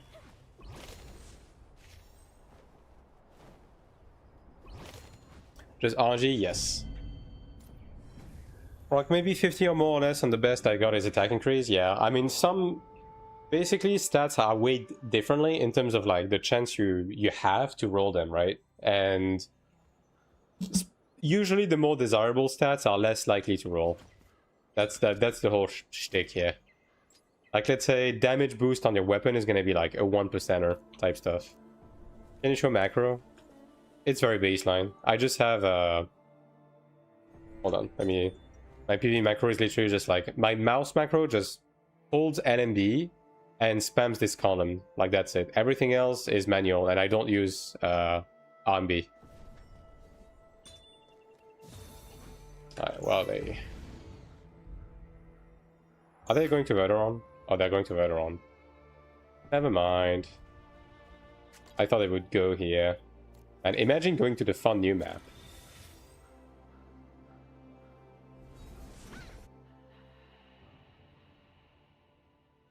I guess they'll go to Zoomian again.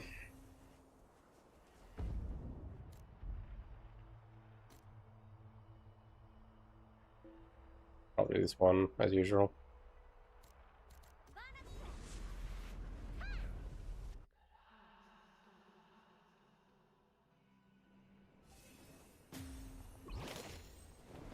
Hey, they need to add some Morheim and Elden exclusive quests to get people to go there too. One day, perhaps. I mean, hey, we're gonna get the rifting missions at some point, so...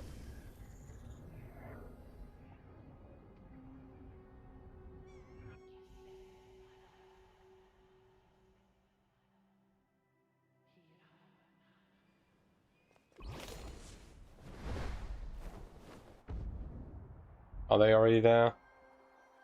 Not quite. Oh, they're going on this one this time. Yeah, I guess I'll put my kisk here then.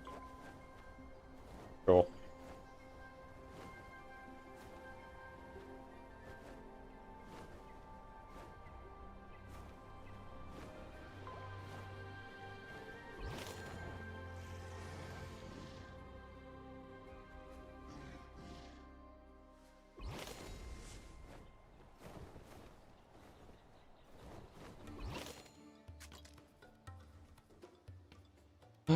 the case.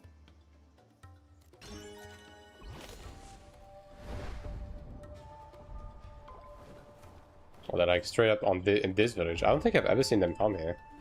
Alright. Oh, they're in the cave. Ah, I get it. I see.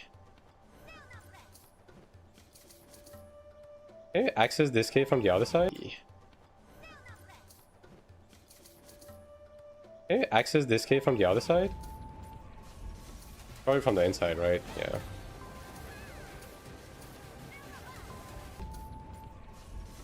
Probably from the inside, right? Yeah.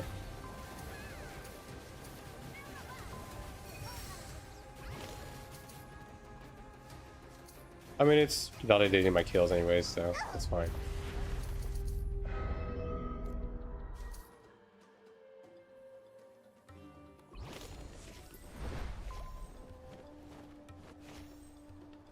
I'll just try to sneak in from the top.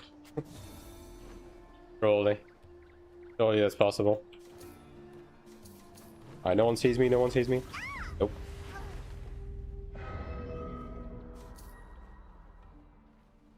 Yeah, that's gonna be a bit of a pain in the ass then, since I have my Kisk outside. Cross a lot of stones, yeah. That's all there is to it. Like, early into your soulbind progression, like, you're just gonna have to slowly eat at it until you get the soulbind that you want.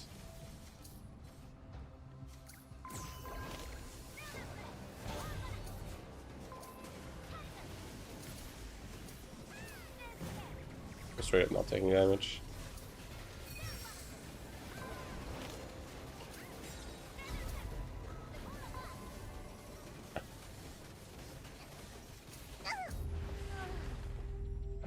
Yo, can they back off a bit? Yo, let us get in, bro. Please.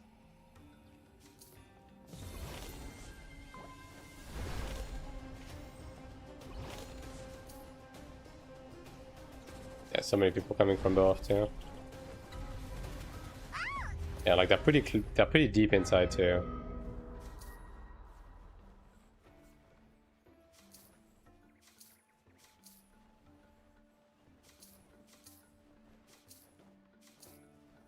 Yeah, I don't think they have enough inside to be pushing towards the outside. They're just like using the choke basically. That's a little lame. I think they're actually like low-key getting cleaned even.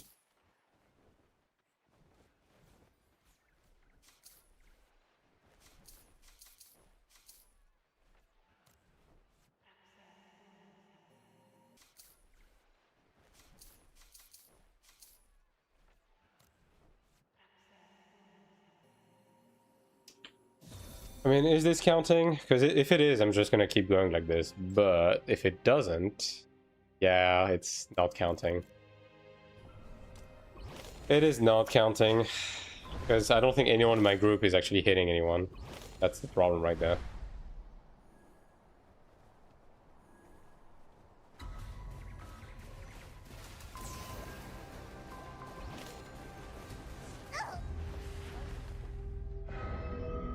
Yeah, I think this is a bit of a waste of time.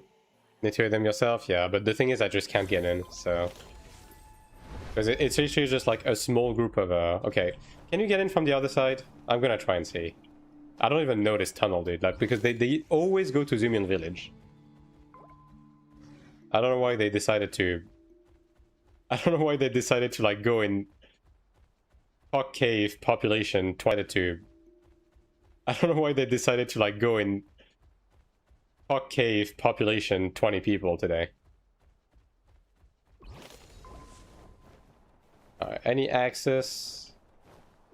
Perhaps?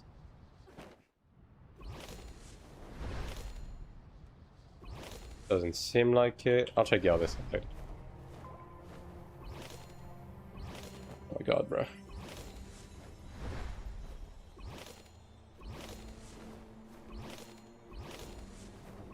Yeah, whoever decided this, not a smart plan. I'm gonna be honest.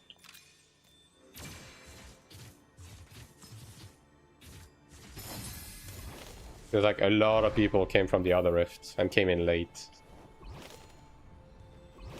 I'll take these cubes though.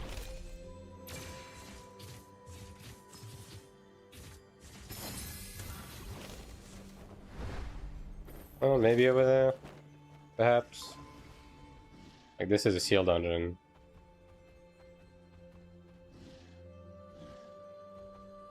I mean, I guess I could just, like, kill people around Zoomin Village instead. Yeah, I don't think there's an entrance. I think this is around Zoomin Village instead. Yeah, I don't think there's an entrance. I think this is like a respawn inside of there, actually. Okay, well, I'm gonna follow this commander. Surely this guy knows what's going on here. Or maybe he doesn't. Alright, dude, you got this. He's open. Or maybe he doesn't. Alright, dude, you got this. He's opening a cube. Alright. Very cool.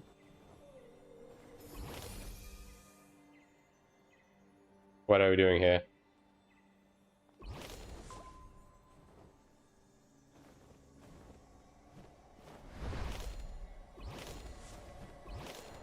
Yep, I'm pretty sure he's I'm pretty sure he's in the exact same predicament.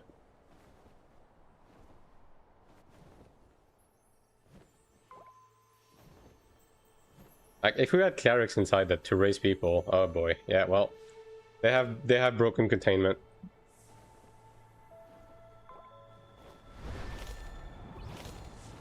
I just gonna build obelisk here. Let's not do that.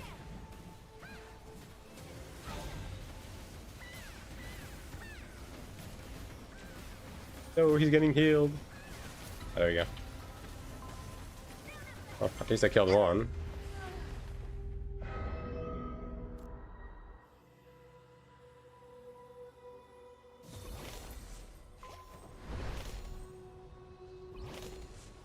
Yeah. Whatever agreement they have, yeah, they're just straight up camping now. Okay. Very cool.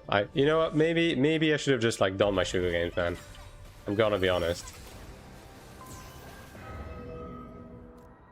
I will check on the side of Zoomian, like if there's any free kills I can grab over there, and if not, I'm just gonna fuck off.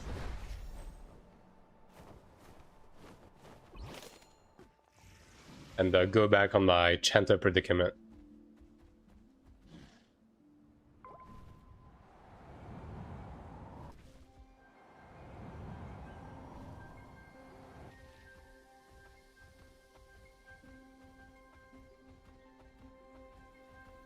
Or these guys are just staying dead.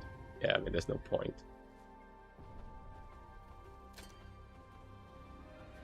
Can't even get in. Yeah, people are bitching in LFG that this was a terrible fucking idea. Yeah, sounds about right.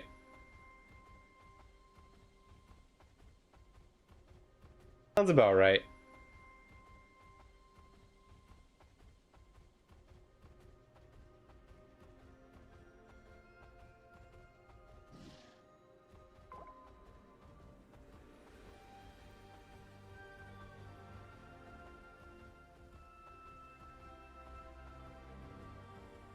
I mean, I don't even know why I would find people at Zoomian, because none of these motherfuckers are dying, but you know, you never know.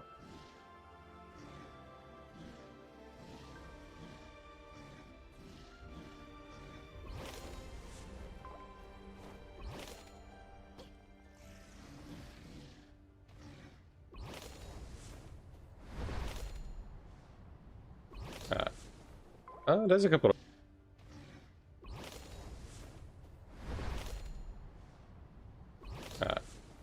oh, there's a couple of people. There's a couple of fellas.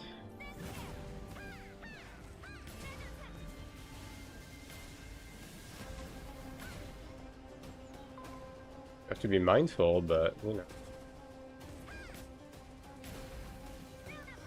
Oh, he's attacking my divine aura. I don't know if that's necessarily your best plan, per se. Oh, he's life leeching. Yeah, I got killed by a fucking god. Oh, he's life leeching. Yeah, I got killed by a fucking god.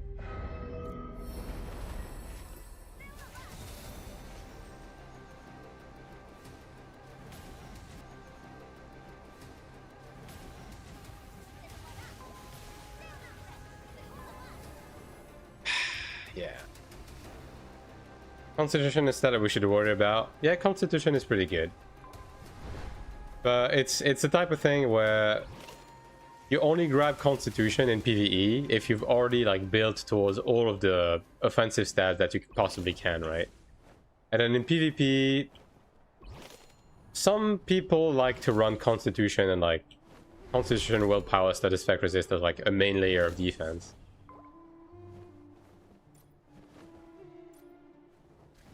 Yeah, this guy's just gonna pull me.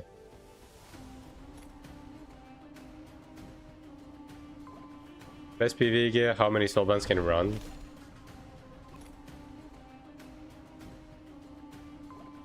Best PvE gear, how many soulbands can run? Crafted is 6 soulbinds. Most people will run 5 soulbind armor though.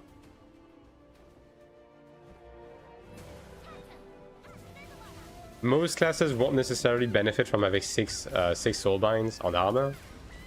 So most people will just settle with dungeon armor, but some classes have up to like 5 passives that are actually pretty decent to run offensively.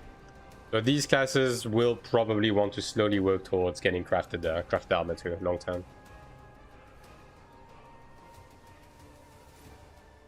First class. It's probably gonna involve something.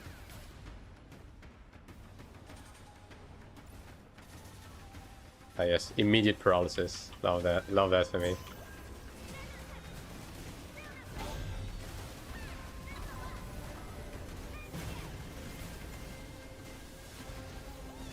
And the kitten has his E-boy. Of course you do. 2 of them, in fact.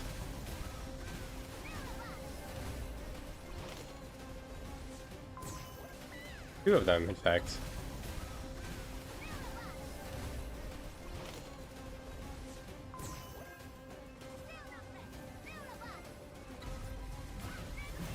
A bit more than that, actually. I'll just... A bit more than that, actually. I'll just do fucking Earth Punishment using Clerics.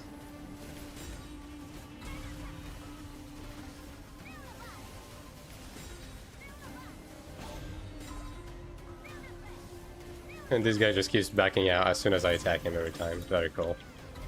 Yeah. And there's a ranger now. Alright. Well, that was a waste of time. Yo, thanks to whoever organized that on Nemon to just have the worst idea of all time to just choke the entire faction in a tunnel for some reason. Very cool.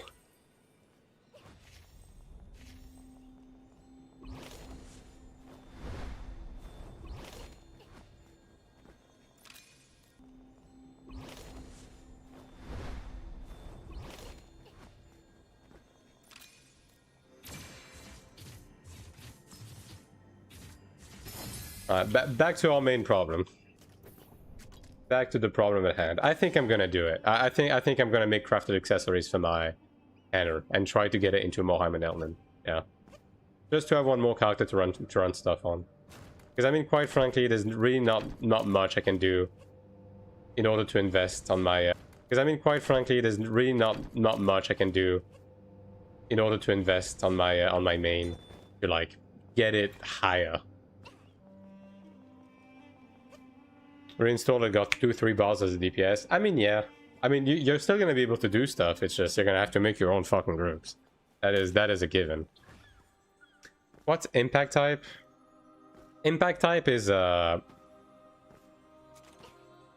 basically like skills. Okay, impact type is tied to the CC type, right?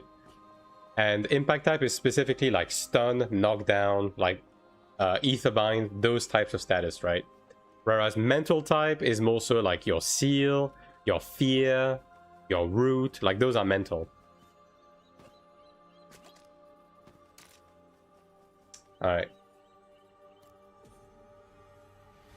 I guess I'll transfer the money back and make some accessories on my channel then.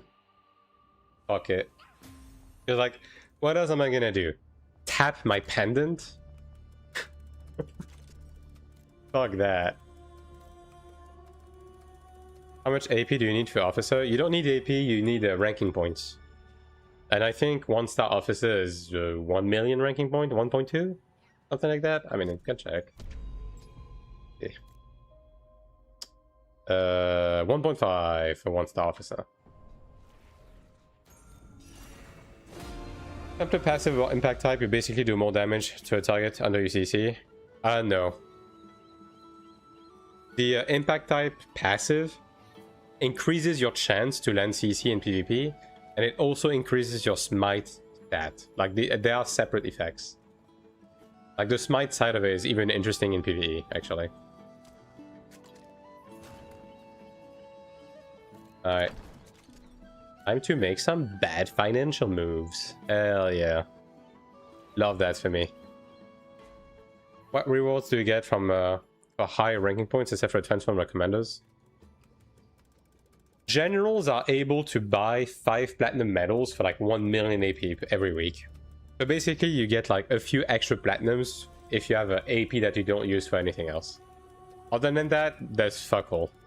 Like, rankings really honestly don't get you anything meaningful. Alright, rings. We're gonna be looking for these, first of all. Of course, they're more expensive now. Of course they are. I forgot to grab out my Kina.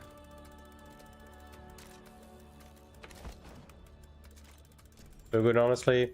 It's only 5 and it's 1 million AP, so like, you're not gonna be able to buy all 5 until like much later. And even if you did, it would be...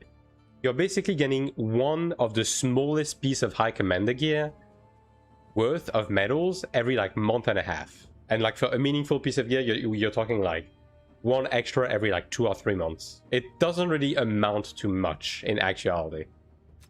And like the AP kind of gates you as well. So, you know, it's something, but you know, it's not particularly good.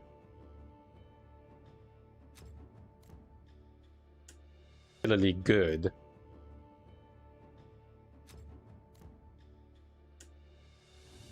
All right. Yeah. All right. Yeah. And those fuck-ass rings. 1.8. Give me 2 of them.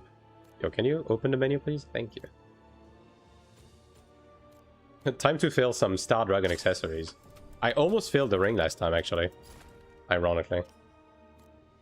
I'm gonna need 3 sapphire. Of these. How long you need for the level 45 Abyss PvP gear? No one is max gear right now. And it's been 8 months. Like, PvP gear, if you give a shit about it, which most people won't, like, PvP gear is just like a non-stop long-term progression on like AP and medals and potential and etc, etc. How do you make money in this game? Dungeons. Dungeons is like the way to go for money. Thick below. 7k, I'm just gonna buy it. Can't be bothered. Alright. 2 rings coming right up.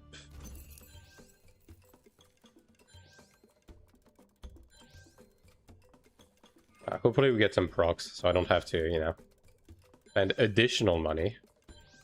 Is there a merchant subclass? Nah.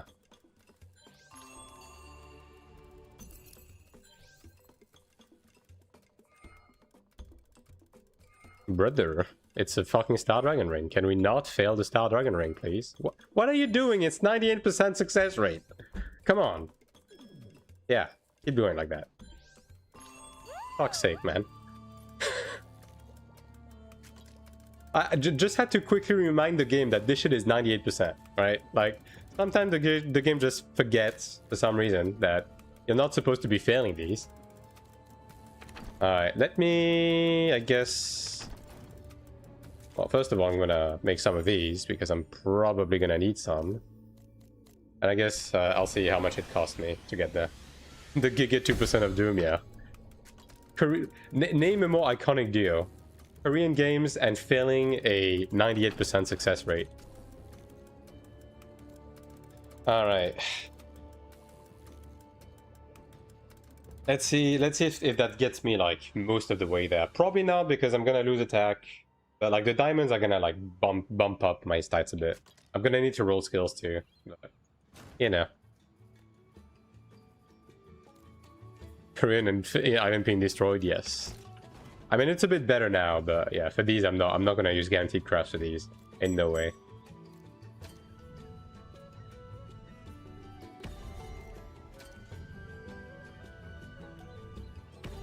Let me upcraft them real quick as well.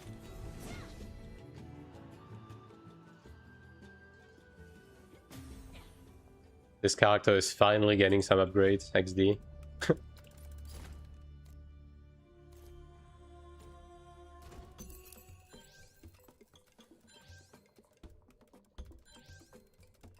We tries with 7% success rate, yeah. I mean, you haven't been there for too long, C9, right? But my first attempt of a Horn Dragon weapon craft failed. And that was like 2 months worth of resources. Yeah. Thank God we have a guaranteed craft for that now. Which they added right after I failed, by the way. Haha, isn't that funny?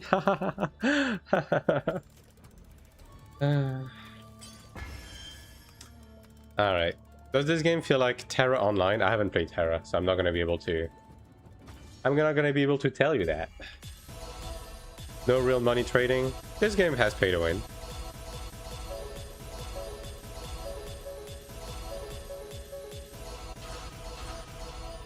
Oh, that wasn't too bad. Next one. For me, so back. Yeah, I saw. Crazy work.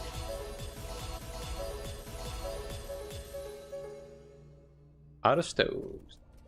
Very cool. I guess I'm gonna have to use some of my other character stones to enhance this. That's funny. I thought that would be enough, but guess not. Yeah, sure, this one.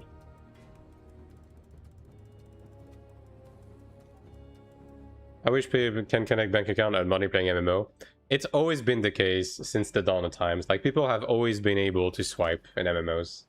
One way or another. It is what it is. Like, when you play online games, you just have to learn to dissociate your own progression from other people.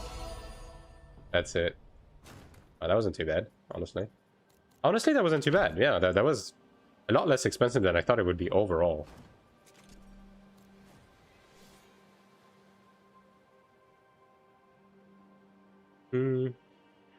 Or the PvE stuff. I mean, I've seen a lot of people. I've seen people say a bunch of things. Like, overall, AION2 is a byproduct of MMOs in the past, like, you know, 15 years. You know, it's just a conglomerate of like what works and stuff like that. It's just a modern game that like looked back on like previous game successes and mistakes, essentially. So that's done. And that actually got me up quite a bit, even though I don't have any mana stones or soul mines, so that's pretty good. Like, I'm almost there. Is Cleric in group PvP just a heal bot, or can deal good damage too? I've remained. Cleric in PvP is very much a heal bot, but Cleric is an incredibly strong support for group PvP. Now, for solo PvP specifically, Cleric is definitely the worst class in the game for that. But that's not to say that you're going to be completely unable to kill people. Like, there's always a smaller fish type stuff. What's classic tag target? I can remember it's been years since I played. You mean AION1? Yeah, AION1 was tap target. Could you play without market access? Why does the progression wall start to become a struggle? Just overall progression. Your progression is going to be much slower. Like, if I'm gonna be honest, if you're gonna be playing this game at all, get the sub. Don't even try, don't even think about being a free-to-play player. No. This game is a subscription-based game with an extensive free trial. But if you're gonna be playing this game even remotely, just grab the sub. Technically, yeah, I mean that's how I'm playing Metaslave. Although some skills are still like, you know, quote-unquote action-based in the sense that they just like extend a hitbox in front of you, and you have to like have the thing be in range for it to hit. Yeah, I don't need Dark Rush. At the bare minimum, I need Dark Rush on these.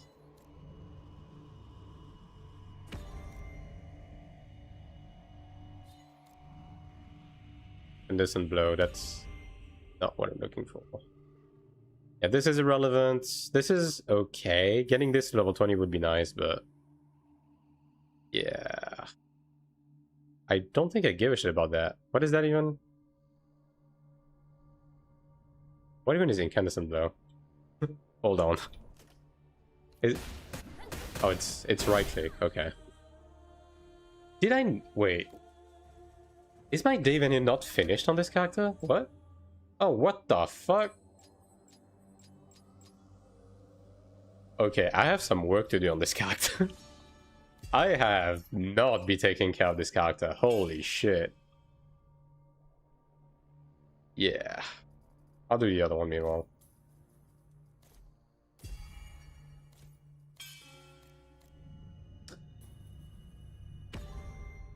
How much is sub fee is monthly? The sub is 15 bucks a month. Do you think a DPS class gets further ahead faster than a cleric, like getting more endgame resources? No. Every class does the same content, every class progresses at the same pace, every class builds the same, like... there's fundamentally, like, class selection comes down to the archetype you fuck with and pretty much nothing else. Like, yes, there is going to be, like, some intricacy, like, differences in terms of, like, performance, specifically when it comes to 1v1 PvP, but none of it is relevant to your actual progression, essentially. Wave blow, brother. What is this?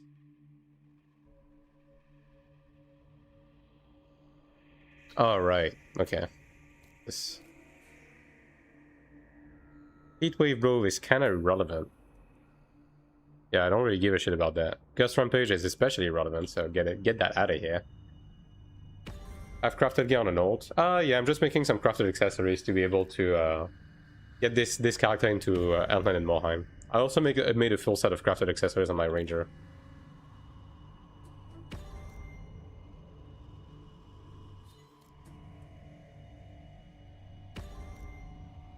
Can I get Dark Rush? It's like the one thing that I actually care about right now. Like, come on. Nope. It's LMB, right? I mean... I mean...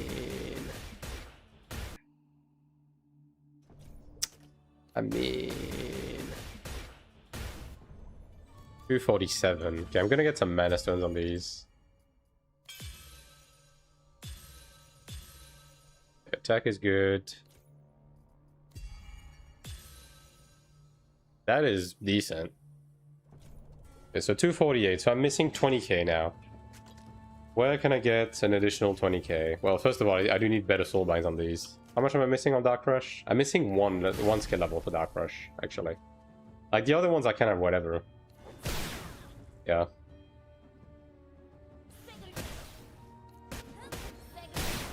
I really don't need Impactful Crush, so I guess I'm gonna reroll that. Do I not have... yeah, I don't have Impactful Crush, actually.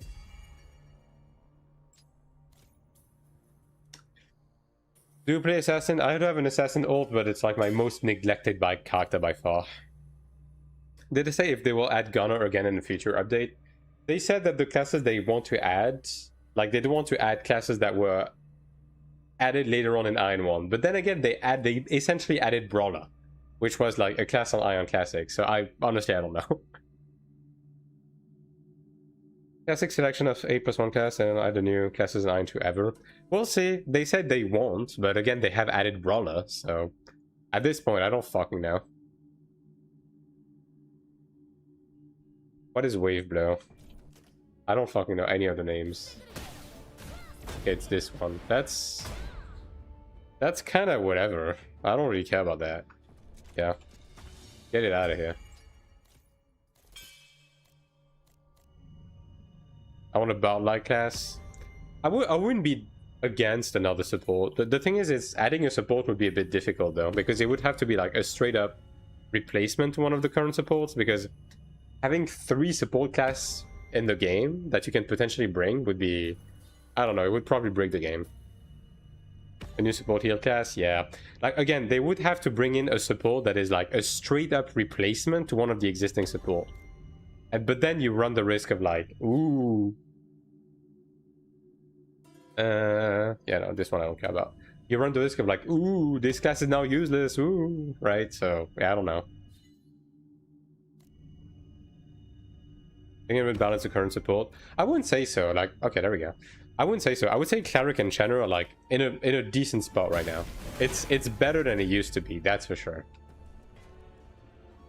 Does Assassin do really good damage in PvE? Assassin is the best burst damage class. So for short classes, it does the best damage. Yes. Like for short fights, I mean.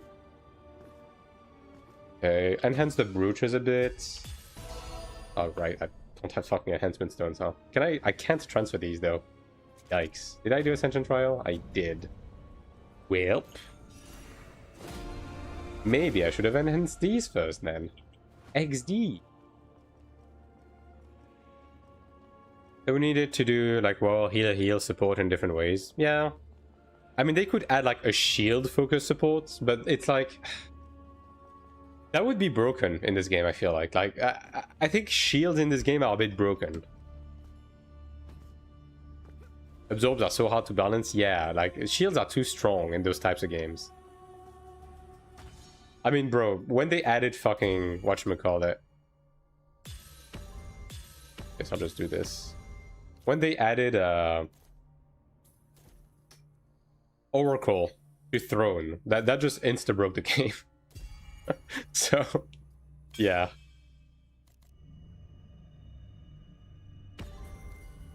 I guess just like roll attack or something on this, just to get a bit more juice.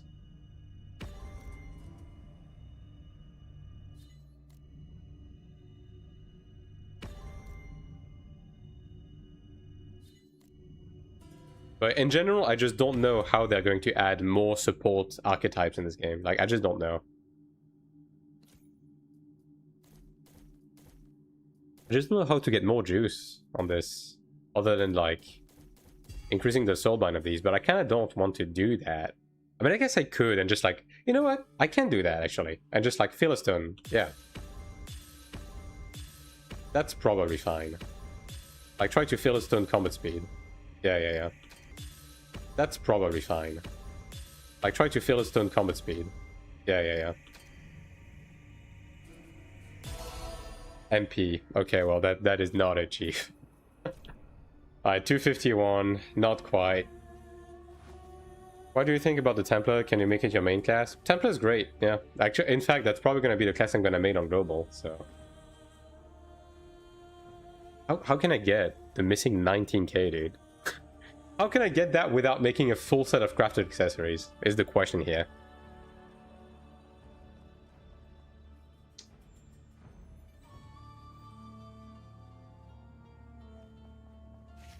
Like, I'm really trying to think, because, like, this is already the right genus, right? Yeah, this is the right genus. Like, Arcanas is an obvious one, I guess, because, like, these are kind of not good.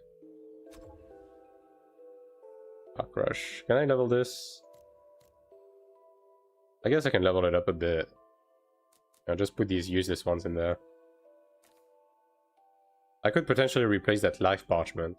Get the PV attack from the side effect. Yeah, potentially. Impactful Crush, bro. Why? Why? Of all fucking skills, why? Yeah, Stigma Shards do, but like, that would require me farming AP on this character, which... I could stop buying skins on this character until I have the right level, I guess.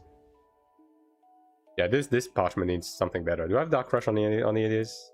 I don't. Of course I don't.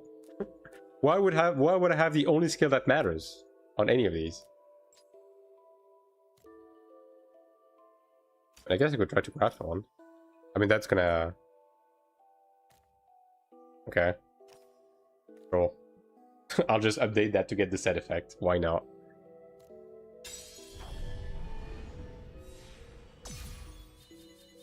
There we go.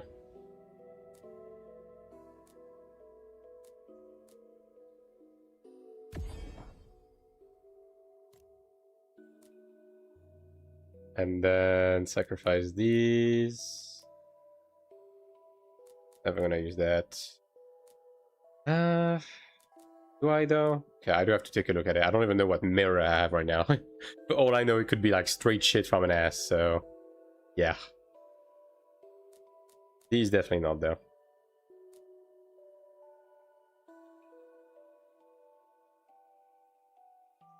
And work for each my ult, have a lot of bound material. I wouldn't necessarily do the weapon, because like the weapon, by just doing Ludra every week, like you're gonna be getting a lot of either Nuakum stuff, which is gonna be more than enough, like Chromite stuff, as well as potentially like an eventual Ludra weapon, right? Accessories though, probably worth making, yeah. Like really cheap to make. Really cheap to make, and that's actually going to increase like the power of your ults if you actually care about that.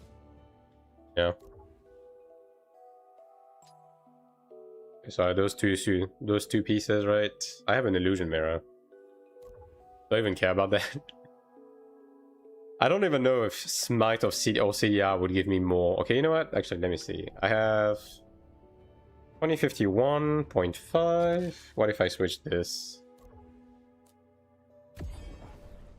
It does give me more actually. So getting the Smite is better, I guess.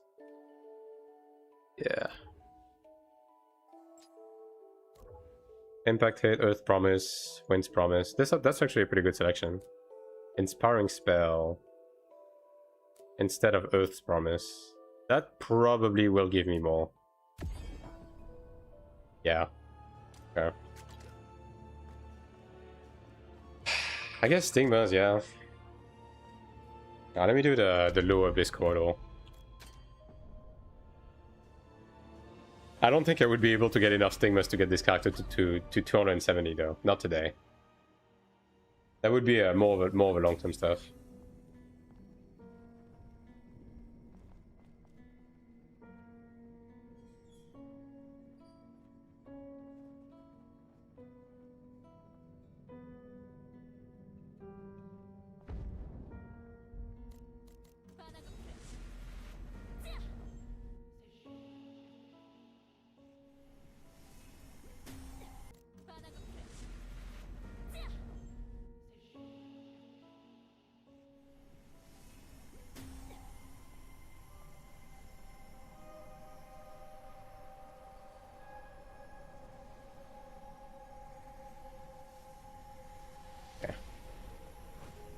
Demon's Commander Glad is so strong, even when botting you can only run flee.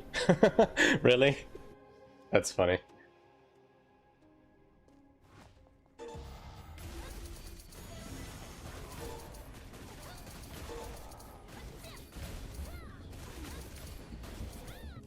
Yeah, I guess I need to look at like which skills Chenner has to level 20. I think Chenner is LMB, Dark Rush, like priority, right? And then the Spinning Strike. Like I think these are the main three. He's unkillable. Yep. Welcome to Gladiator. One button gameplay keeps you full life. But apparently it's not a problem. So, you know.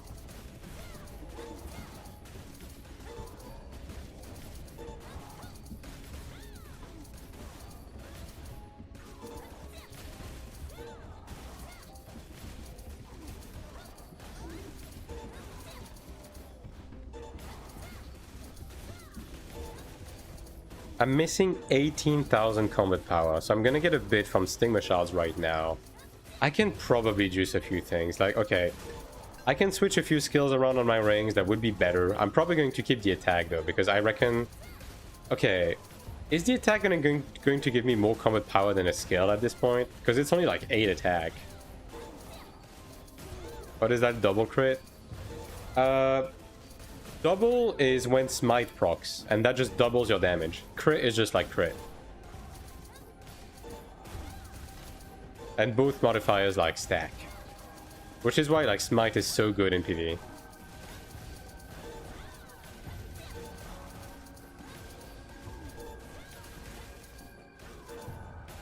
Yeah, that's probably... I'm probably going to focus on like Stinger progression on my ults as well, early into global. Because like that is one thing I did on this in this region where I shouldn't have, like, I should have had the hindsight of maybe upgrading their skills a bit. I mean, every class builds towards that. Although, actually, Assassin is the one class that drops some smite in favor of cooldown reduction, because the essence of Assassin's DPS comes with elusive clone uptime, and it has a really long cooldown, which means that you tend to prefer cooldown reduction in slots where you have the choice. So, like, Assassin will run an illusion mirror because of that over a smite one. Alright, we only have one XD. Let's see if this is still camps. We're gonna try to solve this puzzle. Try to get this character like right above the edge to do the MSQ. And then if we can, we run it. If we can't, GG, we go again next week, make more accessories or something. Okay, they're not camping anymore, thank god for that. I should bring this character in Siege, actually. Yeah. Get it some stigmas.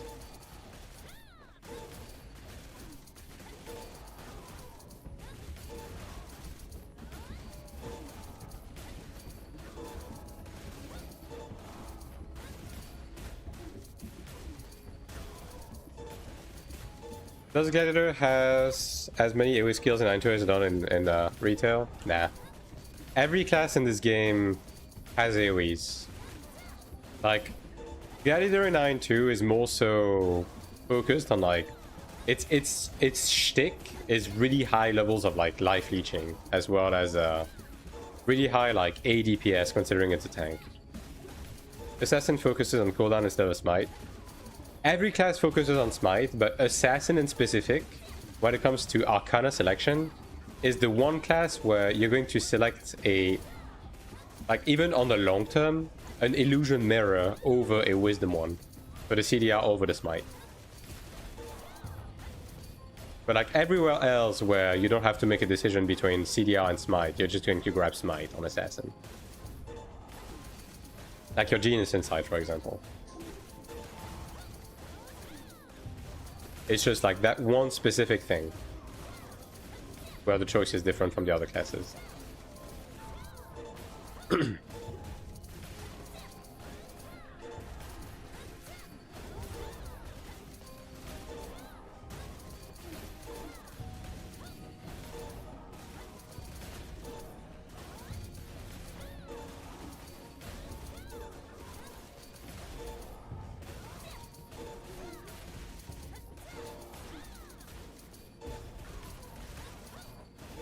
And then I guess I have like 10 plus dungeons to run on this character, but I need to be able to go into 5-star to get the chaos shard from the events. That is the thing.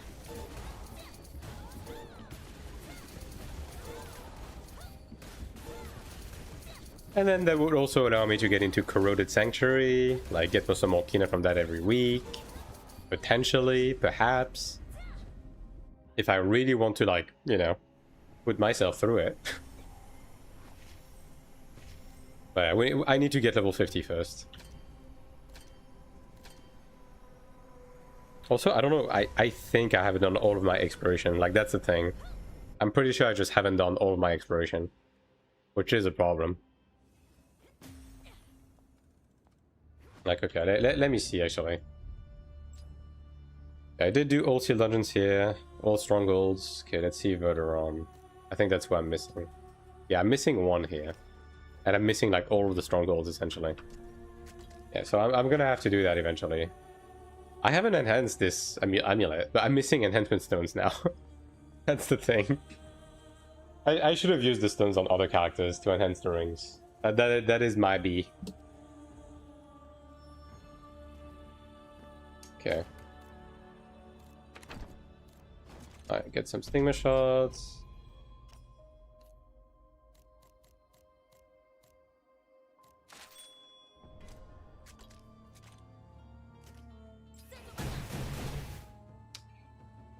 I think the system values raw level ups over the amount of stigma spent, right? So probably get these to level 5 first.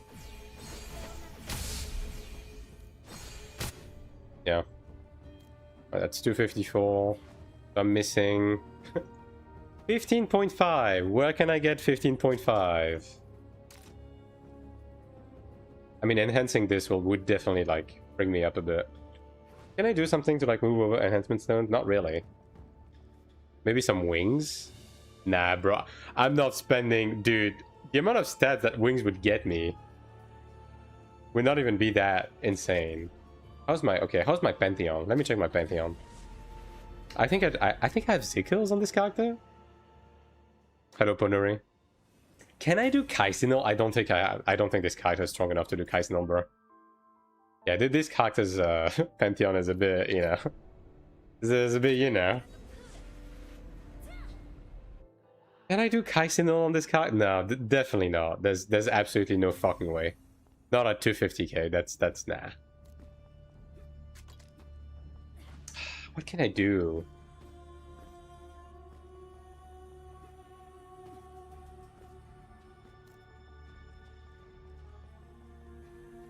Oh god, these are so bad. Like, I need better soulbinds too, actually. Yeah, this mana stone is terrible as well. Can I improve some mana stones, perhaps? This one has back attack damage boost. This one is just dog shit, actually. I never praised that. 6 attack. We can get better than this.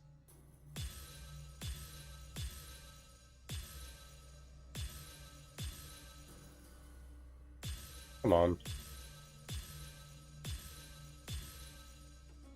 What is this? Green back attack and weapon damage boost with green attack. There's no way. This is not an increase, is it? Yeah, nah. This is just straight up bad. What are these rolls? Okay, there we go. That's keepable at least. That's okay. That is better than nothing, I guess. That is horrible. Holy. Attack plus 10. Cool. Did I lose combat power from this? Actually, yeah, I'm missing 14.8 now. I can increase some soulbind rates, actually. Okay, first of all, let me verify something. Can I... Okay, this gives me 8 attack, so I have 25.2. Does getting 1 skill give me more? Does getting 1 skill give me more?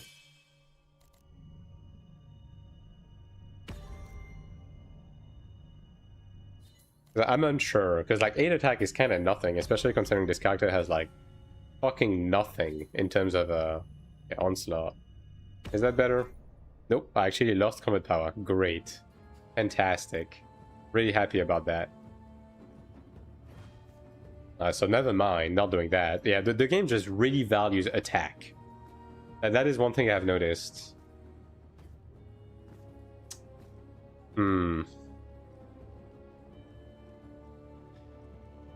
I hate Kaisinol. Yeah. Not the biggest fan either. Kaisinol. Yeah. Not the biggest fan either. Like, I just need better soulbinds on these, but I don't have any soulbind stones. Yeah, this one is decent. I can increase the soulbinds at this while it's cheap.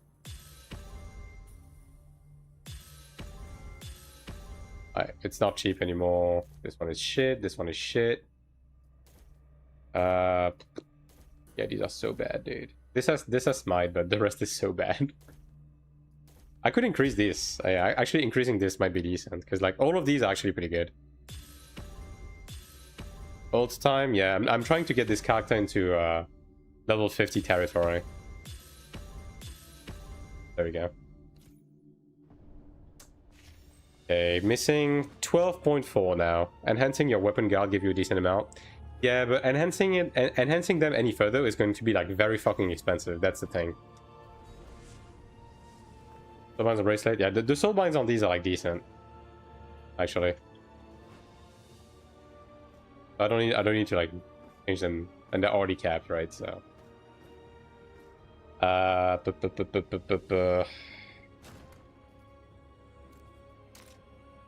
have some filler stones I could use potentially.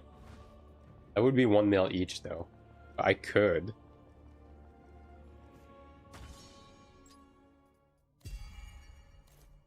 I guess illusion freedom would give me a decent amount.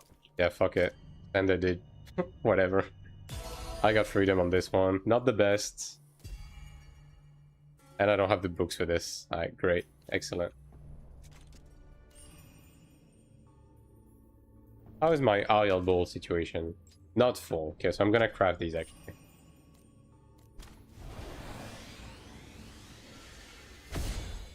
Wow, that was not great. But it's extra combat power.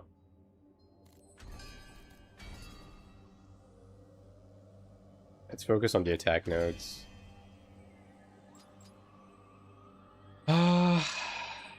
Incandescent blow. I'm definitely losing a lot by not having every skill spec on this. I'm missing a couple here. Can I get an attack node somewhere? Yeah, I'm really scraping the bottom of the barrel to try and get stuff, but I think this is about as far as I can get. I can try to do Kaisenol, but it's gonna be a fucking catastrophe. Also, I still need to do this. Can I even clear this? I mean, I cleared the other one, so probably.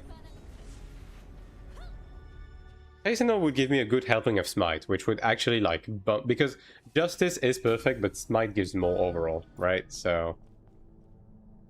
yeah.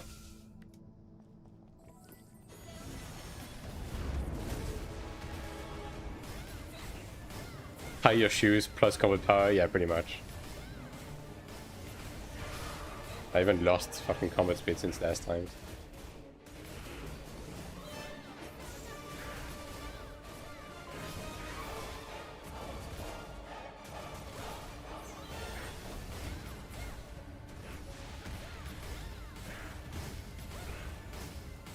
Look at this attack speed, dude. Holy.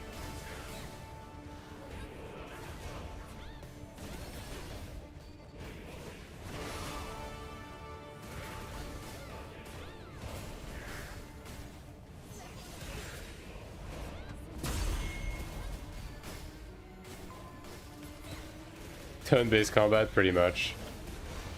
Yeah, there's no way I can do Kaisenol with this character, dude. Are you kidding me? I mean, maybe I can if I use all consumables and shit, but...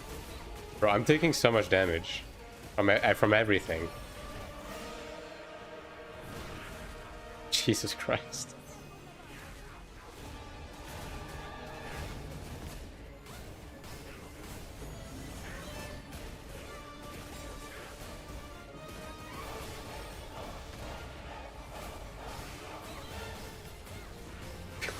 Well, I don't know anything about it.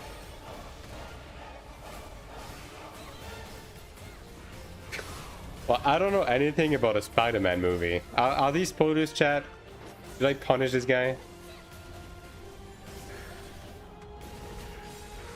Did I punish this guy?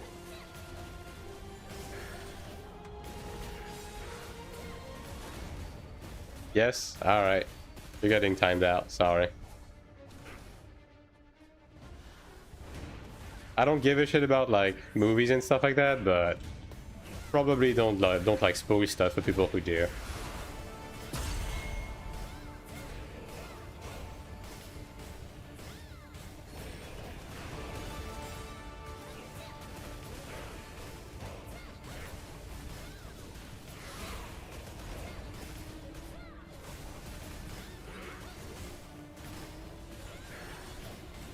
I'm so glad I can't read. Very cool. Been out for longer? I mean, yeah, for real. Like, certainly. I mean, first time chatter anyways, like, you know. Not exactly the best first impression all around. Yeah, no, I can't beat Kaisenol. Like, even Enrage wide, I don't think it's gonna be possible.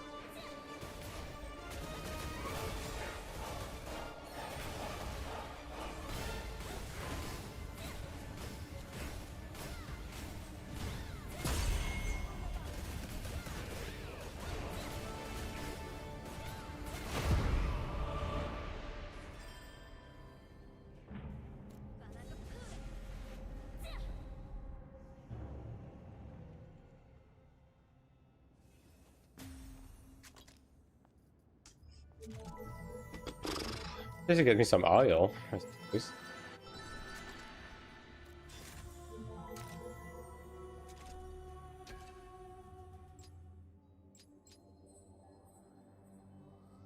Any attack nodes on these? I don't remember if Marchiton had attack. Guess not. I'll just grab the crit. That's fine. And Kaisenol. I'll give it one attempt. I don't even fucking remember what this fight does. This is gonna be less than spectacular. I can already tell you.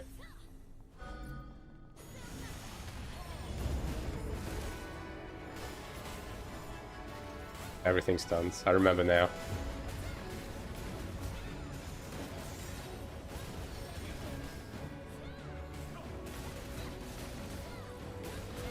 I don't remember I can block on this character. That probably will prove to be useful.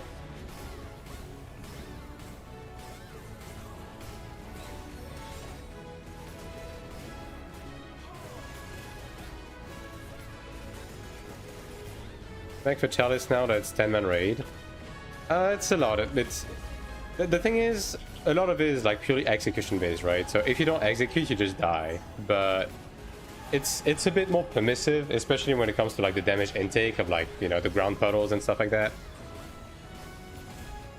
The biggest difference is like the power creep, because like if you're level 50 with like newer gear, right, you're able to do more damage, and as a result you're able to like skip some stuff, right? Like that's probably the biggest difference overall.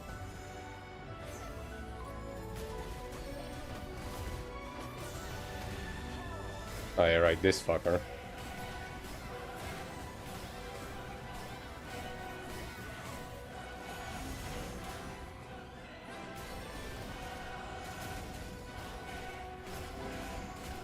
I mean, DPS is like tied, but it's not like impossibly tied or anything, I guess. Maybe if I use consumables, it would be a bit easier. I'm taking less damage than I thought I would, that's for sure.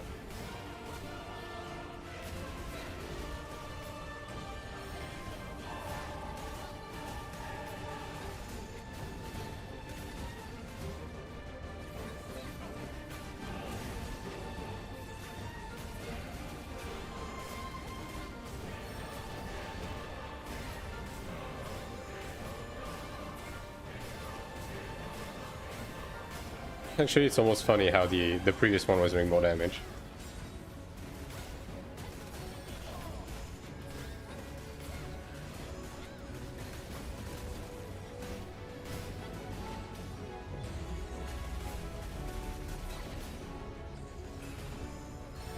A fucking melee life, dude. Just fucking block through everything. XDD.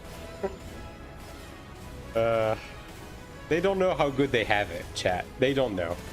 These fucking melees, they're like, oh my god, life is so difficult.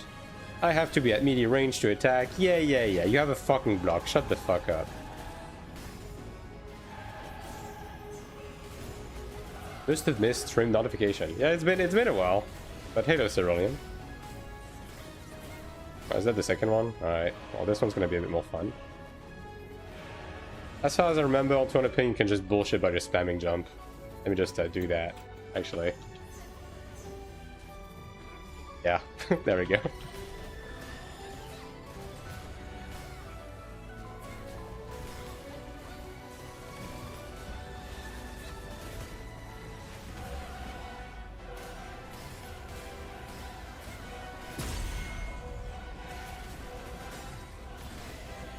I'm not a fan of these damage stacks, but you know. Maybe I should be speccing some life leech, actually. I kind of don't right now. Yeah. Ow.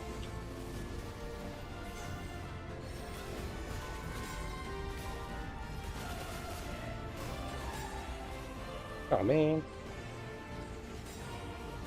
Ooh.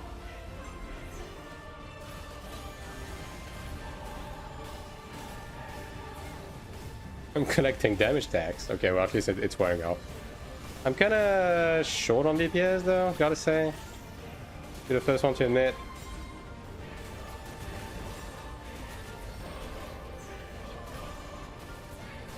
Am I going to first try this? Surely not.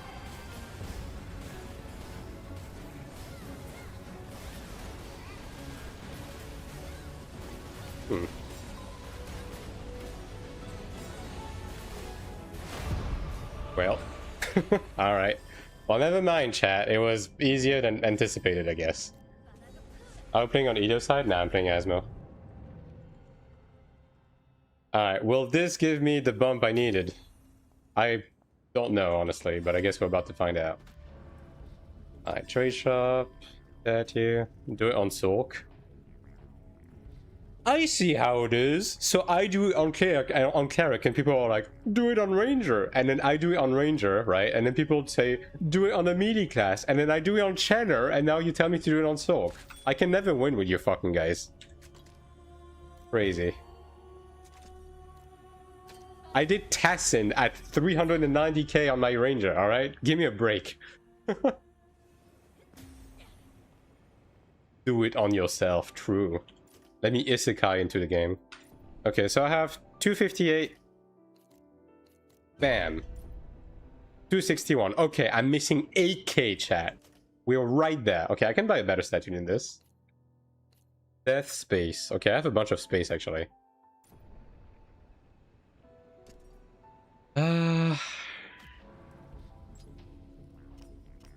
I can get the Season 3 ones, but maybe the Season 2 ones are a bit better. Yeah, this is 1010. Death space? No. Freedom space. Do we not have any... Freedom space... Death space. Okay, all of them are space. Never mind. I guess I can upgrade the green one. Yeah, that would give me, like, just a tiny bit more, but at this point I'll just take whatever. Why not? Death is probably better, though. Yeah. Death will probably give me more. This one is freedom, right? Yeah. Yeah, every boss wants for the season quests to get the crystals from the for the boards. I guess, yeah, that is something I could do, yeah. I could get some Pantheon paintings, like some really cheap ones. Because I have empty slots and green paintings. Actually. Okay, so I have 61.8. That's going to get me to 62 flat, okay. Yeah, I mean, I can grab some low-hanging fruit paintings just to replace these. Like, there's a bunch of, like, 300k paintings on the auction house I could grab. Let's see. Doable Pantheon? Because I'm right there, dude. I'm right there. 56k. Like, that's... Illusion Life... Illusion Wisdom? That's an Illusion Wisdom painting for 56k. That's crazy. That's gonna be a huge combat power bump. Okay, all of these are pretty fucking expensive, actually. Okay, 350. Illusion Wisdom, another one. Easy. Easy stonks, dude. Bot spamming Dramata? Yeah. That's right. Azure Breath is pretty cheap. Illusion Life. Cradle I already have. Alright, let me see how much that gets me already. 63.5. I can get one more free painting and then Life Destiny, this is useless. Okay, so let me just like remove this. Can I just remove it? Painting and then Life Destiny, this is useless. Okay, so let me just like remove this. Can I just remove it? I guess not. Okay, so one more. Yeah, Life Destiny, so two more. Two more with like Illusion or Wisdom, basically, on the cheap side.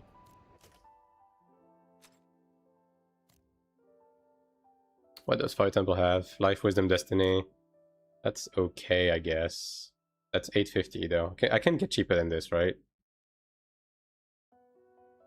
Not really. It's pretty much gonna be Dramata and this. Yeah, so let me just grab these, I guess. By lowest price? Yeah, you're right, actually. I can do that. I can do that on paintings. Hold on. I tend to forget that is a possibility. Are there some Wisdom Illusion ones on the blue paintings? I forget. Doesn't seem to be the case. Illusion Destiny, Illusion Life. Life Destiny. Because like Illusion Wisdom on like blue would be probably even better for combat power. I don't think there is any of those. Life Wisdom, Illusion... Yeah, nah. Nope. That is Not a thing. At least not on these. I mean, maybe those more like expensive ones, like those 600k ones. Illusion of Wisdom. There we go. Yeah, here's one. I mean, 600k isn't too bad. I'll grab that. That's probably more combat power overall. This one's 1 million. That's starting to be a bit too expensive. Life, Wisdom, Destiny. Yeah, I'll grab these now. And then the Fire Temple one, and then that's gonna be enough. I will have spent. And then the Fire Temple one, and then that's gonna be enough. I will have spent all of my life savings for this character. Very cool. Do you get some bounty from doing the Mohaim and Elton NSQ? I forget. You probably do. Okay, so this is one I wanted to replace. Here, and then this one. Yeah, this one. So that's a bit better overall. Yeah, I'm missing 5.4k now. We are in the end game. Alright. Let's think 5.4k now. We are in the end game. Alright. Let's think for a second. What could get us 5k combat power on this character? What could get us 5k combat power on this character? I mean, definitely enhancing this. I fucked up. I fucked up by using the stones on this character to enhance like these instead. Yeah. Level up our stigmas a bit. I don't have AP. By farming bots. Can this character even kill bots? Bro, I don't think you understand how shit this character is. If he was on my ranger, sure, but on this character? I don't know. Zoe can get naked. Nah, we're not doing AP trading, alright? We're not doing this. We're not doing this. Costs nothing to try? I mean, I guess. There's nothing else I can buy from this anyways, right? I guess I can buy the wings. What's the passive? Boss attack. Yeah. What's the passive on these? And 10 boss attack, sure, dude. Did you kill every boss once? For the season quests? What, do you mean the open world bosses?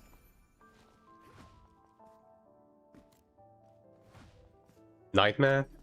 Oh yeah, right. Yeah. No, you're right. This, right? I have not. That could give me some IO bolts for sure. Transcendence as well would give me some. Oh, did they remove the ones from Transcendence? That 1 minute kill? Yeah, I guess I can do that, yeah. Let's get some extra bolt fragments. Sure. Wait. Do you have to kill them or can you instant clear? Because I think instant clear counts for the seasonals, doesn't it?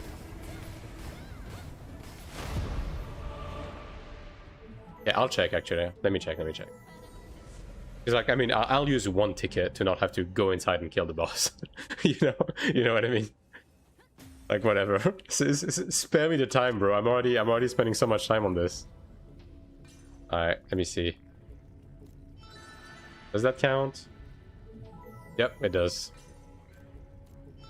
See. Does that count?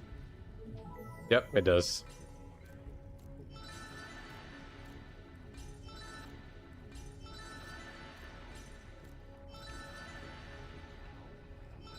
Oh, what?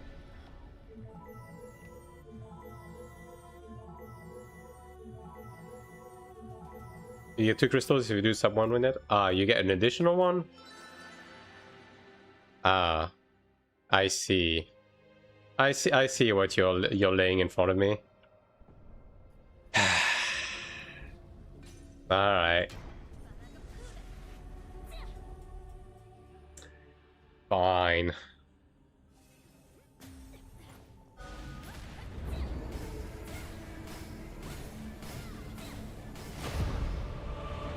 It is 270k to get inside Morheim, right? I'm not misremembering. I think it's 270.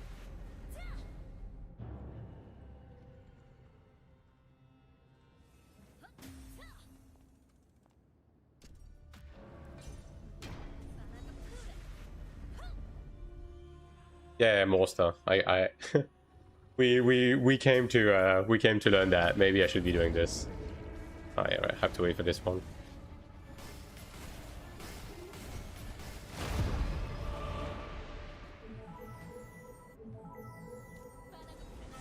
I mean, that will give me a bit more, because like the IL Bolt does have a bunch of attack and stuff, so it's definitely not gonna get me there. It's gonna get me like very close. I can't believe I'm doing this.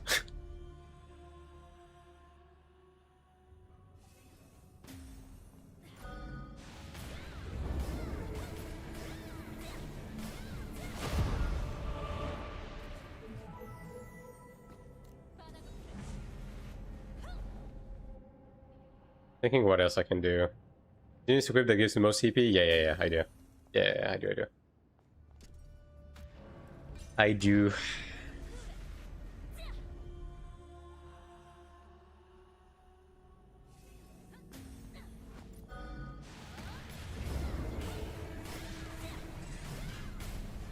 Obviously.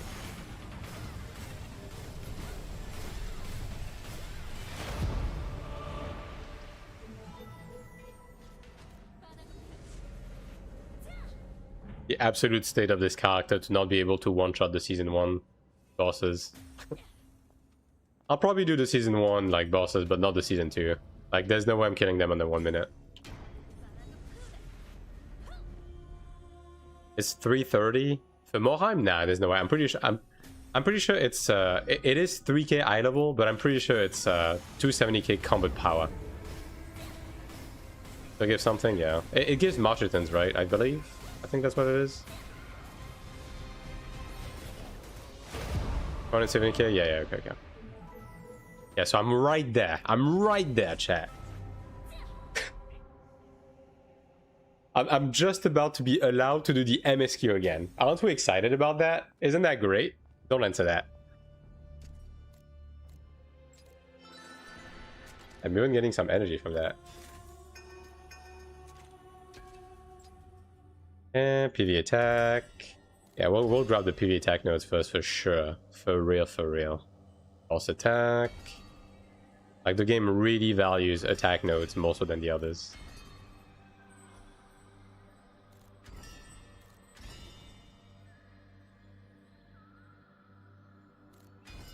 Okay. That barely got me anything, bro. So great to do it on global as well. I mean, hey, at least on global it's gonna be like a definitive thing, right? Yeah, that gave me shit, dude. Okay, we need to think bigger, chat. We need to think bigger. I'm pretty sure if I diamond 3Ds that would get me there, but I'm out of money.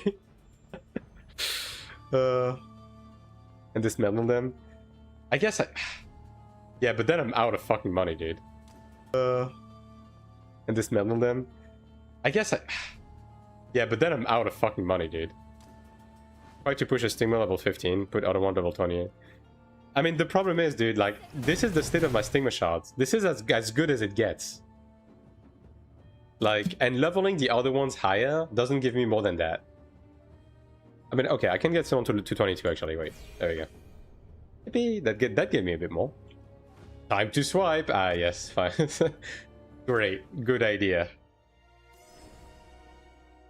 That would get me attack, I guess. Great, good idea. That would get me attack, I guess.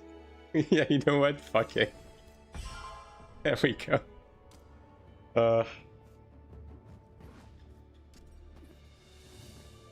Alright, let me check my ranger if I can transfer over anything that would give it combat power. I'm to farm some bots. I'm so close.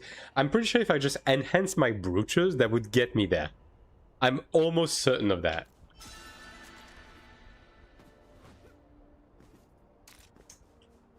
Fuck, I have nothing on this character. I don't even have like wing, like feather downs, do I? I do actually. I guess I do. Like feather downs, do I? I do actually. I guess I do. Do I break down wings to get enhancement stones? I mean, fuck, man. I need this on my ranger. Do I break down wings to get enhancement stones? I mean, fuck, man. I need this on my ranger. What's the price on these? 250k. Man, I don't want to burn 2.5 million in fucking enhancement stones. Dude, I have like 5 million stones on other characters. Instead of me asking you and answering a question, would it be possible for you to make a video on the closet system?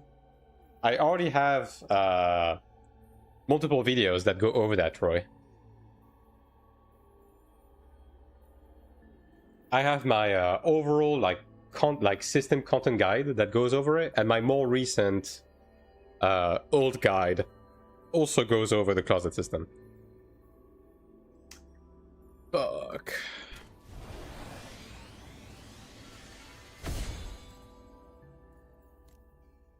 Do I have this on my channel? Do I have this painting? I think I can craft like a bunch on my Cleric. Hold on. Maybe I can craft one and transfer it, because like this is an illusion and wisdom painting.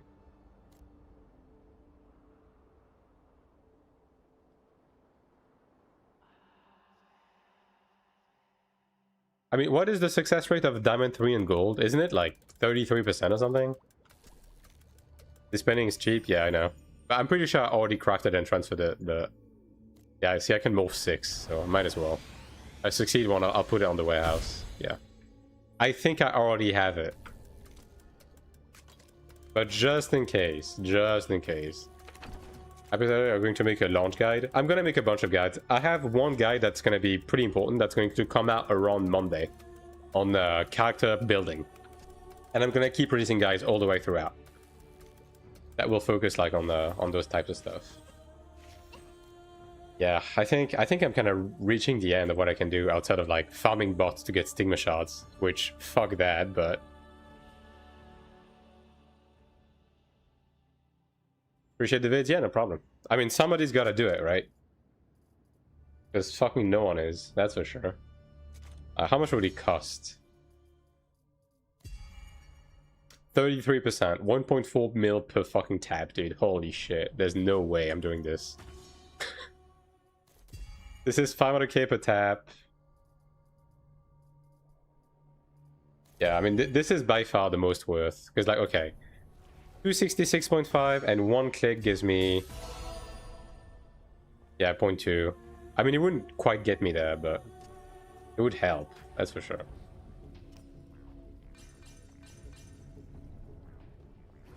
Yeah, I'm running out of ideas, chat. I'm gonna be honest. I'm just straight up running out of ideas. Oh, wait, actually. Oh, no. I don't have any coins. Never mind. If I had some festival coins, I could get wisdom stones. Like, leveling passives actually give you a lot. Speaking of leveling passives, I guess I could level these. Like, getting 1 or 2 levels on them would actually just help. Pretty much. Yeah. That's gonna give me a little bit. Yeah, see? That's actually pretty huge. That is massive.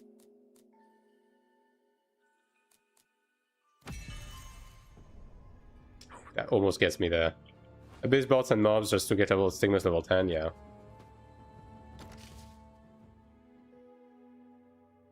High level 80 Arcana, doesn't matter. The high level 80 ones don't give you more stats. No, I don't have the season 3 Arcanas on this character. I don't. I would need to do like Chromede to get some.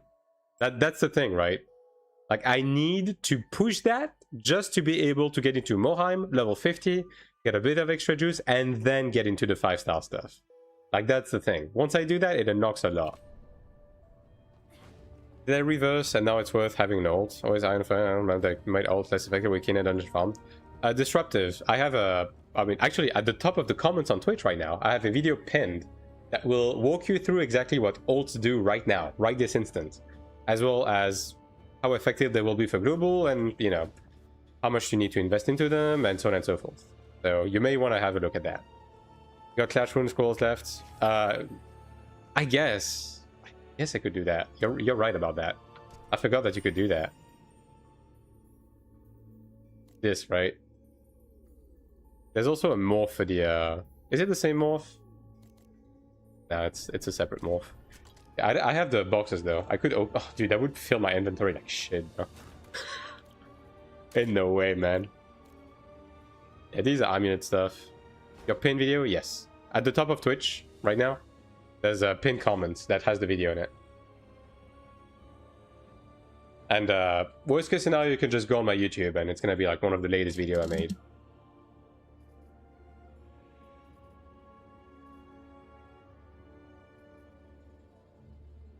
And do I just for that? Okay, what does opening 5 do for me? Type shit I'm doing, bro. It's 100 stones, dude. That's not gonna get me anything. The gearboxes give me like +0 Bakama gear. It's just sold by material, pretty much. That's all it is.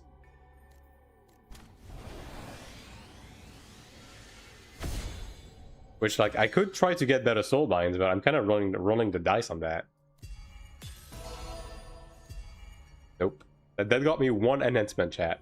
I'm missing 1.9k combat power.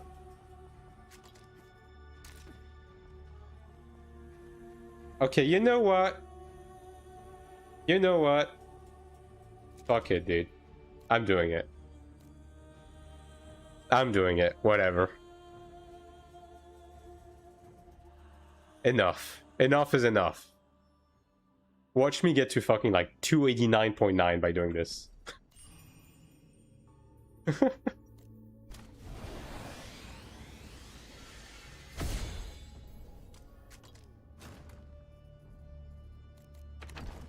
Alright. There we go. I do wonder if doing this for the stones or using it for the passive stats would get me like more combat power. What stats does these give again?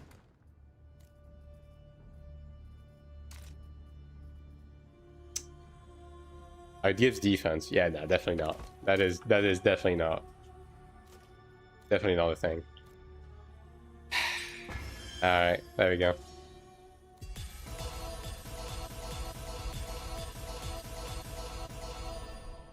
Wow, that got me exactly there. Okay, well. We did it, chat. We bridged the gap. Hell yeah. And now, with 0 Kina left, that's fine. I have like 1,000,000 dungeons to run. Yeah, this took every single like droplet. This is the Moheim portal, right? Yeah, okay. And now I guess we get to do the MSQ on this character. Crazy stuff.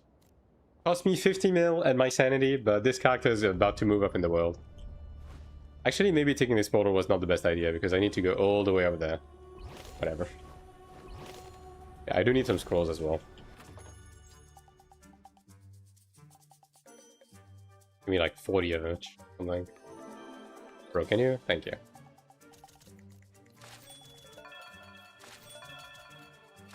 Poverty gaming. This character is like already 46 just by farming shit. And then yeah, I'm gonna take a I'm gonna try and like improve the stigmas on this character at least a little bit. 0 flight time, yeah. Oh yeah, this character is like straight 0 investment gaming.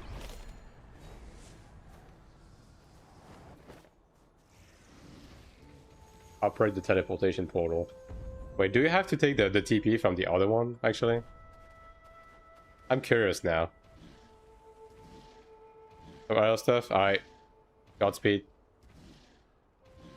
Take it easy. Thanks for the emotional support through this very arduous and painful journey. We got there eventually. At what cost? But we got there.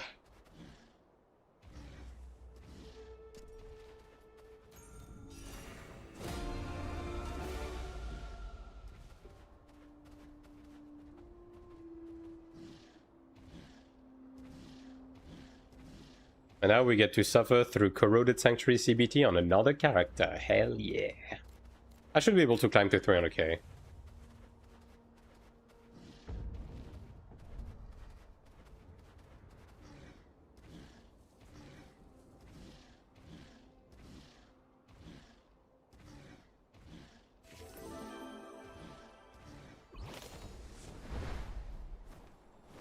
Probably grab Healing Touch over Out of the Storm, just stuff like that actually, because I'm 100% grabbing a fucking character that has Earth's Blessing anyways. Okay, well, I guess the game did not like me doing this in this way, because my game just crashed. Interesting.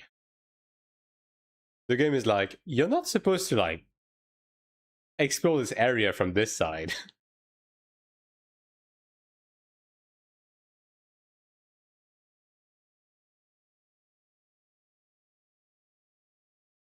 I haven't gotten a Fatal Error in a while.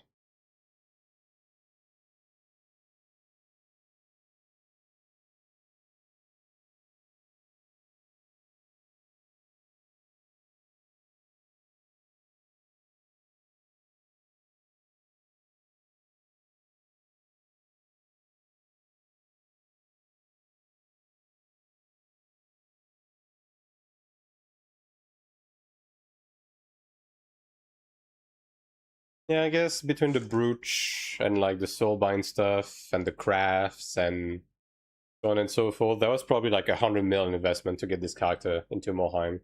Not too bad. Like, it's basically like a week worth of dungeons for the main, just to get another character there. But being able to do 5-star dungeons is going to get me some Chaos Shards. That's going to get me 5 additional Ascension Trials, which in turn is going to refund part of it. And then from there, Hall of Illusion at least has fully unbound key now. Which is at least going to return me some, and if I can do Bar God, that's an additional, I want to say, isn't Bar God like 10 mil? Or is it 8 mil? I think it's 8 mil. Yeah, it's probably 8 mil. But it's slowly going to refund itself over time. At least it's going to give me like more stuff to do. I've done this on 9 characters. Yeah. It's all about the commitment. What piece of item should we work towards after completing the growth system? Borja, I have a post-growth guide on my YouTube channel that is like specifically like tailored towards the towards your question. Like, it's going to walk you through like all of your next steps in terms of like systems and upgrades and so on and so forth once you're done with the growth system.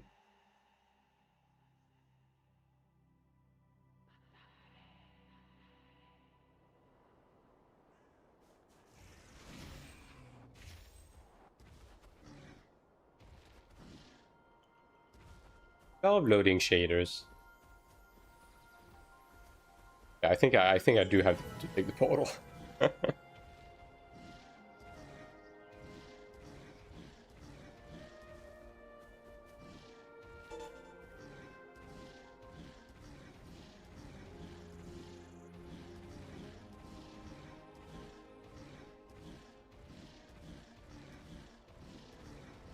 Well, let me take the portal and then take it back, just to activate the quest, I guess.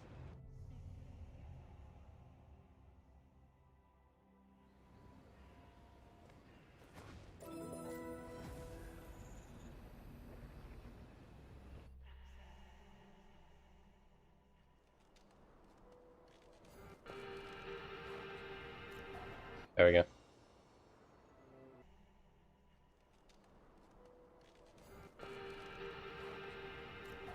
There we go. Mabi. Now, this character is not gonna have a good time through the MSQ though. That's for sure.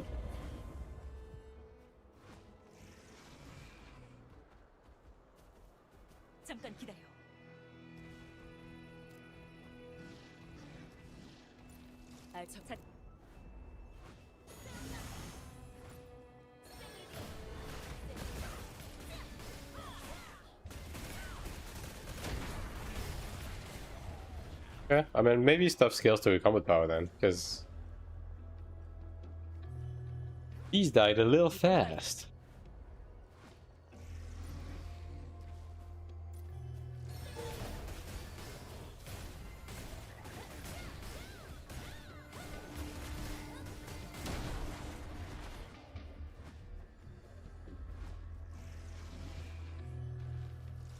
I should probably do this on my Templar as well, long term. Because my Templar is like in a similar position to my General. Like if I basically like the same amount of investment would get into Morheim, but yeah, let's just focus on this character for now. At least I didn't have to do more than 2 crafted rings.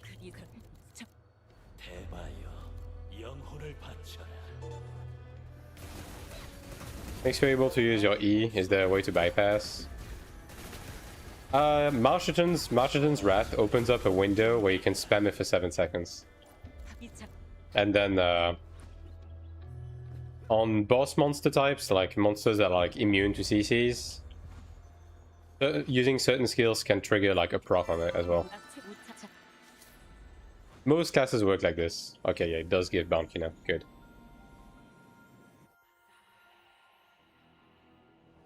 여기가 내가 말한 비밀 창 뭐지? 안쪽이 소란스럽고. 이것들은 다 뭐야? 일단 처리하자.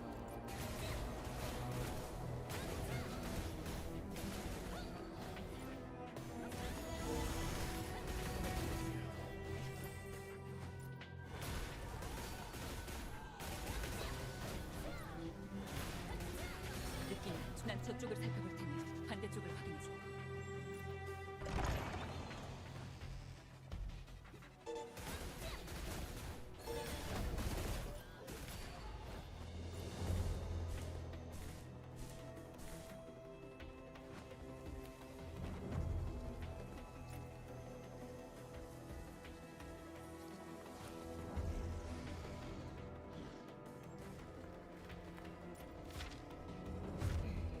챙겨갈 건 이 정도인가?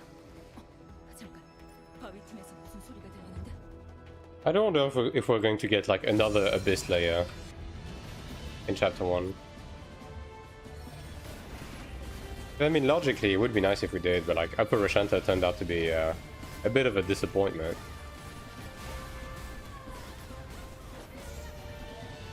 The in now.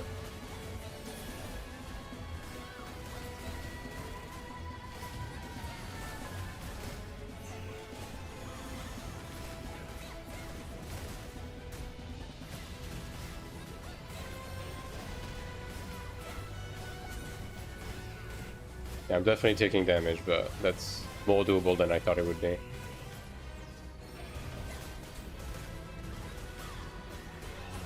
I mean, I guess the final Ascension quest might be a bit rough, but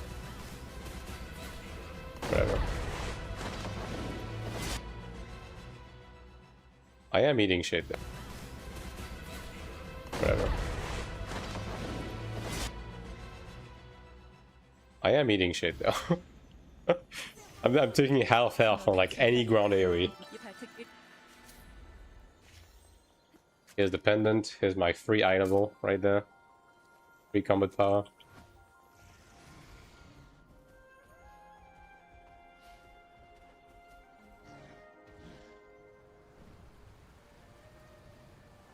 And I think the MSU also gives you Stigma Shards, right?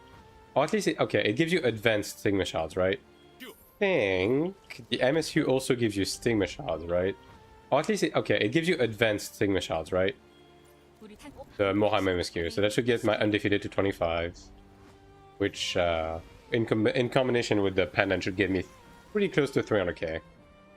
And then with the seal dungeons, getting the missing skills, bit of attack, yeah, but that definitely should bring me to 300k.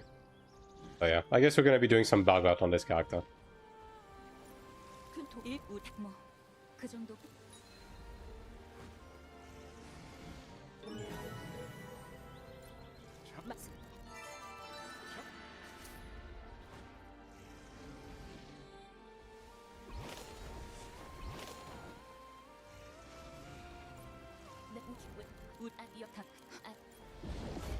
저를 따라오세요.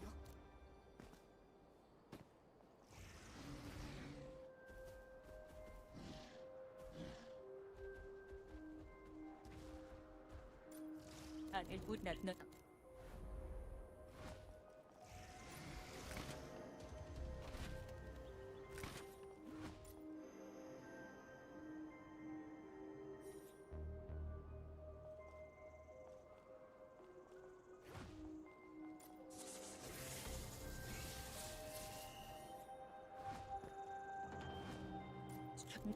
자기 그래 용.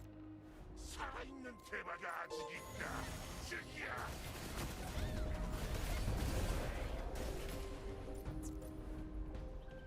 What level is my spinning strike? 15. Ooh. Okay. Yeah, maybe getting some better arcanas would be a good idea at some point. Does perfect change go better than smite for SM? Ultimately, every class favors smite, but SM is the one class where perfect is actually like somewhat valuable. So the main difference that this makes in terms of your building on SM is you do have the option to run a justice scale over a destruction one without being like just a bad idea all around. Because like the stat differential isn't that big. Now overall the destruction one is probably gonna be slightly better. But yeah. I don't think there's like any particular decision making otherwise that changes. Like you do have a perfect passive on SM as well, but you're gonna be rolling all of these on your armor and passive accessories anyway, so I think so for no doubt.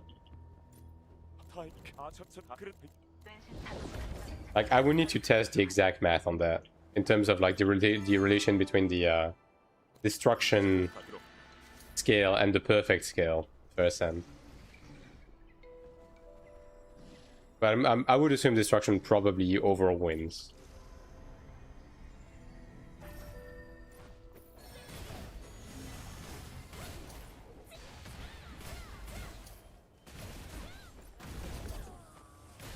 But at least when it comes to like, especially this in season 2, right? If you want to go for the season 2 cards, you're gonna have to make some choices because the split between the set effects and the god stats is like awful.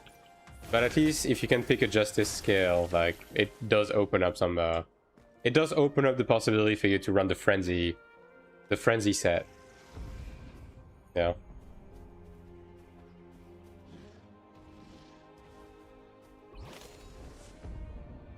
Alright, this. But this is stuff I'm gonna be covering in my next video. I'll show video tonight. Alright.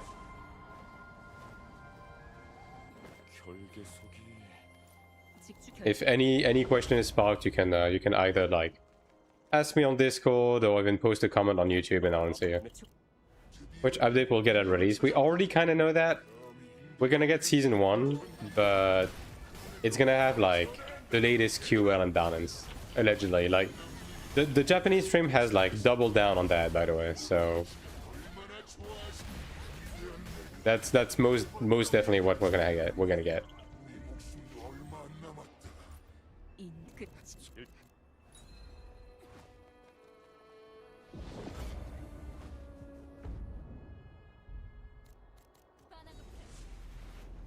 Five-man group, yes. They also said we would get 5-man groups, which is funny because there's some conflicting information. Because like on the global website, they mentioned 4-man groups like in a couple of locations. So I guess we'll see. But this is the second time that the Japanese live stream has mentioned the 5-man groups.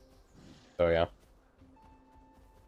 I think it's pretty likely to be 5-man anyways. Like, they have gone back and changed previous fights to accommodate for 5 people, so they might as well, right? I mean, that stream, what's the TLDR? Not much. Not much new. Just like reinstating stuff that they said before, with exactly what I said, like the QOL and stuff that they said before, with exactly what I said, like the QOL and the 5-man groups and so on and so forth.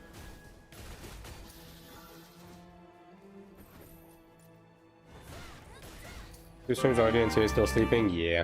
And thanks for the follow, Guinichi.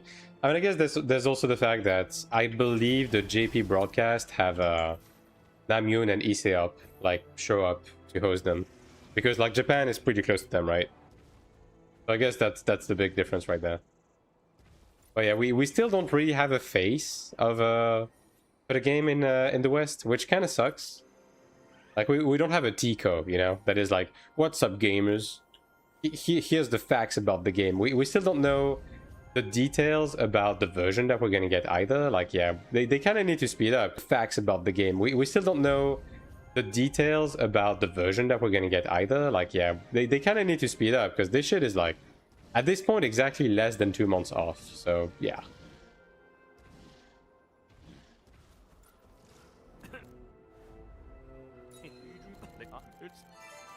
Okay, AION2, technically he could cover that. Yeah, but I feel like Tico is a man of the dark in I guess I could get my feathers right now. I mean, I guess I'll just wait until I reach town. I don't dark in I guess I could get my feathers right now. I mean, I guess I'll just wait until I reach town. I don't even need to gather them. I don't know why I gathered this. Like, he might be someone in the background more so than like the foreground, like it was on the Throne of Liberty. You know what I mean?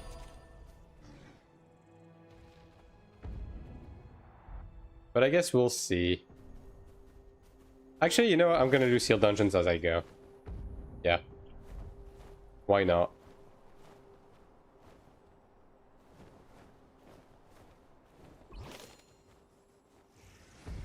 Yeah, I did forget about feathers. That's gonna give me even more power, actually.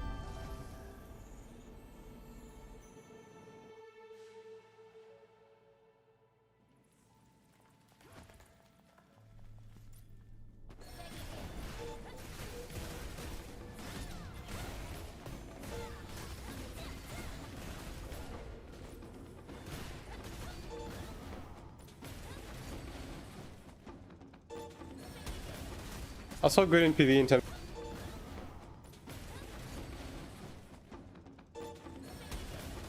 Also good in PvE in terms of DPS. I'll see low tier DPS. Nah, Sork is really good right now.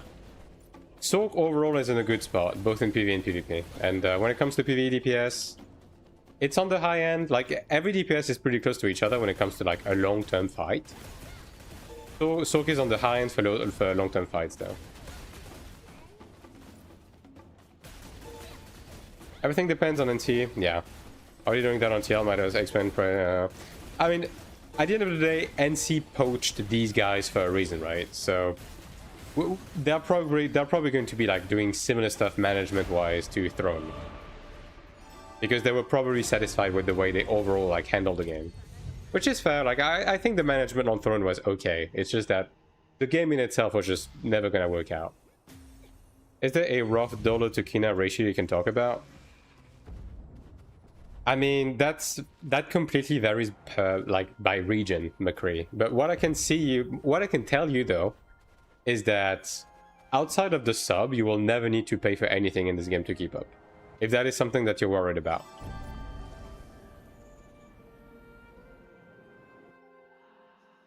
Like, the game is more than generous enough with what it provides you. You're never gonna find yourself like in a position where you have to swipe. Like, I've been playing the game since release in like 8 months ago. I've been playing like on a pretty baseline level, right? Just kind of doing the bare minimum shit, and I've always been able to do like the latest content immediately. And I even had like a decent PvP set to boot, even though I haven't really been trying too hard on that front. Yes, meta is right in that though. If you are a gooner, you will absolutely like have to take a loan, because anything that pertains to like gooning in this game is locked behind a paywall. Like, the skins in this game, just to give you a quick rundown, like this is an in-game skin. Anything that looks pretty cool, that is like in-universe and everything, that's in-game, right? Anything that is like cutesy, silly, like, you know, outfits, stuff like this, right? These are from the battle passes. And battle passes you can get through in-game currency, right? But if the thing that you're interested in when it comes to like applying skins on your character is beating your shit crazy style, this is the in-game, like this is the cash shop stuff. Like this is the type of stuff you will get in the cash shop. So like, yeah. If you want to play this game to like straight beat your meat, you're gonna have to spend money, 100%. I heard Stella is gonna be the NCA Tico. I mean, you'll see, right? But they have to like... I heard Stella is gonna be the NCA Tico. I mean, you'll see, right? But they have to like... They have to like come out of hiding.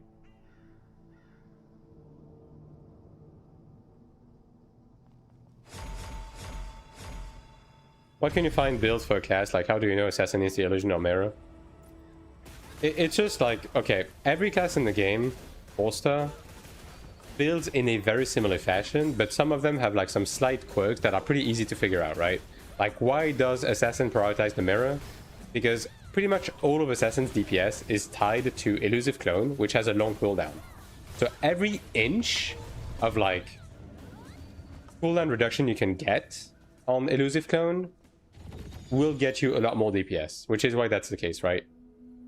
Now, Monster, I am going to release a video, like probably this coming Monday, that will go over exactly what you want to do in terms of like how to build your character, like of any class.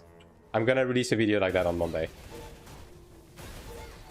That's kind of hard, but I'm actually asking about plat metal and high-end gear. Yeah, that's that is like purely in-game, yeah.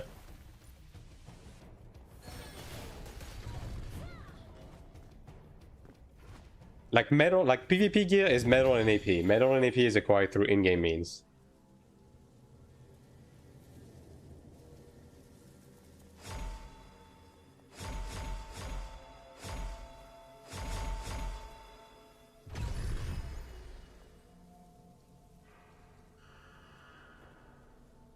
Oh, is that another one? I thought this was the final room.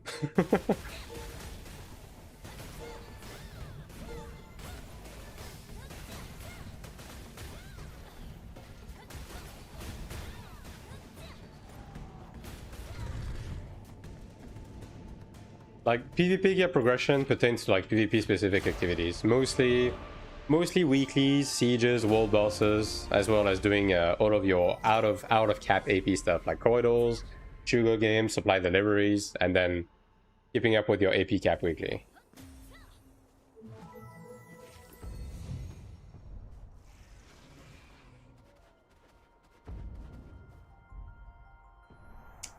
Stronghold, I'm not really gonna give a shit about right now because my belt isn't even leveled up right now, so yeah, no.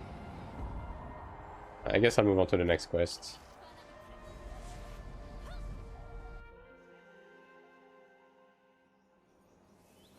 Let me use these though. Give me my juice. Got so many fucking skills that I need to level.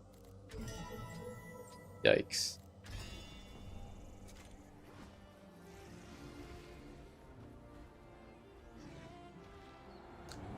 Thing about buying upgraded wings and this for more material. You can dissolve wings to get 90,000 enhancement stones. Now, if I'm gonna be honest, you kind of never want to do that because 90,000 enhancement stones is not that much at all. And you get a bunch of stones just by doing your weekly stuff like Ascension Trial. Now, if you're really desperate, like really early into the game's lifespan, and you need your enhancement now, then it is an option. But yeah, it's not really something that you're going to be doing at all. Speaking of belts, why is the amulet belt the only item you can morph into high tier? Reminder, all BNS teams was across all gear. I mean, these have like specific progression, right? Now, that being said, the amulet is also something you, like a piece of gear you do the exact same thing with. And overall, all of the crafted and the base equipment, you are also able to upgrade from an existing piece of equipment through upcrafting, if that is what you mean. And like you will keep your enhancement, you will keep your soul binds, you will keep everything. It just like upgrades it to the next tier by just like providing the missing materials to get to the next tier.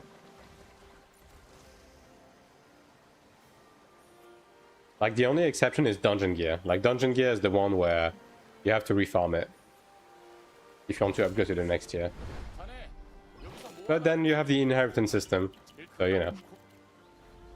Kind of works the same, just have to use like different types of materials pretty much.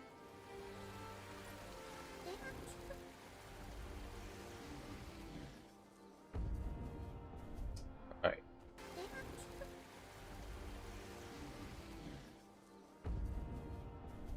Alright.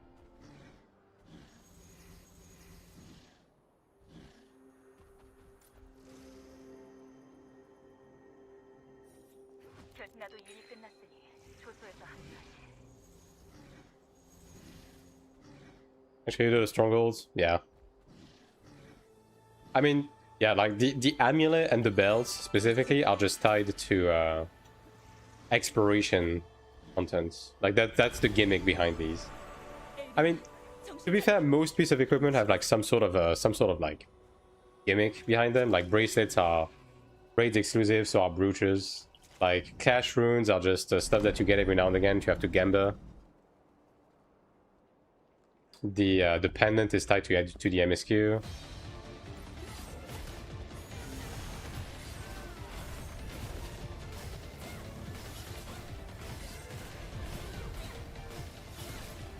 I'm pretty sure these have to scale to your character's combat power.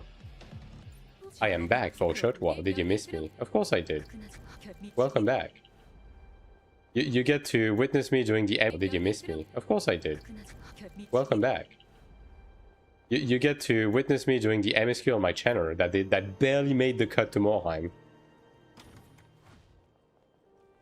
We'll need to get 512 feathers or 100 at release.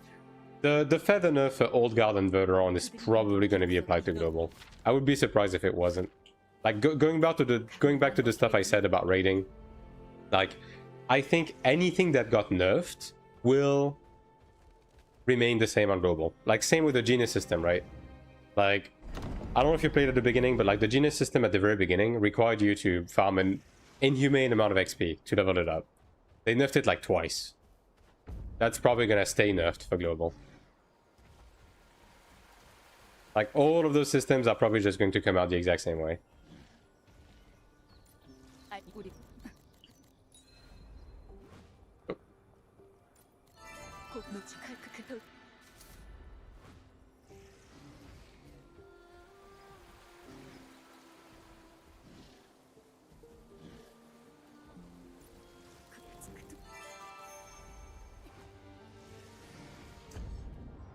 There's one more in the village actually. Might as well just do everything at the same time. What is it?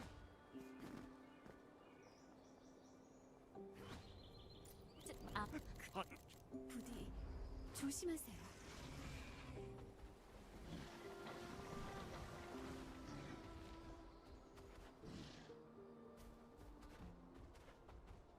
잠깐. 여길 들어가려고? 이번 뭐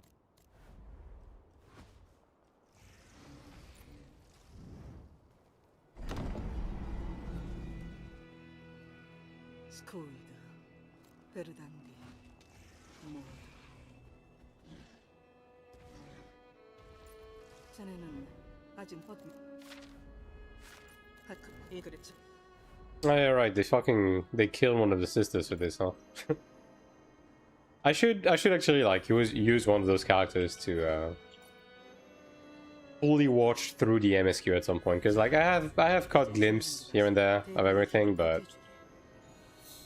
I haven't done my due diligence. But then again, it doesn't seem like much is happening anyways.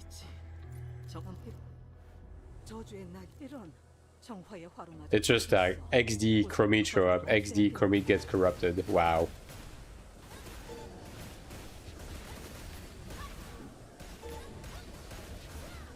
Worth a moon map. I mean, you do get some stuff, right? Like for the additional feather downs, you get enhancement stones, like a whole bunch of enhancement stones actually. So you know there is early on there's going to be like some interest to do that, because all of those like additional feathers you'll be able to get on all of your characters to get some extra juice. But If you join the lobby on the last boss, you don't get contribution to boss the kill, right? You do. You get contribution for everything.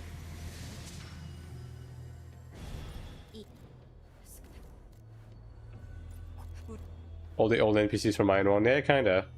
그래 자자.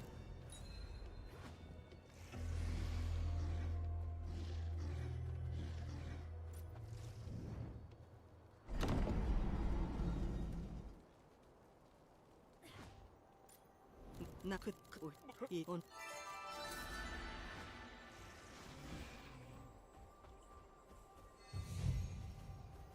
I mean, again, I do hope it's not gonna take them too long to release part 2. Because, like, the fact that we don't have half the maps is a bit silly. But I have no idea. It would have been nice to get a road map, actually, for the Erlen and Morheim areas. Like, it would have been deserving of a road map with, like, proper dates and everything. Because, like, we kind of know about some stuff, but we don't know when it's coming. Go from feathers into power shards, SR voids, and for character voids. Aren't the power shards unlimited? I thought it was. Nope. Damn. I thought it was. I guess they just didn't. I mean, they didn't want people to just make ults to get infinite power shards, but I mean, bro, the low grade power shards are like 1 Kina. Like, what's the thinking behind basic attacks dealing AoEs to 4 targets? I mean, it's just because they want every class to be able to like cleave down monsters equally. Because like there's a lot of like, you know, crash back grinding when it comes to open world stuff, so.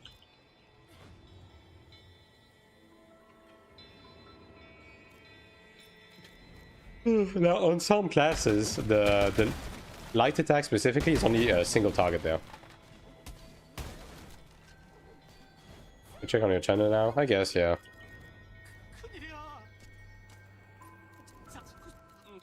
I mean, I don't have feathers, so I have to like go down the list, but not this one, you know, that's the event one. I don't even know under which category it would even begin to be.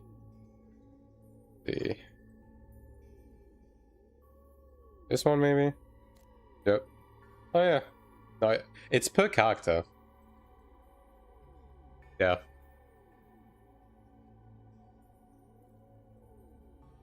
Yeah, the shards are per character. The enhancement stones are server-wide. I might say per server? Well, I don't know then. 4 targets for basic attack is fine, not having ladder earlier. I mean, whatever. I you know. You know my opinion on the gladiator situation.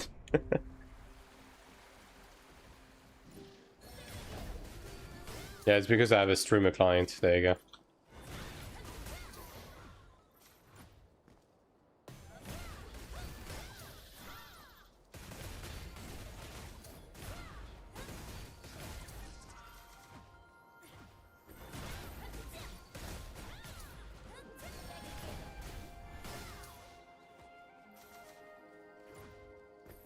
Hold on the Hill Gladiator is the AoE class. I mean, the thing is, okay, here's the thing, Raiden, right? Let's say your AoEs have more reach. In what content is that gonna help you, though?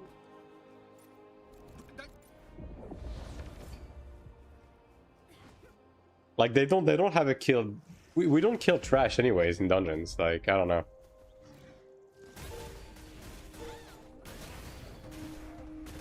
In my feelings content? Okay, fair enough.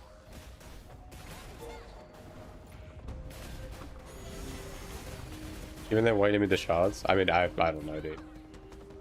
It's probably some failsafe in case someone finds a way to dupe feathers or something to get infinite shards. I don't know. They have a lot of like those failsafe that appear useless at first glance, right? But yeah, here just in case something goes horribly bad.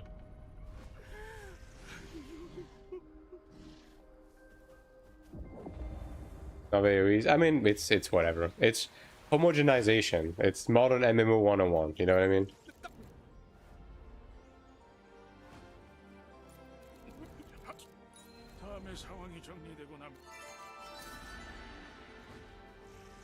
And these actually give soulbind stones. Time to be disappointed at skill rolls again.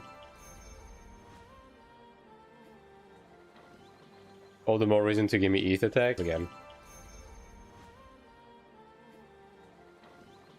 All the more reason to give me ETH attack. I don't know about this one, Chief. If they add ETH attack to the game, I'm flying to Korea. To just like fucking grab Namuin by the neck, the fucking neck collar, dude. Just like shake him. ETH attack and painter. Alright, mods ban that guy.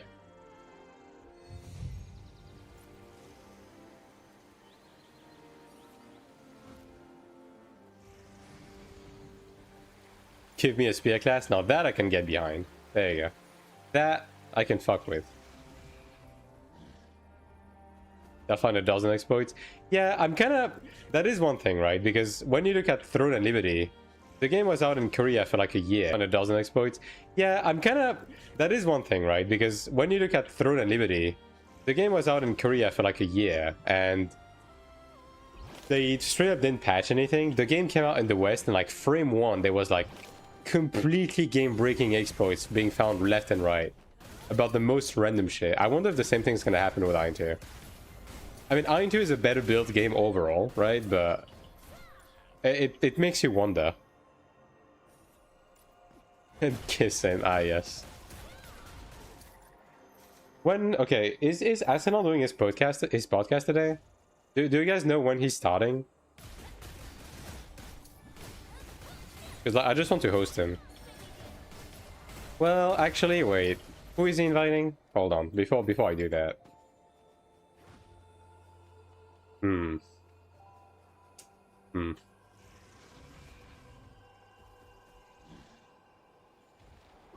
Yeah, I don't know.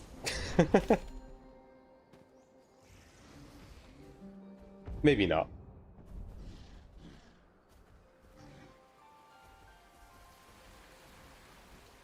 I mean, I want to support Acidon, but, you know. You've been able to watch them. I think they want to play pretty safely. Like, I think Brawler was a pretty safe first edition. And welcome back, Akiran, by the way. That other guy? Yeah, nah. Yeah. I don't know.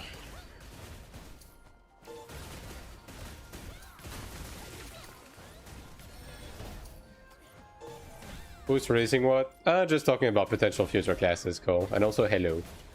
And thanks for the follow, Space Monkey. Very cool name. But I think Brawler was pretty safe first edition. It's literally just a monk class. It doesn't get any more baseline than that, right? And like, yeah, as Akiran said, like, a spear class definitely would be the obvious. Like, there's a bunch of like baseline stuff they could add that either existed in AION1, like baseline, or like was teased as part of like AION Vision. Like crossbow, spear. So yeah.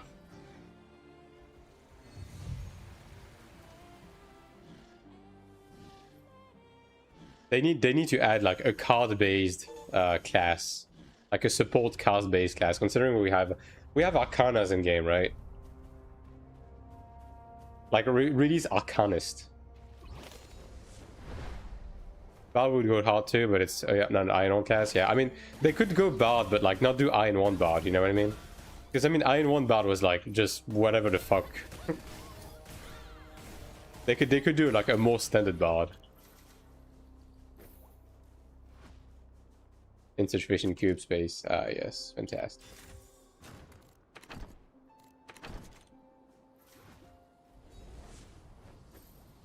I can't use channel points on mobile. Wasn't Chovy is safe. Damn. Really? You can't use channel points on mobile? That's crazy. More DPS Bard is another range DPS. Yeah. I mean, they could also make like a purely support class. Okay. But the problem with making a pure support class is that shit is gonna be meta on day one. Like, there's no way you're not carrying one of these classes. That's a risk with those types of class. Like the purely buff, like buff base class. Can't have that because of Nightmare. I mean, 1v1, like solo PvE content, they can just scale to the class, right? It doesn't matter, but I want cool supports, not bard, yeah. I mean, what could they add as a support class to this game that would like fit within the Ion shtick? 8 is balanced. I mean, we already have 9, McCree, so I have some bad news for you. Do you actually need another support class right now? We don't really need it. It's just like, it's just fun to think about what they would do if they did release one. Because like, the main problem with releasing a support class is that how do you release a support class without either making it broken or completely, or making one of the existing support class useless? Like that's the big question here, right? Like the way the game is built. Both about AION2, so I mean, Chenta is like the same in AION2. It's just that every class has a proper DPS rotation. Like Chenta and AION1 and AION2 are like pretty close to each other in terms of like what they do. If I'm gonna be honest.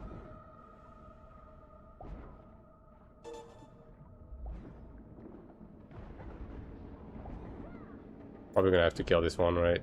Oh, never mind, it's an instant open. We good. 10 plus castles, we can see that. Yeah, maybe.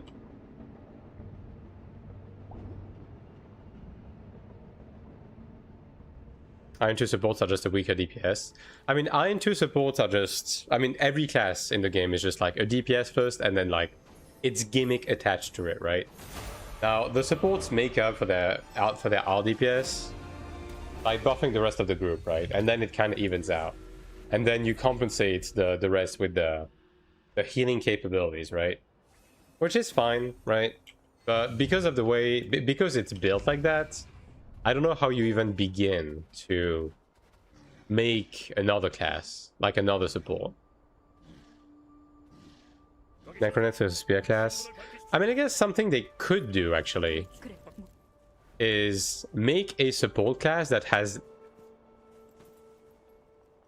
that the way it heals is by life leeching, but healing the group when they life leech type shit, you know what I mean? Like, they select party members that get affected by their life leech. So, Gladiator. Nah. Okay. Think more like Invocator in Throne and Liberty. Like, you know, DPS... okay. Think more like Invocator in Throne and Liberty. Like, you know, DPS spec Invocator, where your like, assist target was getting healed by your attacks? Yeah, something like that. Everything AoE and not targeted, yeah. Yeah, but I mean, they can do stuff, but the thing is how are they going to do that without breaking the game, right? Because the untapped support would be a purely buff-based support on one side, and on the other side, a shield-based support. But the problem is, balancing shield-based supports in games like these is like borderline fucking impossible. Like, there's no way a shield-based support would not break the game. From AION. I mean, I'm just spitballing here in terms of like what they have left to make supports in this game. They could, okay. I would like a pet bit here in terms of like what they have left to make supports in this game. They could, okay. I would like a pet-based support as well. That would be interesting. Like, there's a bunch of stuff they could do, but again, the problem is always the same. How do they not make it be mandatory in group and not outright replace another support? It would have to perform similarly to other supports to just be an alternative, right? Because you don't want to be stuck with a game where you're stuck with a triple like healing support meta in a 5-man group setup. You know what I mean? Oh yeah, right. I need to do this. Last time I had like 4 or 5 supports, I couldn't give a shit. I mean, personally, I don't care. It's just that, how do you balance that, but then also have DPS classes like fit within your group? is like in Ostalk. SMO, if you check the pinned comment on Twitch right now, I have a video that goes over everything that ults do and why you would want to make one and how time consuming they are and so on and so forth. And that will answer every single question that you have.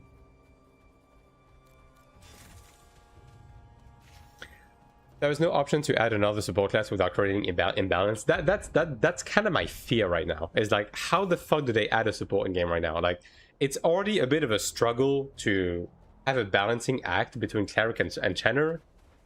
Like, how do you build on top of that? I mean, the other possibility is they're just gonna keep adding DPS classes, right? Like, adding a DPS is easy as long as you make it fit within like the DPS. The overall like DPS balance, like it's okay.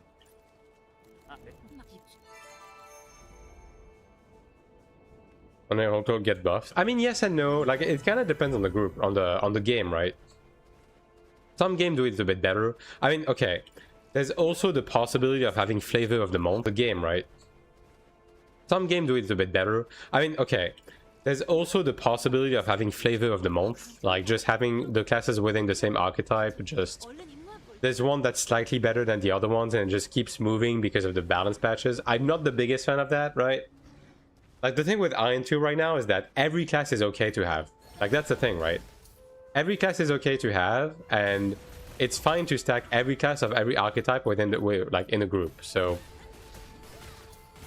like there's no preferred class right now. Even within the DPS classes, I wouldn't say that, oh, this DPS is so much better to have in your group, right? Like I wouldn't really say that right now.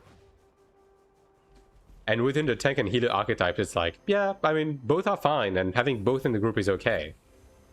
But as soon as you add another one, you just kind of break that. So yeah, I don't know. Did alright, well, Brother was rather shit and is decent now? Yeah. Last time gave me stuff for years. I mean, I'm the same, right? I do like playing support classes. But the fact of the matter is, support classes are like hard to add into a game without breaking the game. That's just kind of how it is. They should make it... They should take it one step further and make it 6-man and direct Cleric into a heal and Chenner into offensive support. We'll go for... also remove any offense buffs from Cleric. Yeah, but the problem is that... Okay. Give me a reason. It used to be like that. But the problem is that the way the game is built, healing in 99% of the content is useless. You don't need someone to heal you in like a dungeon. You know what I mean? So you need your support classes to be providing something that makes it so they have equal DPS to another class on top of providing the extra support, right? So if they move Cleric to be a pure healer, you break the class and you make it shit, the same way it was in Season 3, right? And then you make Chanter the ultimate support and you just grab another DPS instead of the Cleric. You know what I mean? Like that's the problem if you do that. And like the way the game is built right now, that's the problem.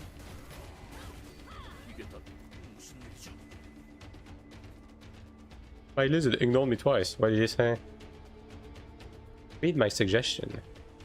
We need a class that rides around a giant tank. Maybe give it a tank a leg and arm to, and put the cannon in one of its hands.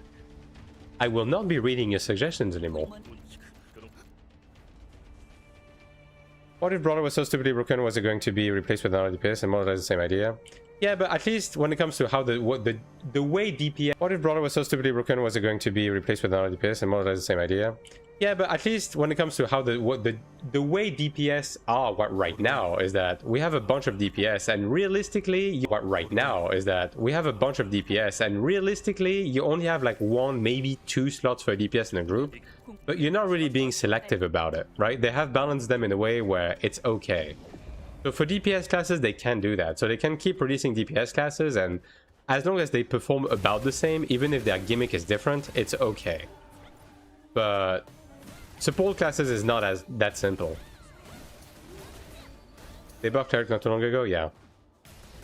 They moved Cleric to be more in line with Chenner, and that was the way they fixed it, right?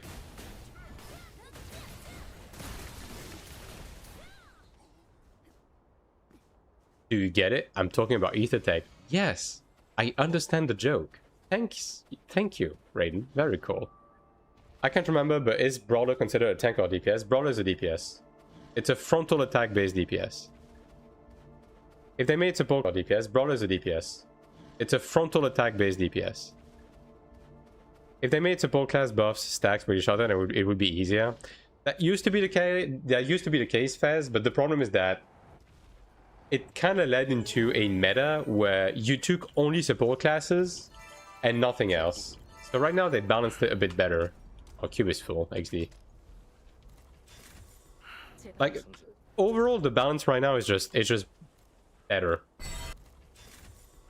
Like overall, the balance right now is just better.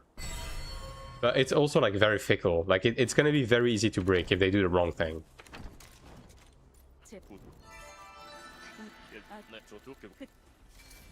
Like the way they have it set up right now, I think is like the right way to go about it. But the question is, how do they add one more that like, you know, fits within the archetype? Because the thing is, every time, like when they have a tank or healer, they want a fit that, like, you know, fits within the archetype. Because the thing is, every time, like when they have a tank or healer, they want also that class to be able to like do things by itself, right? And also be able to fit in with the rest of the classes of its like similar archetype. Now again, the thing they could do is just add supports that do the exact same thing as Cleric or the exact same thing as Chenner, and they just become like alternatives. But then they would have to make sure that both classes of that same archetype perform basically the exact same, right? Limit the amount of buffs you can stack instead of disabling it entirely. I mean, the one thing I would like to see them change in that regard is perhaps have like, you know, for LOP and Undefeated Mantra, they give the exact same stats, and then they have like some like quirky things that they give that the other one that doesn't have. I would like for them to change it so that the stuff that is duplicate between the two doesn't stack, right? But the stuff that isn't duplicate stacks. You know what I mean? So this way you get the HP and the incoming healing from LOP, and then you get the Cray and whatever else from Undefeated Mantra. But you're able to stack both, right? I think that would be a bit better. But overall, I think the way they have it set up right now is like, it's mostly fine. I think it's mostly okay. 3 supports in one party, full benefit, like 30% extra value, yeah.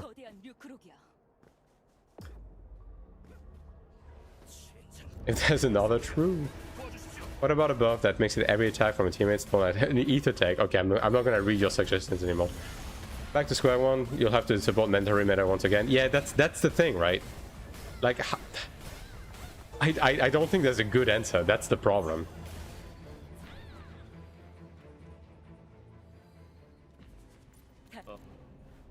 If these games have more depth, Cleric could give magic and range buff, cheddar, physical melee buff, oh well. The thing is, give me a reason. That used to be the case. Cleric used to debuff elemental defenses of specific elements before. Like, they basically had to, like, homogenize everything because the balance was just a fucking nightmare. Like, legit, the balance at the beginning of the game was a fucking nightmare. And as they tried to like keep making it work, it became worse and worse until they just like, they said, fuck it, homogenize everything and like make everything fit within a certain like role, right? And now it works better. But again, it's a very like fickle balance. The answer is to make it so you want both. I don't disagree, Castform, and that's what they did, right? And also ahead of Castform. Like, that's what they have going right now. But the question is, if they were to add a third support, how do they make it fit without either making it mandatory or outright replacing one of the other two supports?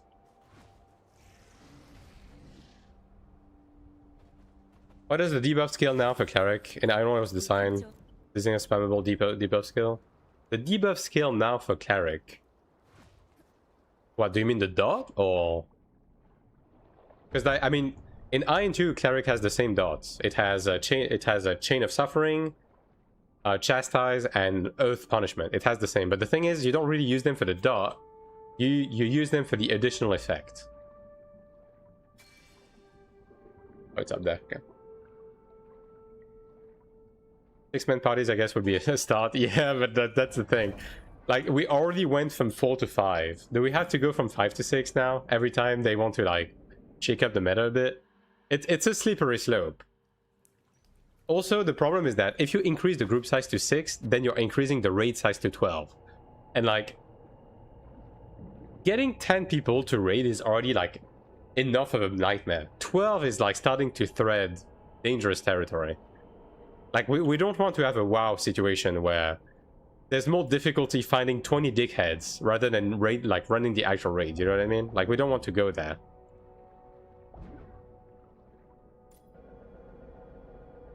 Like, remove buff. Oh, the cleanse? The cleanse is attached to some of your healing spells. Hello, brother. Cleric or Channer in PvP? Cleric is the better support in group PvP. Channer is the better 1v1 pass when compared to Cleric.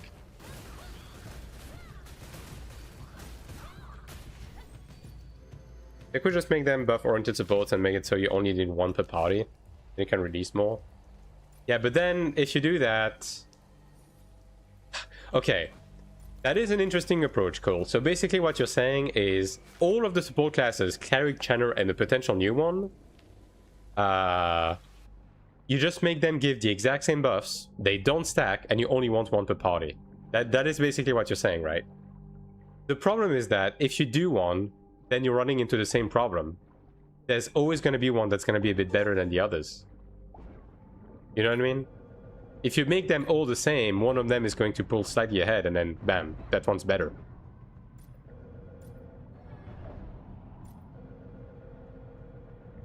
Why is Brawler not popular? Because it's a new class, and most people are not necessarily inclined to reroll. Raids are supposed to have more than a certain amount of people, otherwise it's just a bigger dungeon. I mean, we already have 10. I think 10 is the sweet spot. I preferred 8. I think 10 is okay. 12 would be too much, because like 12 like starts to become an organization nightmare. I was talking about fix the support problem, and I doubt anyone has a real solution without making everyone upset or break any form of balance they've achieved. Yeah, and that's kind of the problem, isn't it? I think every MMO I've played had this exact problem. Painter win. Mods ban that guy. Well, they might make it so they excel at different things, but all similar strength and buffs. Yeah, but like... because the content is so streamlined. Like, let's say... Yeah, I mean, no, that doesn't work.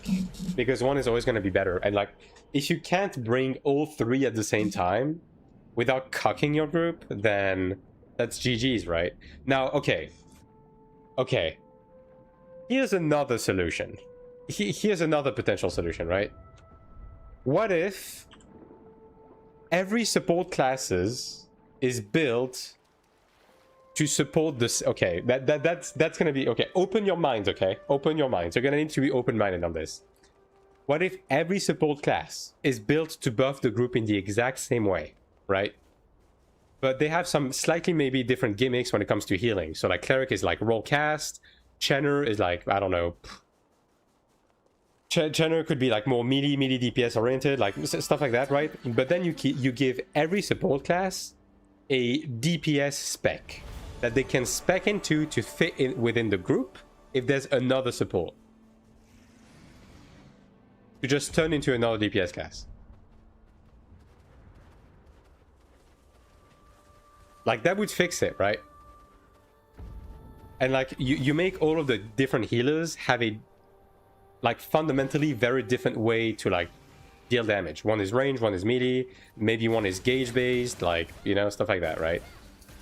And then maybe you can play a bit more around the idea of like, you know, like you kind of fix the problem of like one support being inferior in terms of like, you know, how much it supports, because then all you have to do is just balance the DPS spec to fall within the DPS class's archetype.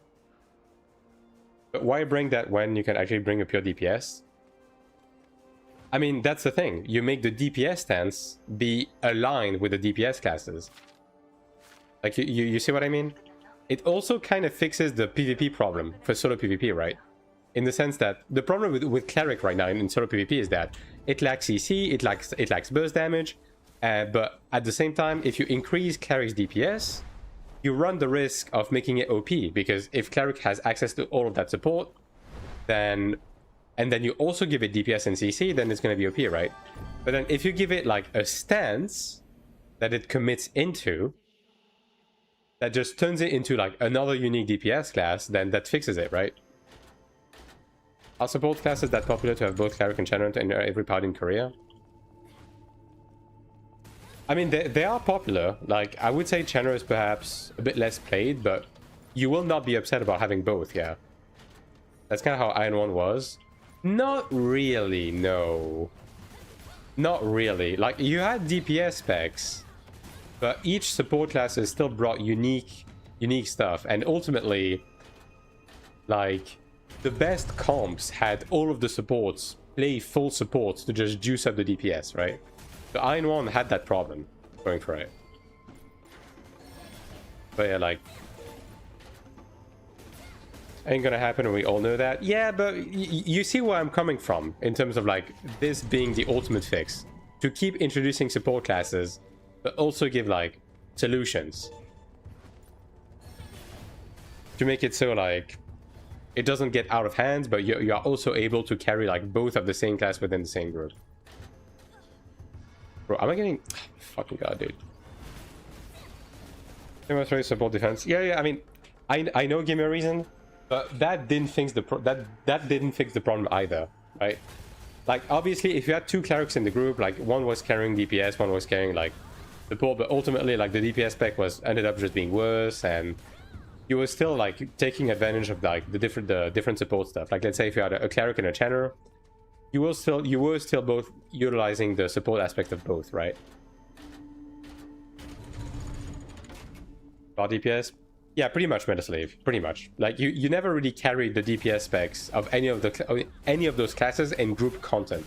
Like, it helped for solo PvP specifically, but for group content, it didn't really fix the problem at hand. Where like stacking supports were just like the better choice. Like, when Bard came out and when they made Bard actually valuable in 4.8, the meta comp for PvP was Channel Cleric Bard support, like triple support, right?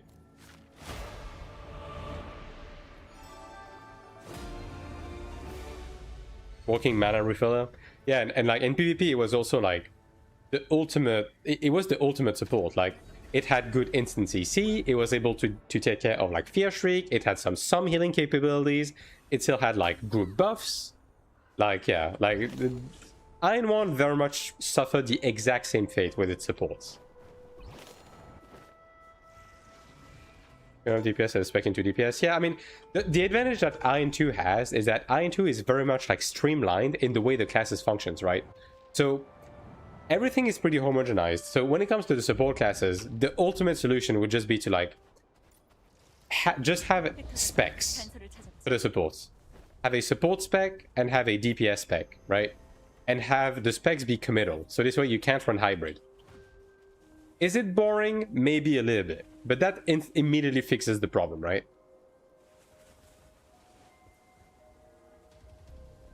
Wait, oh, there we go. And that would also help, like, with people that want to play DPS spec but still want, like, to play an archetype and still have the option to tuck it in as a healing. Like, oh, and overall, I think that that is one thing that this game is missing. We are missing more like spec options when it comes to skills.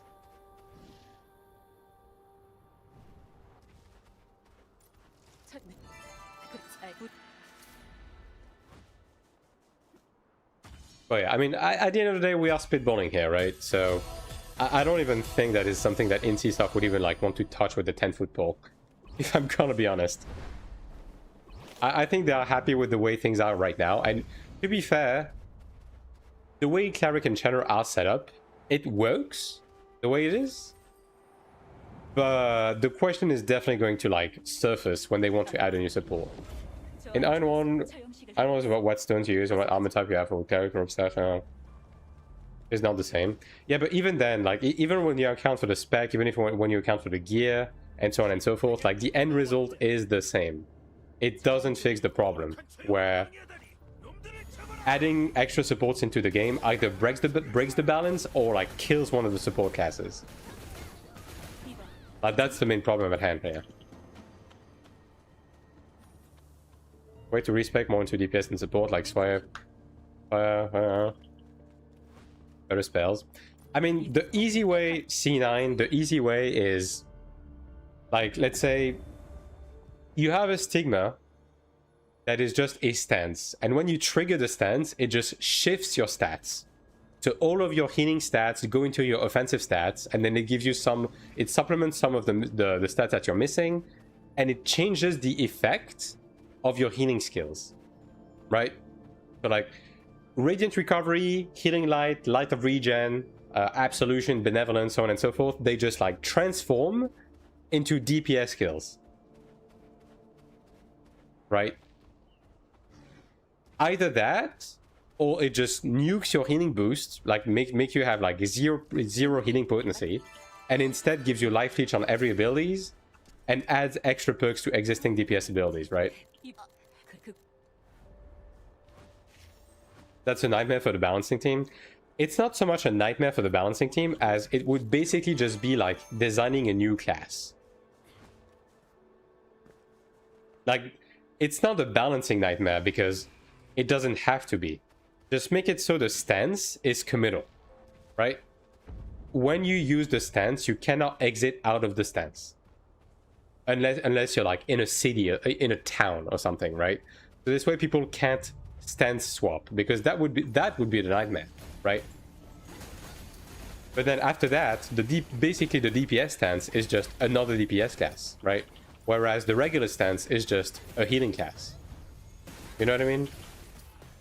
Like, that's the thing. But that, I don't know if that is like a design approach that they would want to take with this game. I think they could, and I think it would even like be in character, because AION1, again, AION1 kind of had that with the specs, right? But the specs, like the DPS specs, were just kind of worthless in group scenarios, and it also didn't really fix the problem of like being able to stack supports, right? So yeah. Cleric and AION1 sacrificial power. Yeah, okay. Sacrificial power was not a stance. Like, it was a toggle that made you a bit stronger and made your healing a bit less potent. Like, I'm talking about a complete class shift. Like, you know what I mean? I'm not just talking about small changes. I'm talking about a complete class shift. So this way, the support side has the group supporting abilities, and every support classes has the exact same one, and none of them stacks, right? And like both Channer and Cleric has the exact same healing capabilities when they are in the regular like support stance, and then the DPS stance is just full on. You just become a DPS class. No support, just life leech, just like the other classes, and just full on DPS skills. Like, you know what I mean? What is the GPU you use? I use a 4070. They can raise DPS class that can also spec into support after that. Yeah, exactly, cool. Like, it would offer more flexibility, I guess. Is it a balancing nightmare? No, but it definitely requires you to like put more development time into each class, because if you do that, then you basically have to like account for each class being able to like fall within different archetypes. They could do the same thing for tanks, by the way. Like, because right now they have the problem of like, they have a balancing problem with tanks. They have the same problem where they need tanks to be on the same level as DPS classes to be able to stack them. But then, if they do that, the tanks are too strong. Like, I just think the support classes should have... We are talking about this on like the healing side. I think they need to do the same thing for tanks too. Tanks should have the same thing. They should also have a DPS stance. Just like, have the tanks be able to become a DPS class. Why not? I think that would fix everything.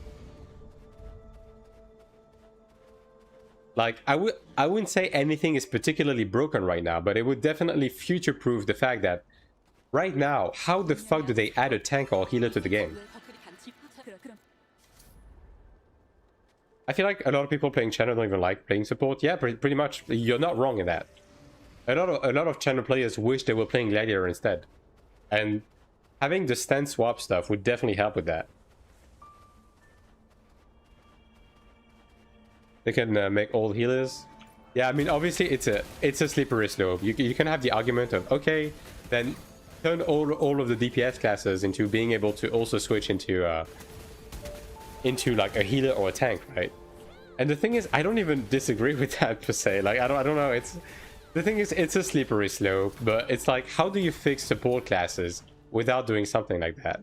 Like, that is my question to you. How would you go about finding a better way to do that? It's an interesting thought experiment, for sure. Make them synergize so we can stack full supports with 10 groups. Hell yeah.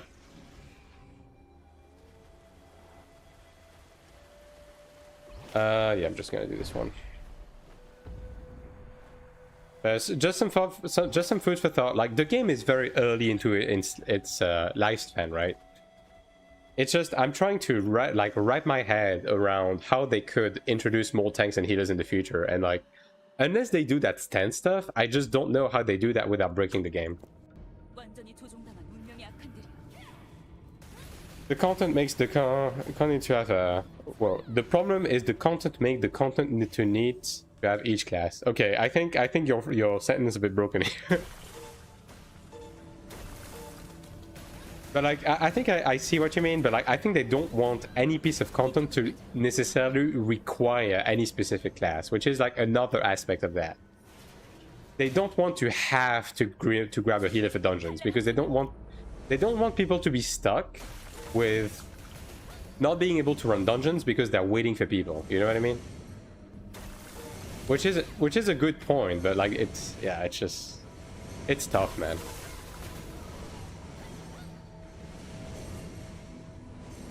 Tough, man.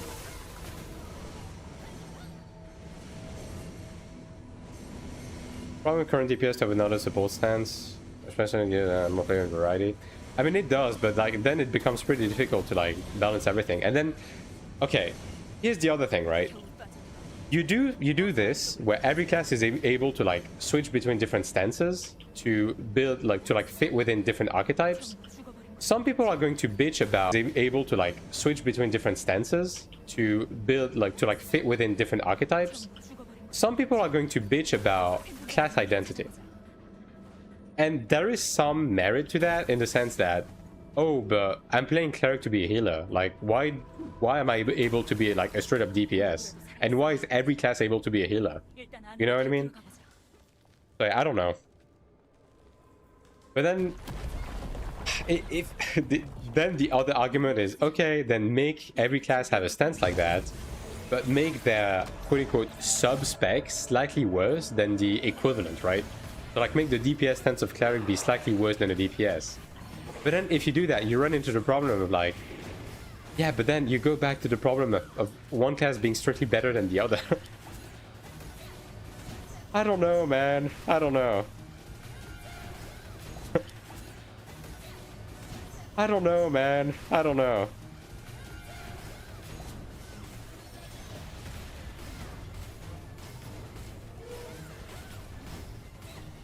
But I will die on the hill that I think healers should have DPS stance.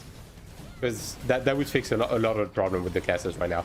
I don't think tanks have as big of a problem as healers in terms of like the crisis between the two. Like, it's better than it used to be, but I think it's worse overall in terms of like the crisis between the two. Like, it's better than it used to be, but I think it's worse overall. Like, I think Templar and Gladiator right now are bing chilling. I think Cleric and Channeler hate each other's fucking guts. Even though they work together, but they hate each other and both wish they were. I think Cleric and Channeler hate each other's fucking guts. Even though they work together, but they hate each other and both wish they were doing more. So...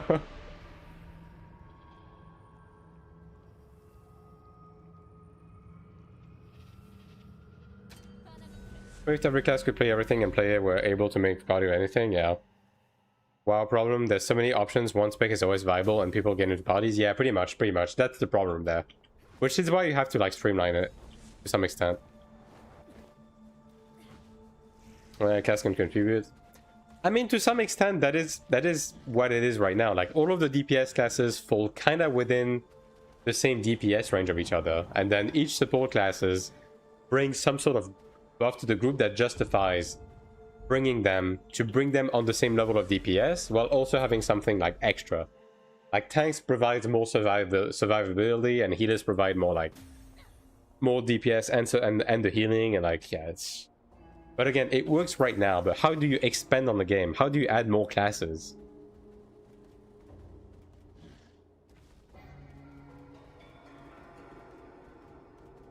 Great for a healer and tank. That's the whole point. Yeah, but they kind of. You have to do that for raids, but they don't want people to have to do that for like, you know, run-of-the-mill content. Like that's the thing, right? Like regular dungeons, which is the reason why life leeching exists, right? And life leeching inherently breaks the game to some extent. Like it does. Can I? Wait. Oh, I need to unequip it. XDD. Like life leeching does break the game to some extent. But that is a sacrifice they want to make people be able to run stuff without having to have a healer. But yeah, it's a never-ending argument, I guess.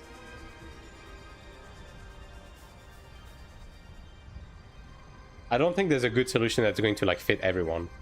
In PvP, Pocket Cleric is so good. Yeah, it is, right? Like again, I would say overall the current state of balance isn't bad. Like the main problem I have is how do they expand from there outside of just adding more DPS classes? Because like I'm a sucker for supports. I want more supports in the game. How the fuck do they add a support to the game without breaking it? So yeah. Okay.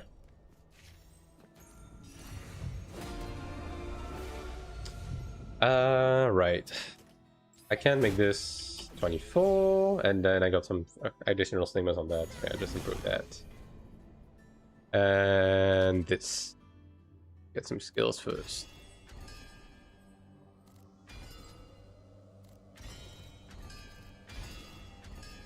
So many fucking skills, dude. Just copy whoever does the support best in other MMOs and call it a day. I mean, honestly, I think the way AION2 does is like pretty good. Because like playing a support, whoever does the support best in other MMOs and call it a day. I mean, honestly, I think the way AION2 does is like pretty good. Because like playing a support doesn't feel bad. Like you have a DPS rotation, you are able to defend yourself. Like you're able to do your solo content. But then on the flip side, you're also like, you have a DPS rotation, you are able to defend yourself. Like you're able to do your solo content. But then on the flip side, you also like have the role of a support in group. But again, it's just the relation between Cleric and Channel always has been a complicated one. And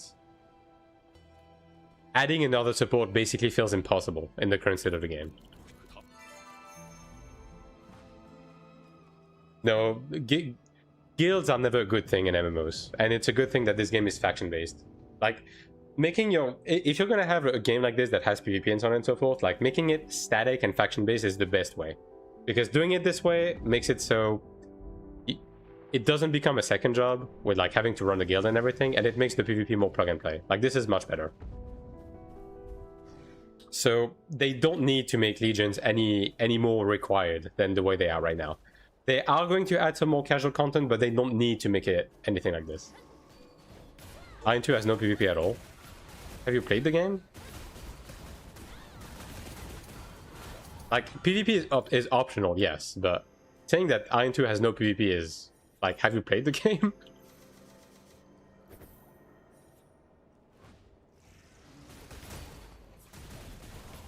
Oh, come down to reason the one. I mean, this is the way. I mean, obviously, yes, they want the players to be happy, right? But I'm sure they will want to expand on the supports later on. But hey, that is something for them to figure out, I guess. I mean, it's pretty clear they are not quite satisfied with how everything else right now, but they're getting there. And then I guess they'll cross the bridge of adding more supports and tanks when they get there.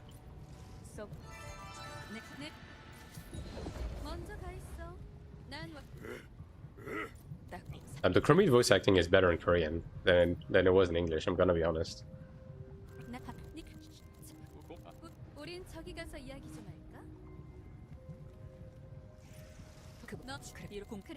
We need more assassin-like classes. Ah, yes, surely. Surely. How do you rate this game? It's excellent. This game is excellent. Like the more I play it, the more I like it. Is it perfect? No. And is it going to be everyone's cup of tea? No. But the game is undoubtedly like really good and really fun. And I'm looking forward to playing on global. Not for gear only. I think you haven't played the game solo. So I'm not going to interact with you now. If you have questions, I'll be happy to answer you. But nothing that you're saying is making sense. It's the best you got right now for sure? Yeah, by far. What about pay to win? Yeah, the game has pay to win. Just like any other online game. But like, you can swipe for power, but the game doesn't force your hand. Like, you will never have to swipe in order to do the latest content as soon as it comes out. Nor to like have fun in PvP. But it is there. How's your ranger doing? Will you carry us in Moosepole now? It's better now. Like, actually, you know what? Let me show you, because I'm going to be about done for today anyways. But I have gone through and upgraded it a bit. And I'm not quite done. I do have some other stuff that I have to do, but it's in a much better place now. So, first of all, I got a full set of crafted accessories. Properly rolled. For everything, right? And I fixed Arcanas. I'm not fully done with it. I still need some card XP, but the Arcanas are like much better now. So I have all of my skills that are important at level 20. Like Snipe, yeah, but the Arcanas are like much better now. So I have all of my skills that are important at level 20. Like Snipe, Gale Arrow, Deadshot, and Burst Arrow are level 20. And I'm 1 level away from Draw Dot 20, and 2 levels away from Temper Shot 20. So I'm getting there for sure. It's a lot better now. I mean, at the end of the day, my DPS is still gonna be shit from an ass, because have you seen my ping? It's right there. But it's gonna be better. Yeah, it's gonna be better. And I'm gonna be fixing a few remainder stuff. Also, I'm gonna be able to transfer this bow into a corroded bow soon. So yeah, gonna get some extra stats from that. Is having ult a must or good to have, or just more fun for you to decide? Gary, if you look at the top of the pinned comment on Twitch, I have a video that talks about how ults function in this game. What they get you, how much time you invest into them, so on and so forth. So if you're curious about exactly how ults work right now, that's the video for you. What happens to your account when you go to the global server? It just stays there, and I'm probably gonna still be playing it on like a baseline level, just to be able to explore like new content when it comes out, because we're gonna be behind, right? But I still want to probably like check out the new stuff. But yeah, I'm gonna be moving on to global full on, and this account is gonna take like a back seat. Going from 200 plus to sub 30 MS on global, I feel like heaven on my sin. Yeah, I should have between 20 to 30 ping, which yeah, there's definitely gonna be a bit of an adjustment period though. Like we're gonna be eating shit when trying to dodge stuff early on, because it's not gonna work out for us. But once we're past that, it's gonna be a very different game, I'm sure. But yeah, anyways, chat, fellas, people of the internet, I'm gonna be done for now. I'm gonna be taking the rest of the day to do some work on the build guide thing. Maybe tomorrow I'm gonna be taking part of the day off to like do some work on it to make sure it's able to come out on Monday. Like I'm gonna do my best to have it out come on Monday. But yeah, either way, I'm gonna let you guys know. I think there's like some normal calories planned for my ranger, perhaps. So we'll have to see when they want to do that. But yeah, either way, thanks for watching tonight. Thanks for the follows. Thanks for the subs and resubs. Don't forget to follow the channel on both Twitch and YouTube if you haven't already. And don't forget to jump on my Discord to be made aware of my whereabouts. And for the time being, I'll be seeing you tomorrow. The exact time is uncertain, but I'll let you guys know. Do you feel bad you would have to leave this account behind? Not at all. I had my fun and I learned a lot. So I don't have any sunk costs or like anything of the sorts.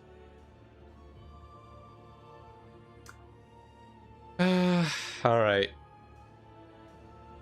I'm gonna be hosting Hegmo. You guys go say hi to Hegmo. All right, and I'll be seeing you guys later.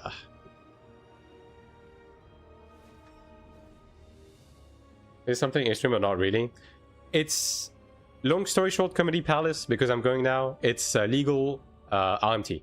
You can buy in-game currency from other players with the premium currency that is used in the shop to get battle passes and skins. So yeah, legal RMT. That's what it gets you. All right, GG's.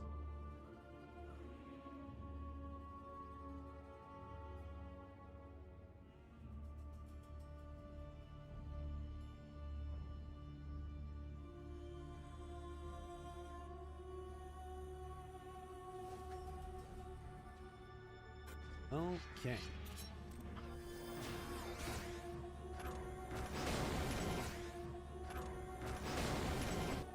I was like, how are we already below 10 minutes? Yo! You Matson just raided with 79 viewers. Manson! Welcome in, Raiders. Thank you so You Matson just raided with 79 viewers. Manson! Welcome in, welcome.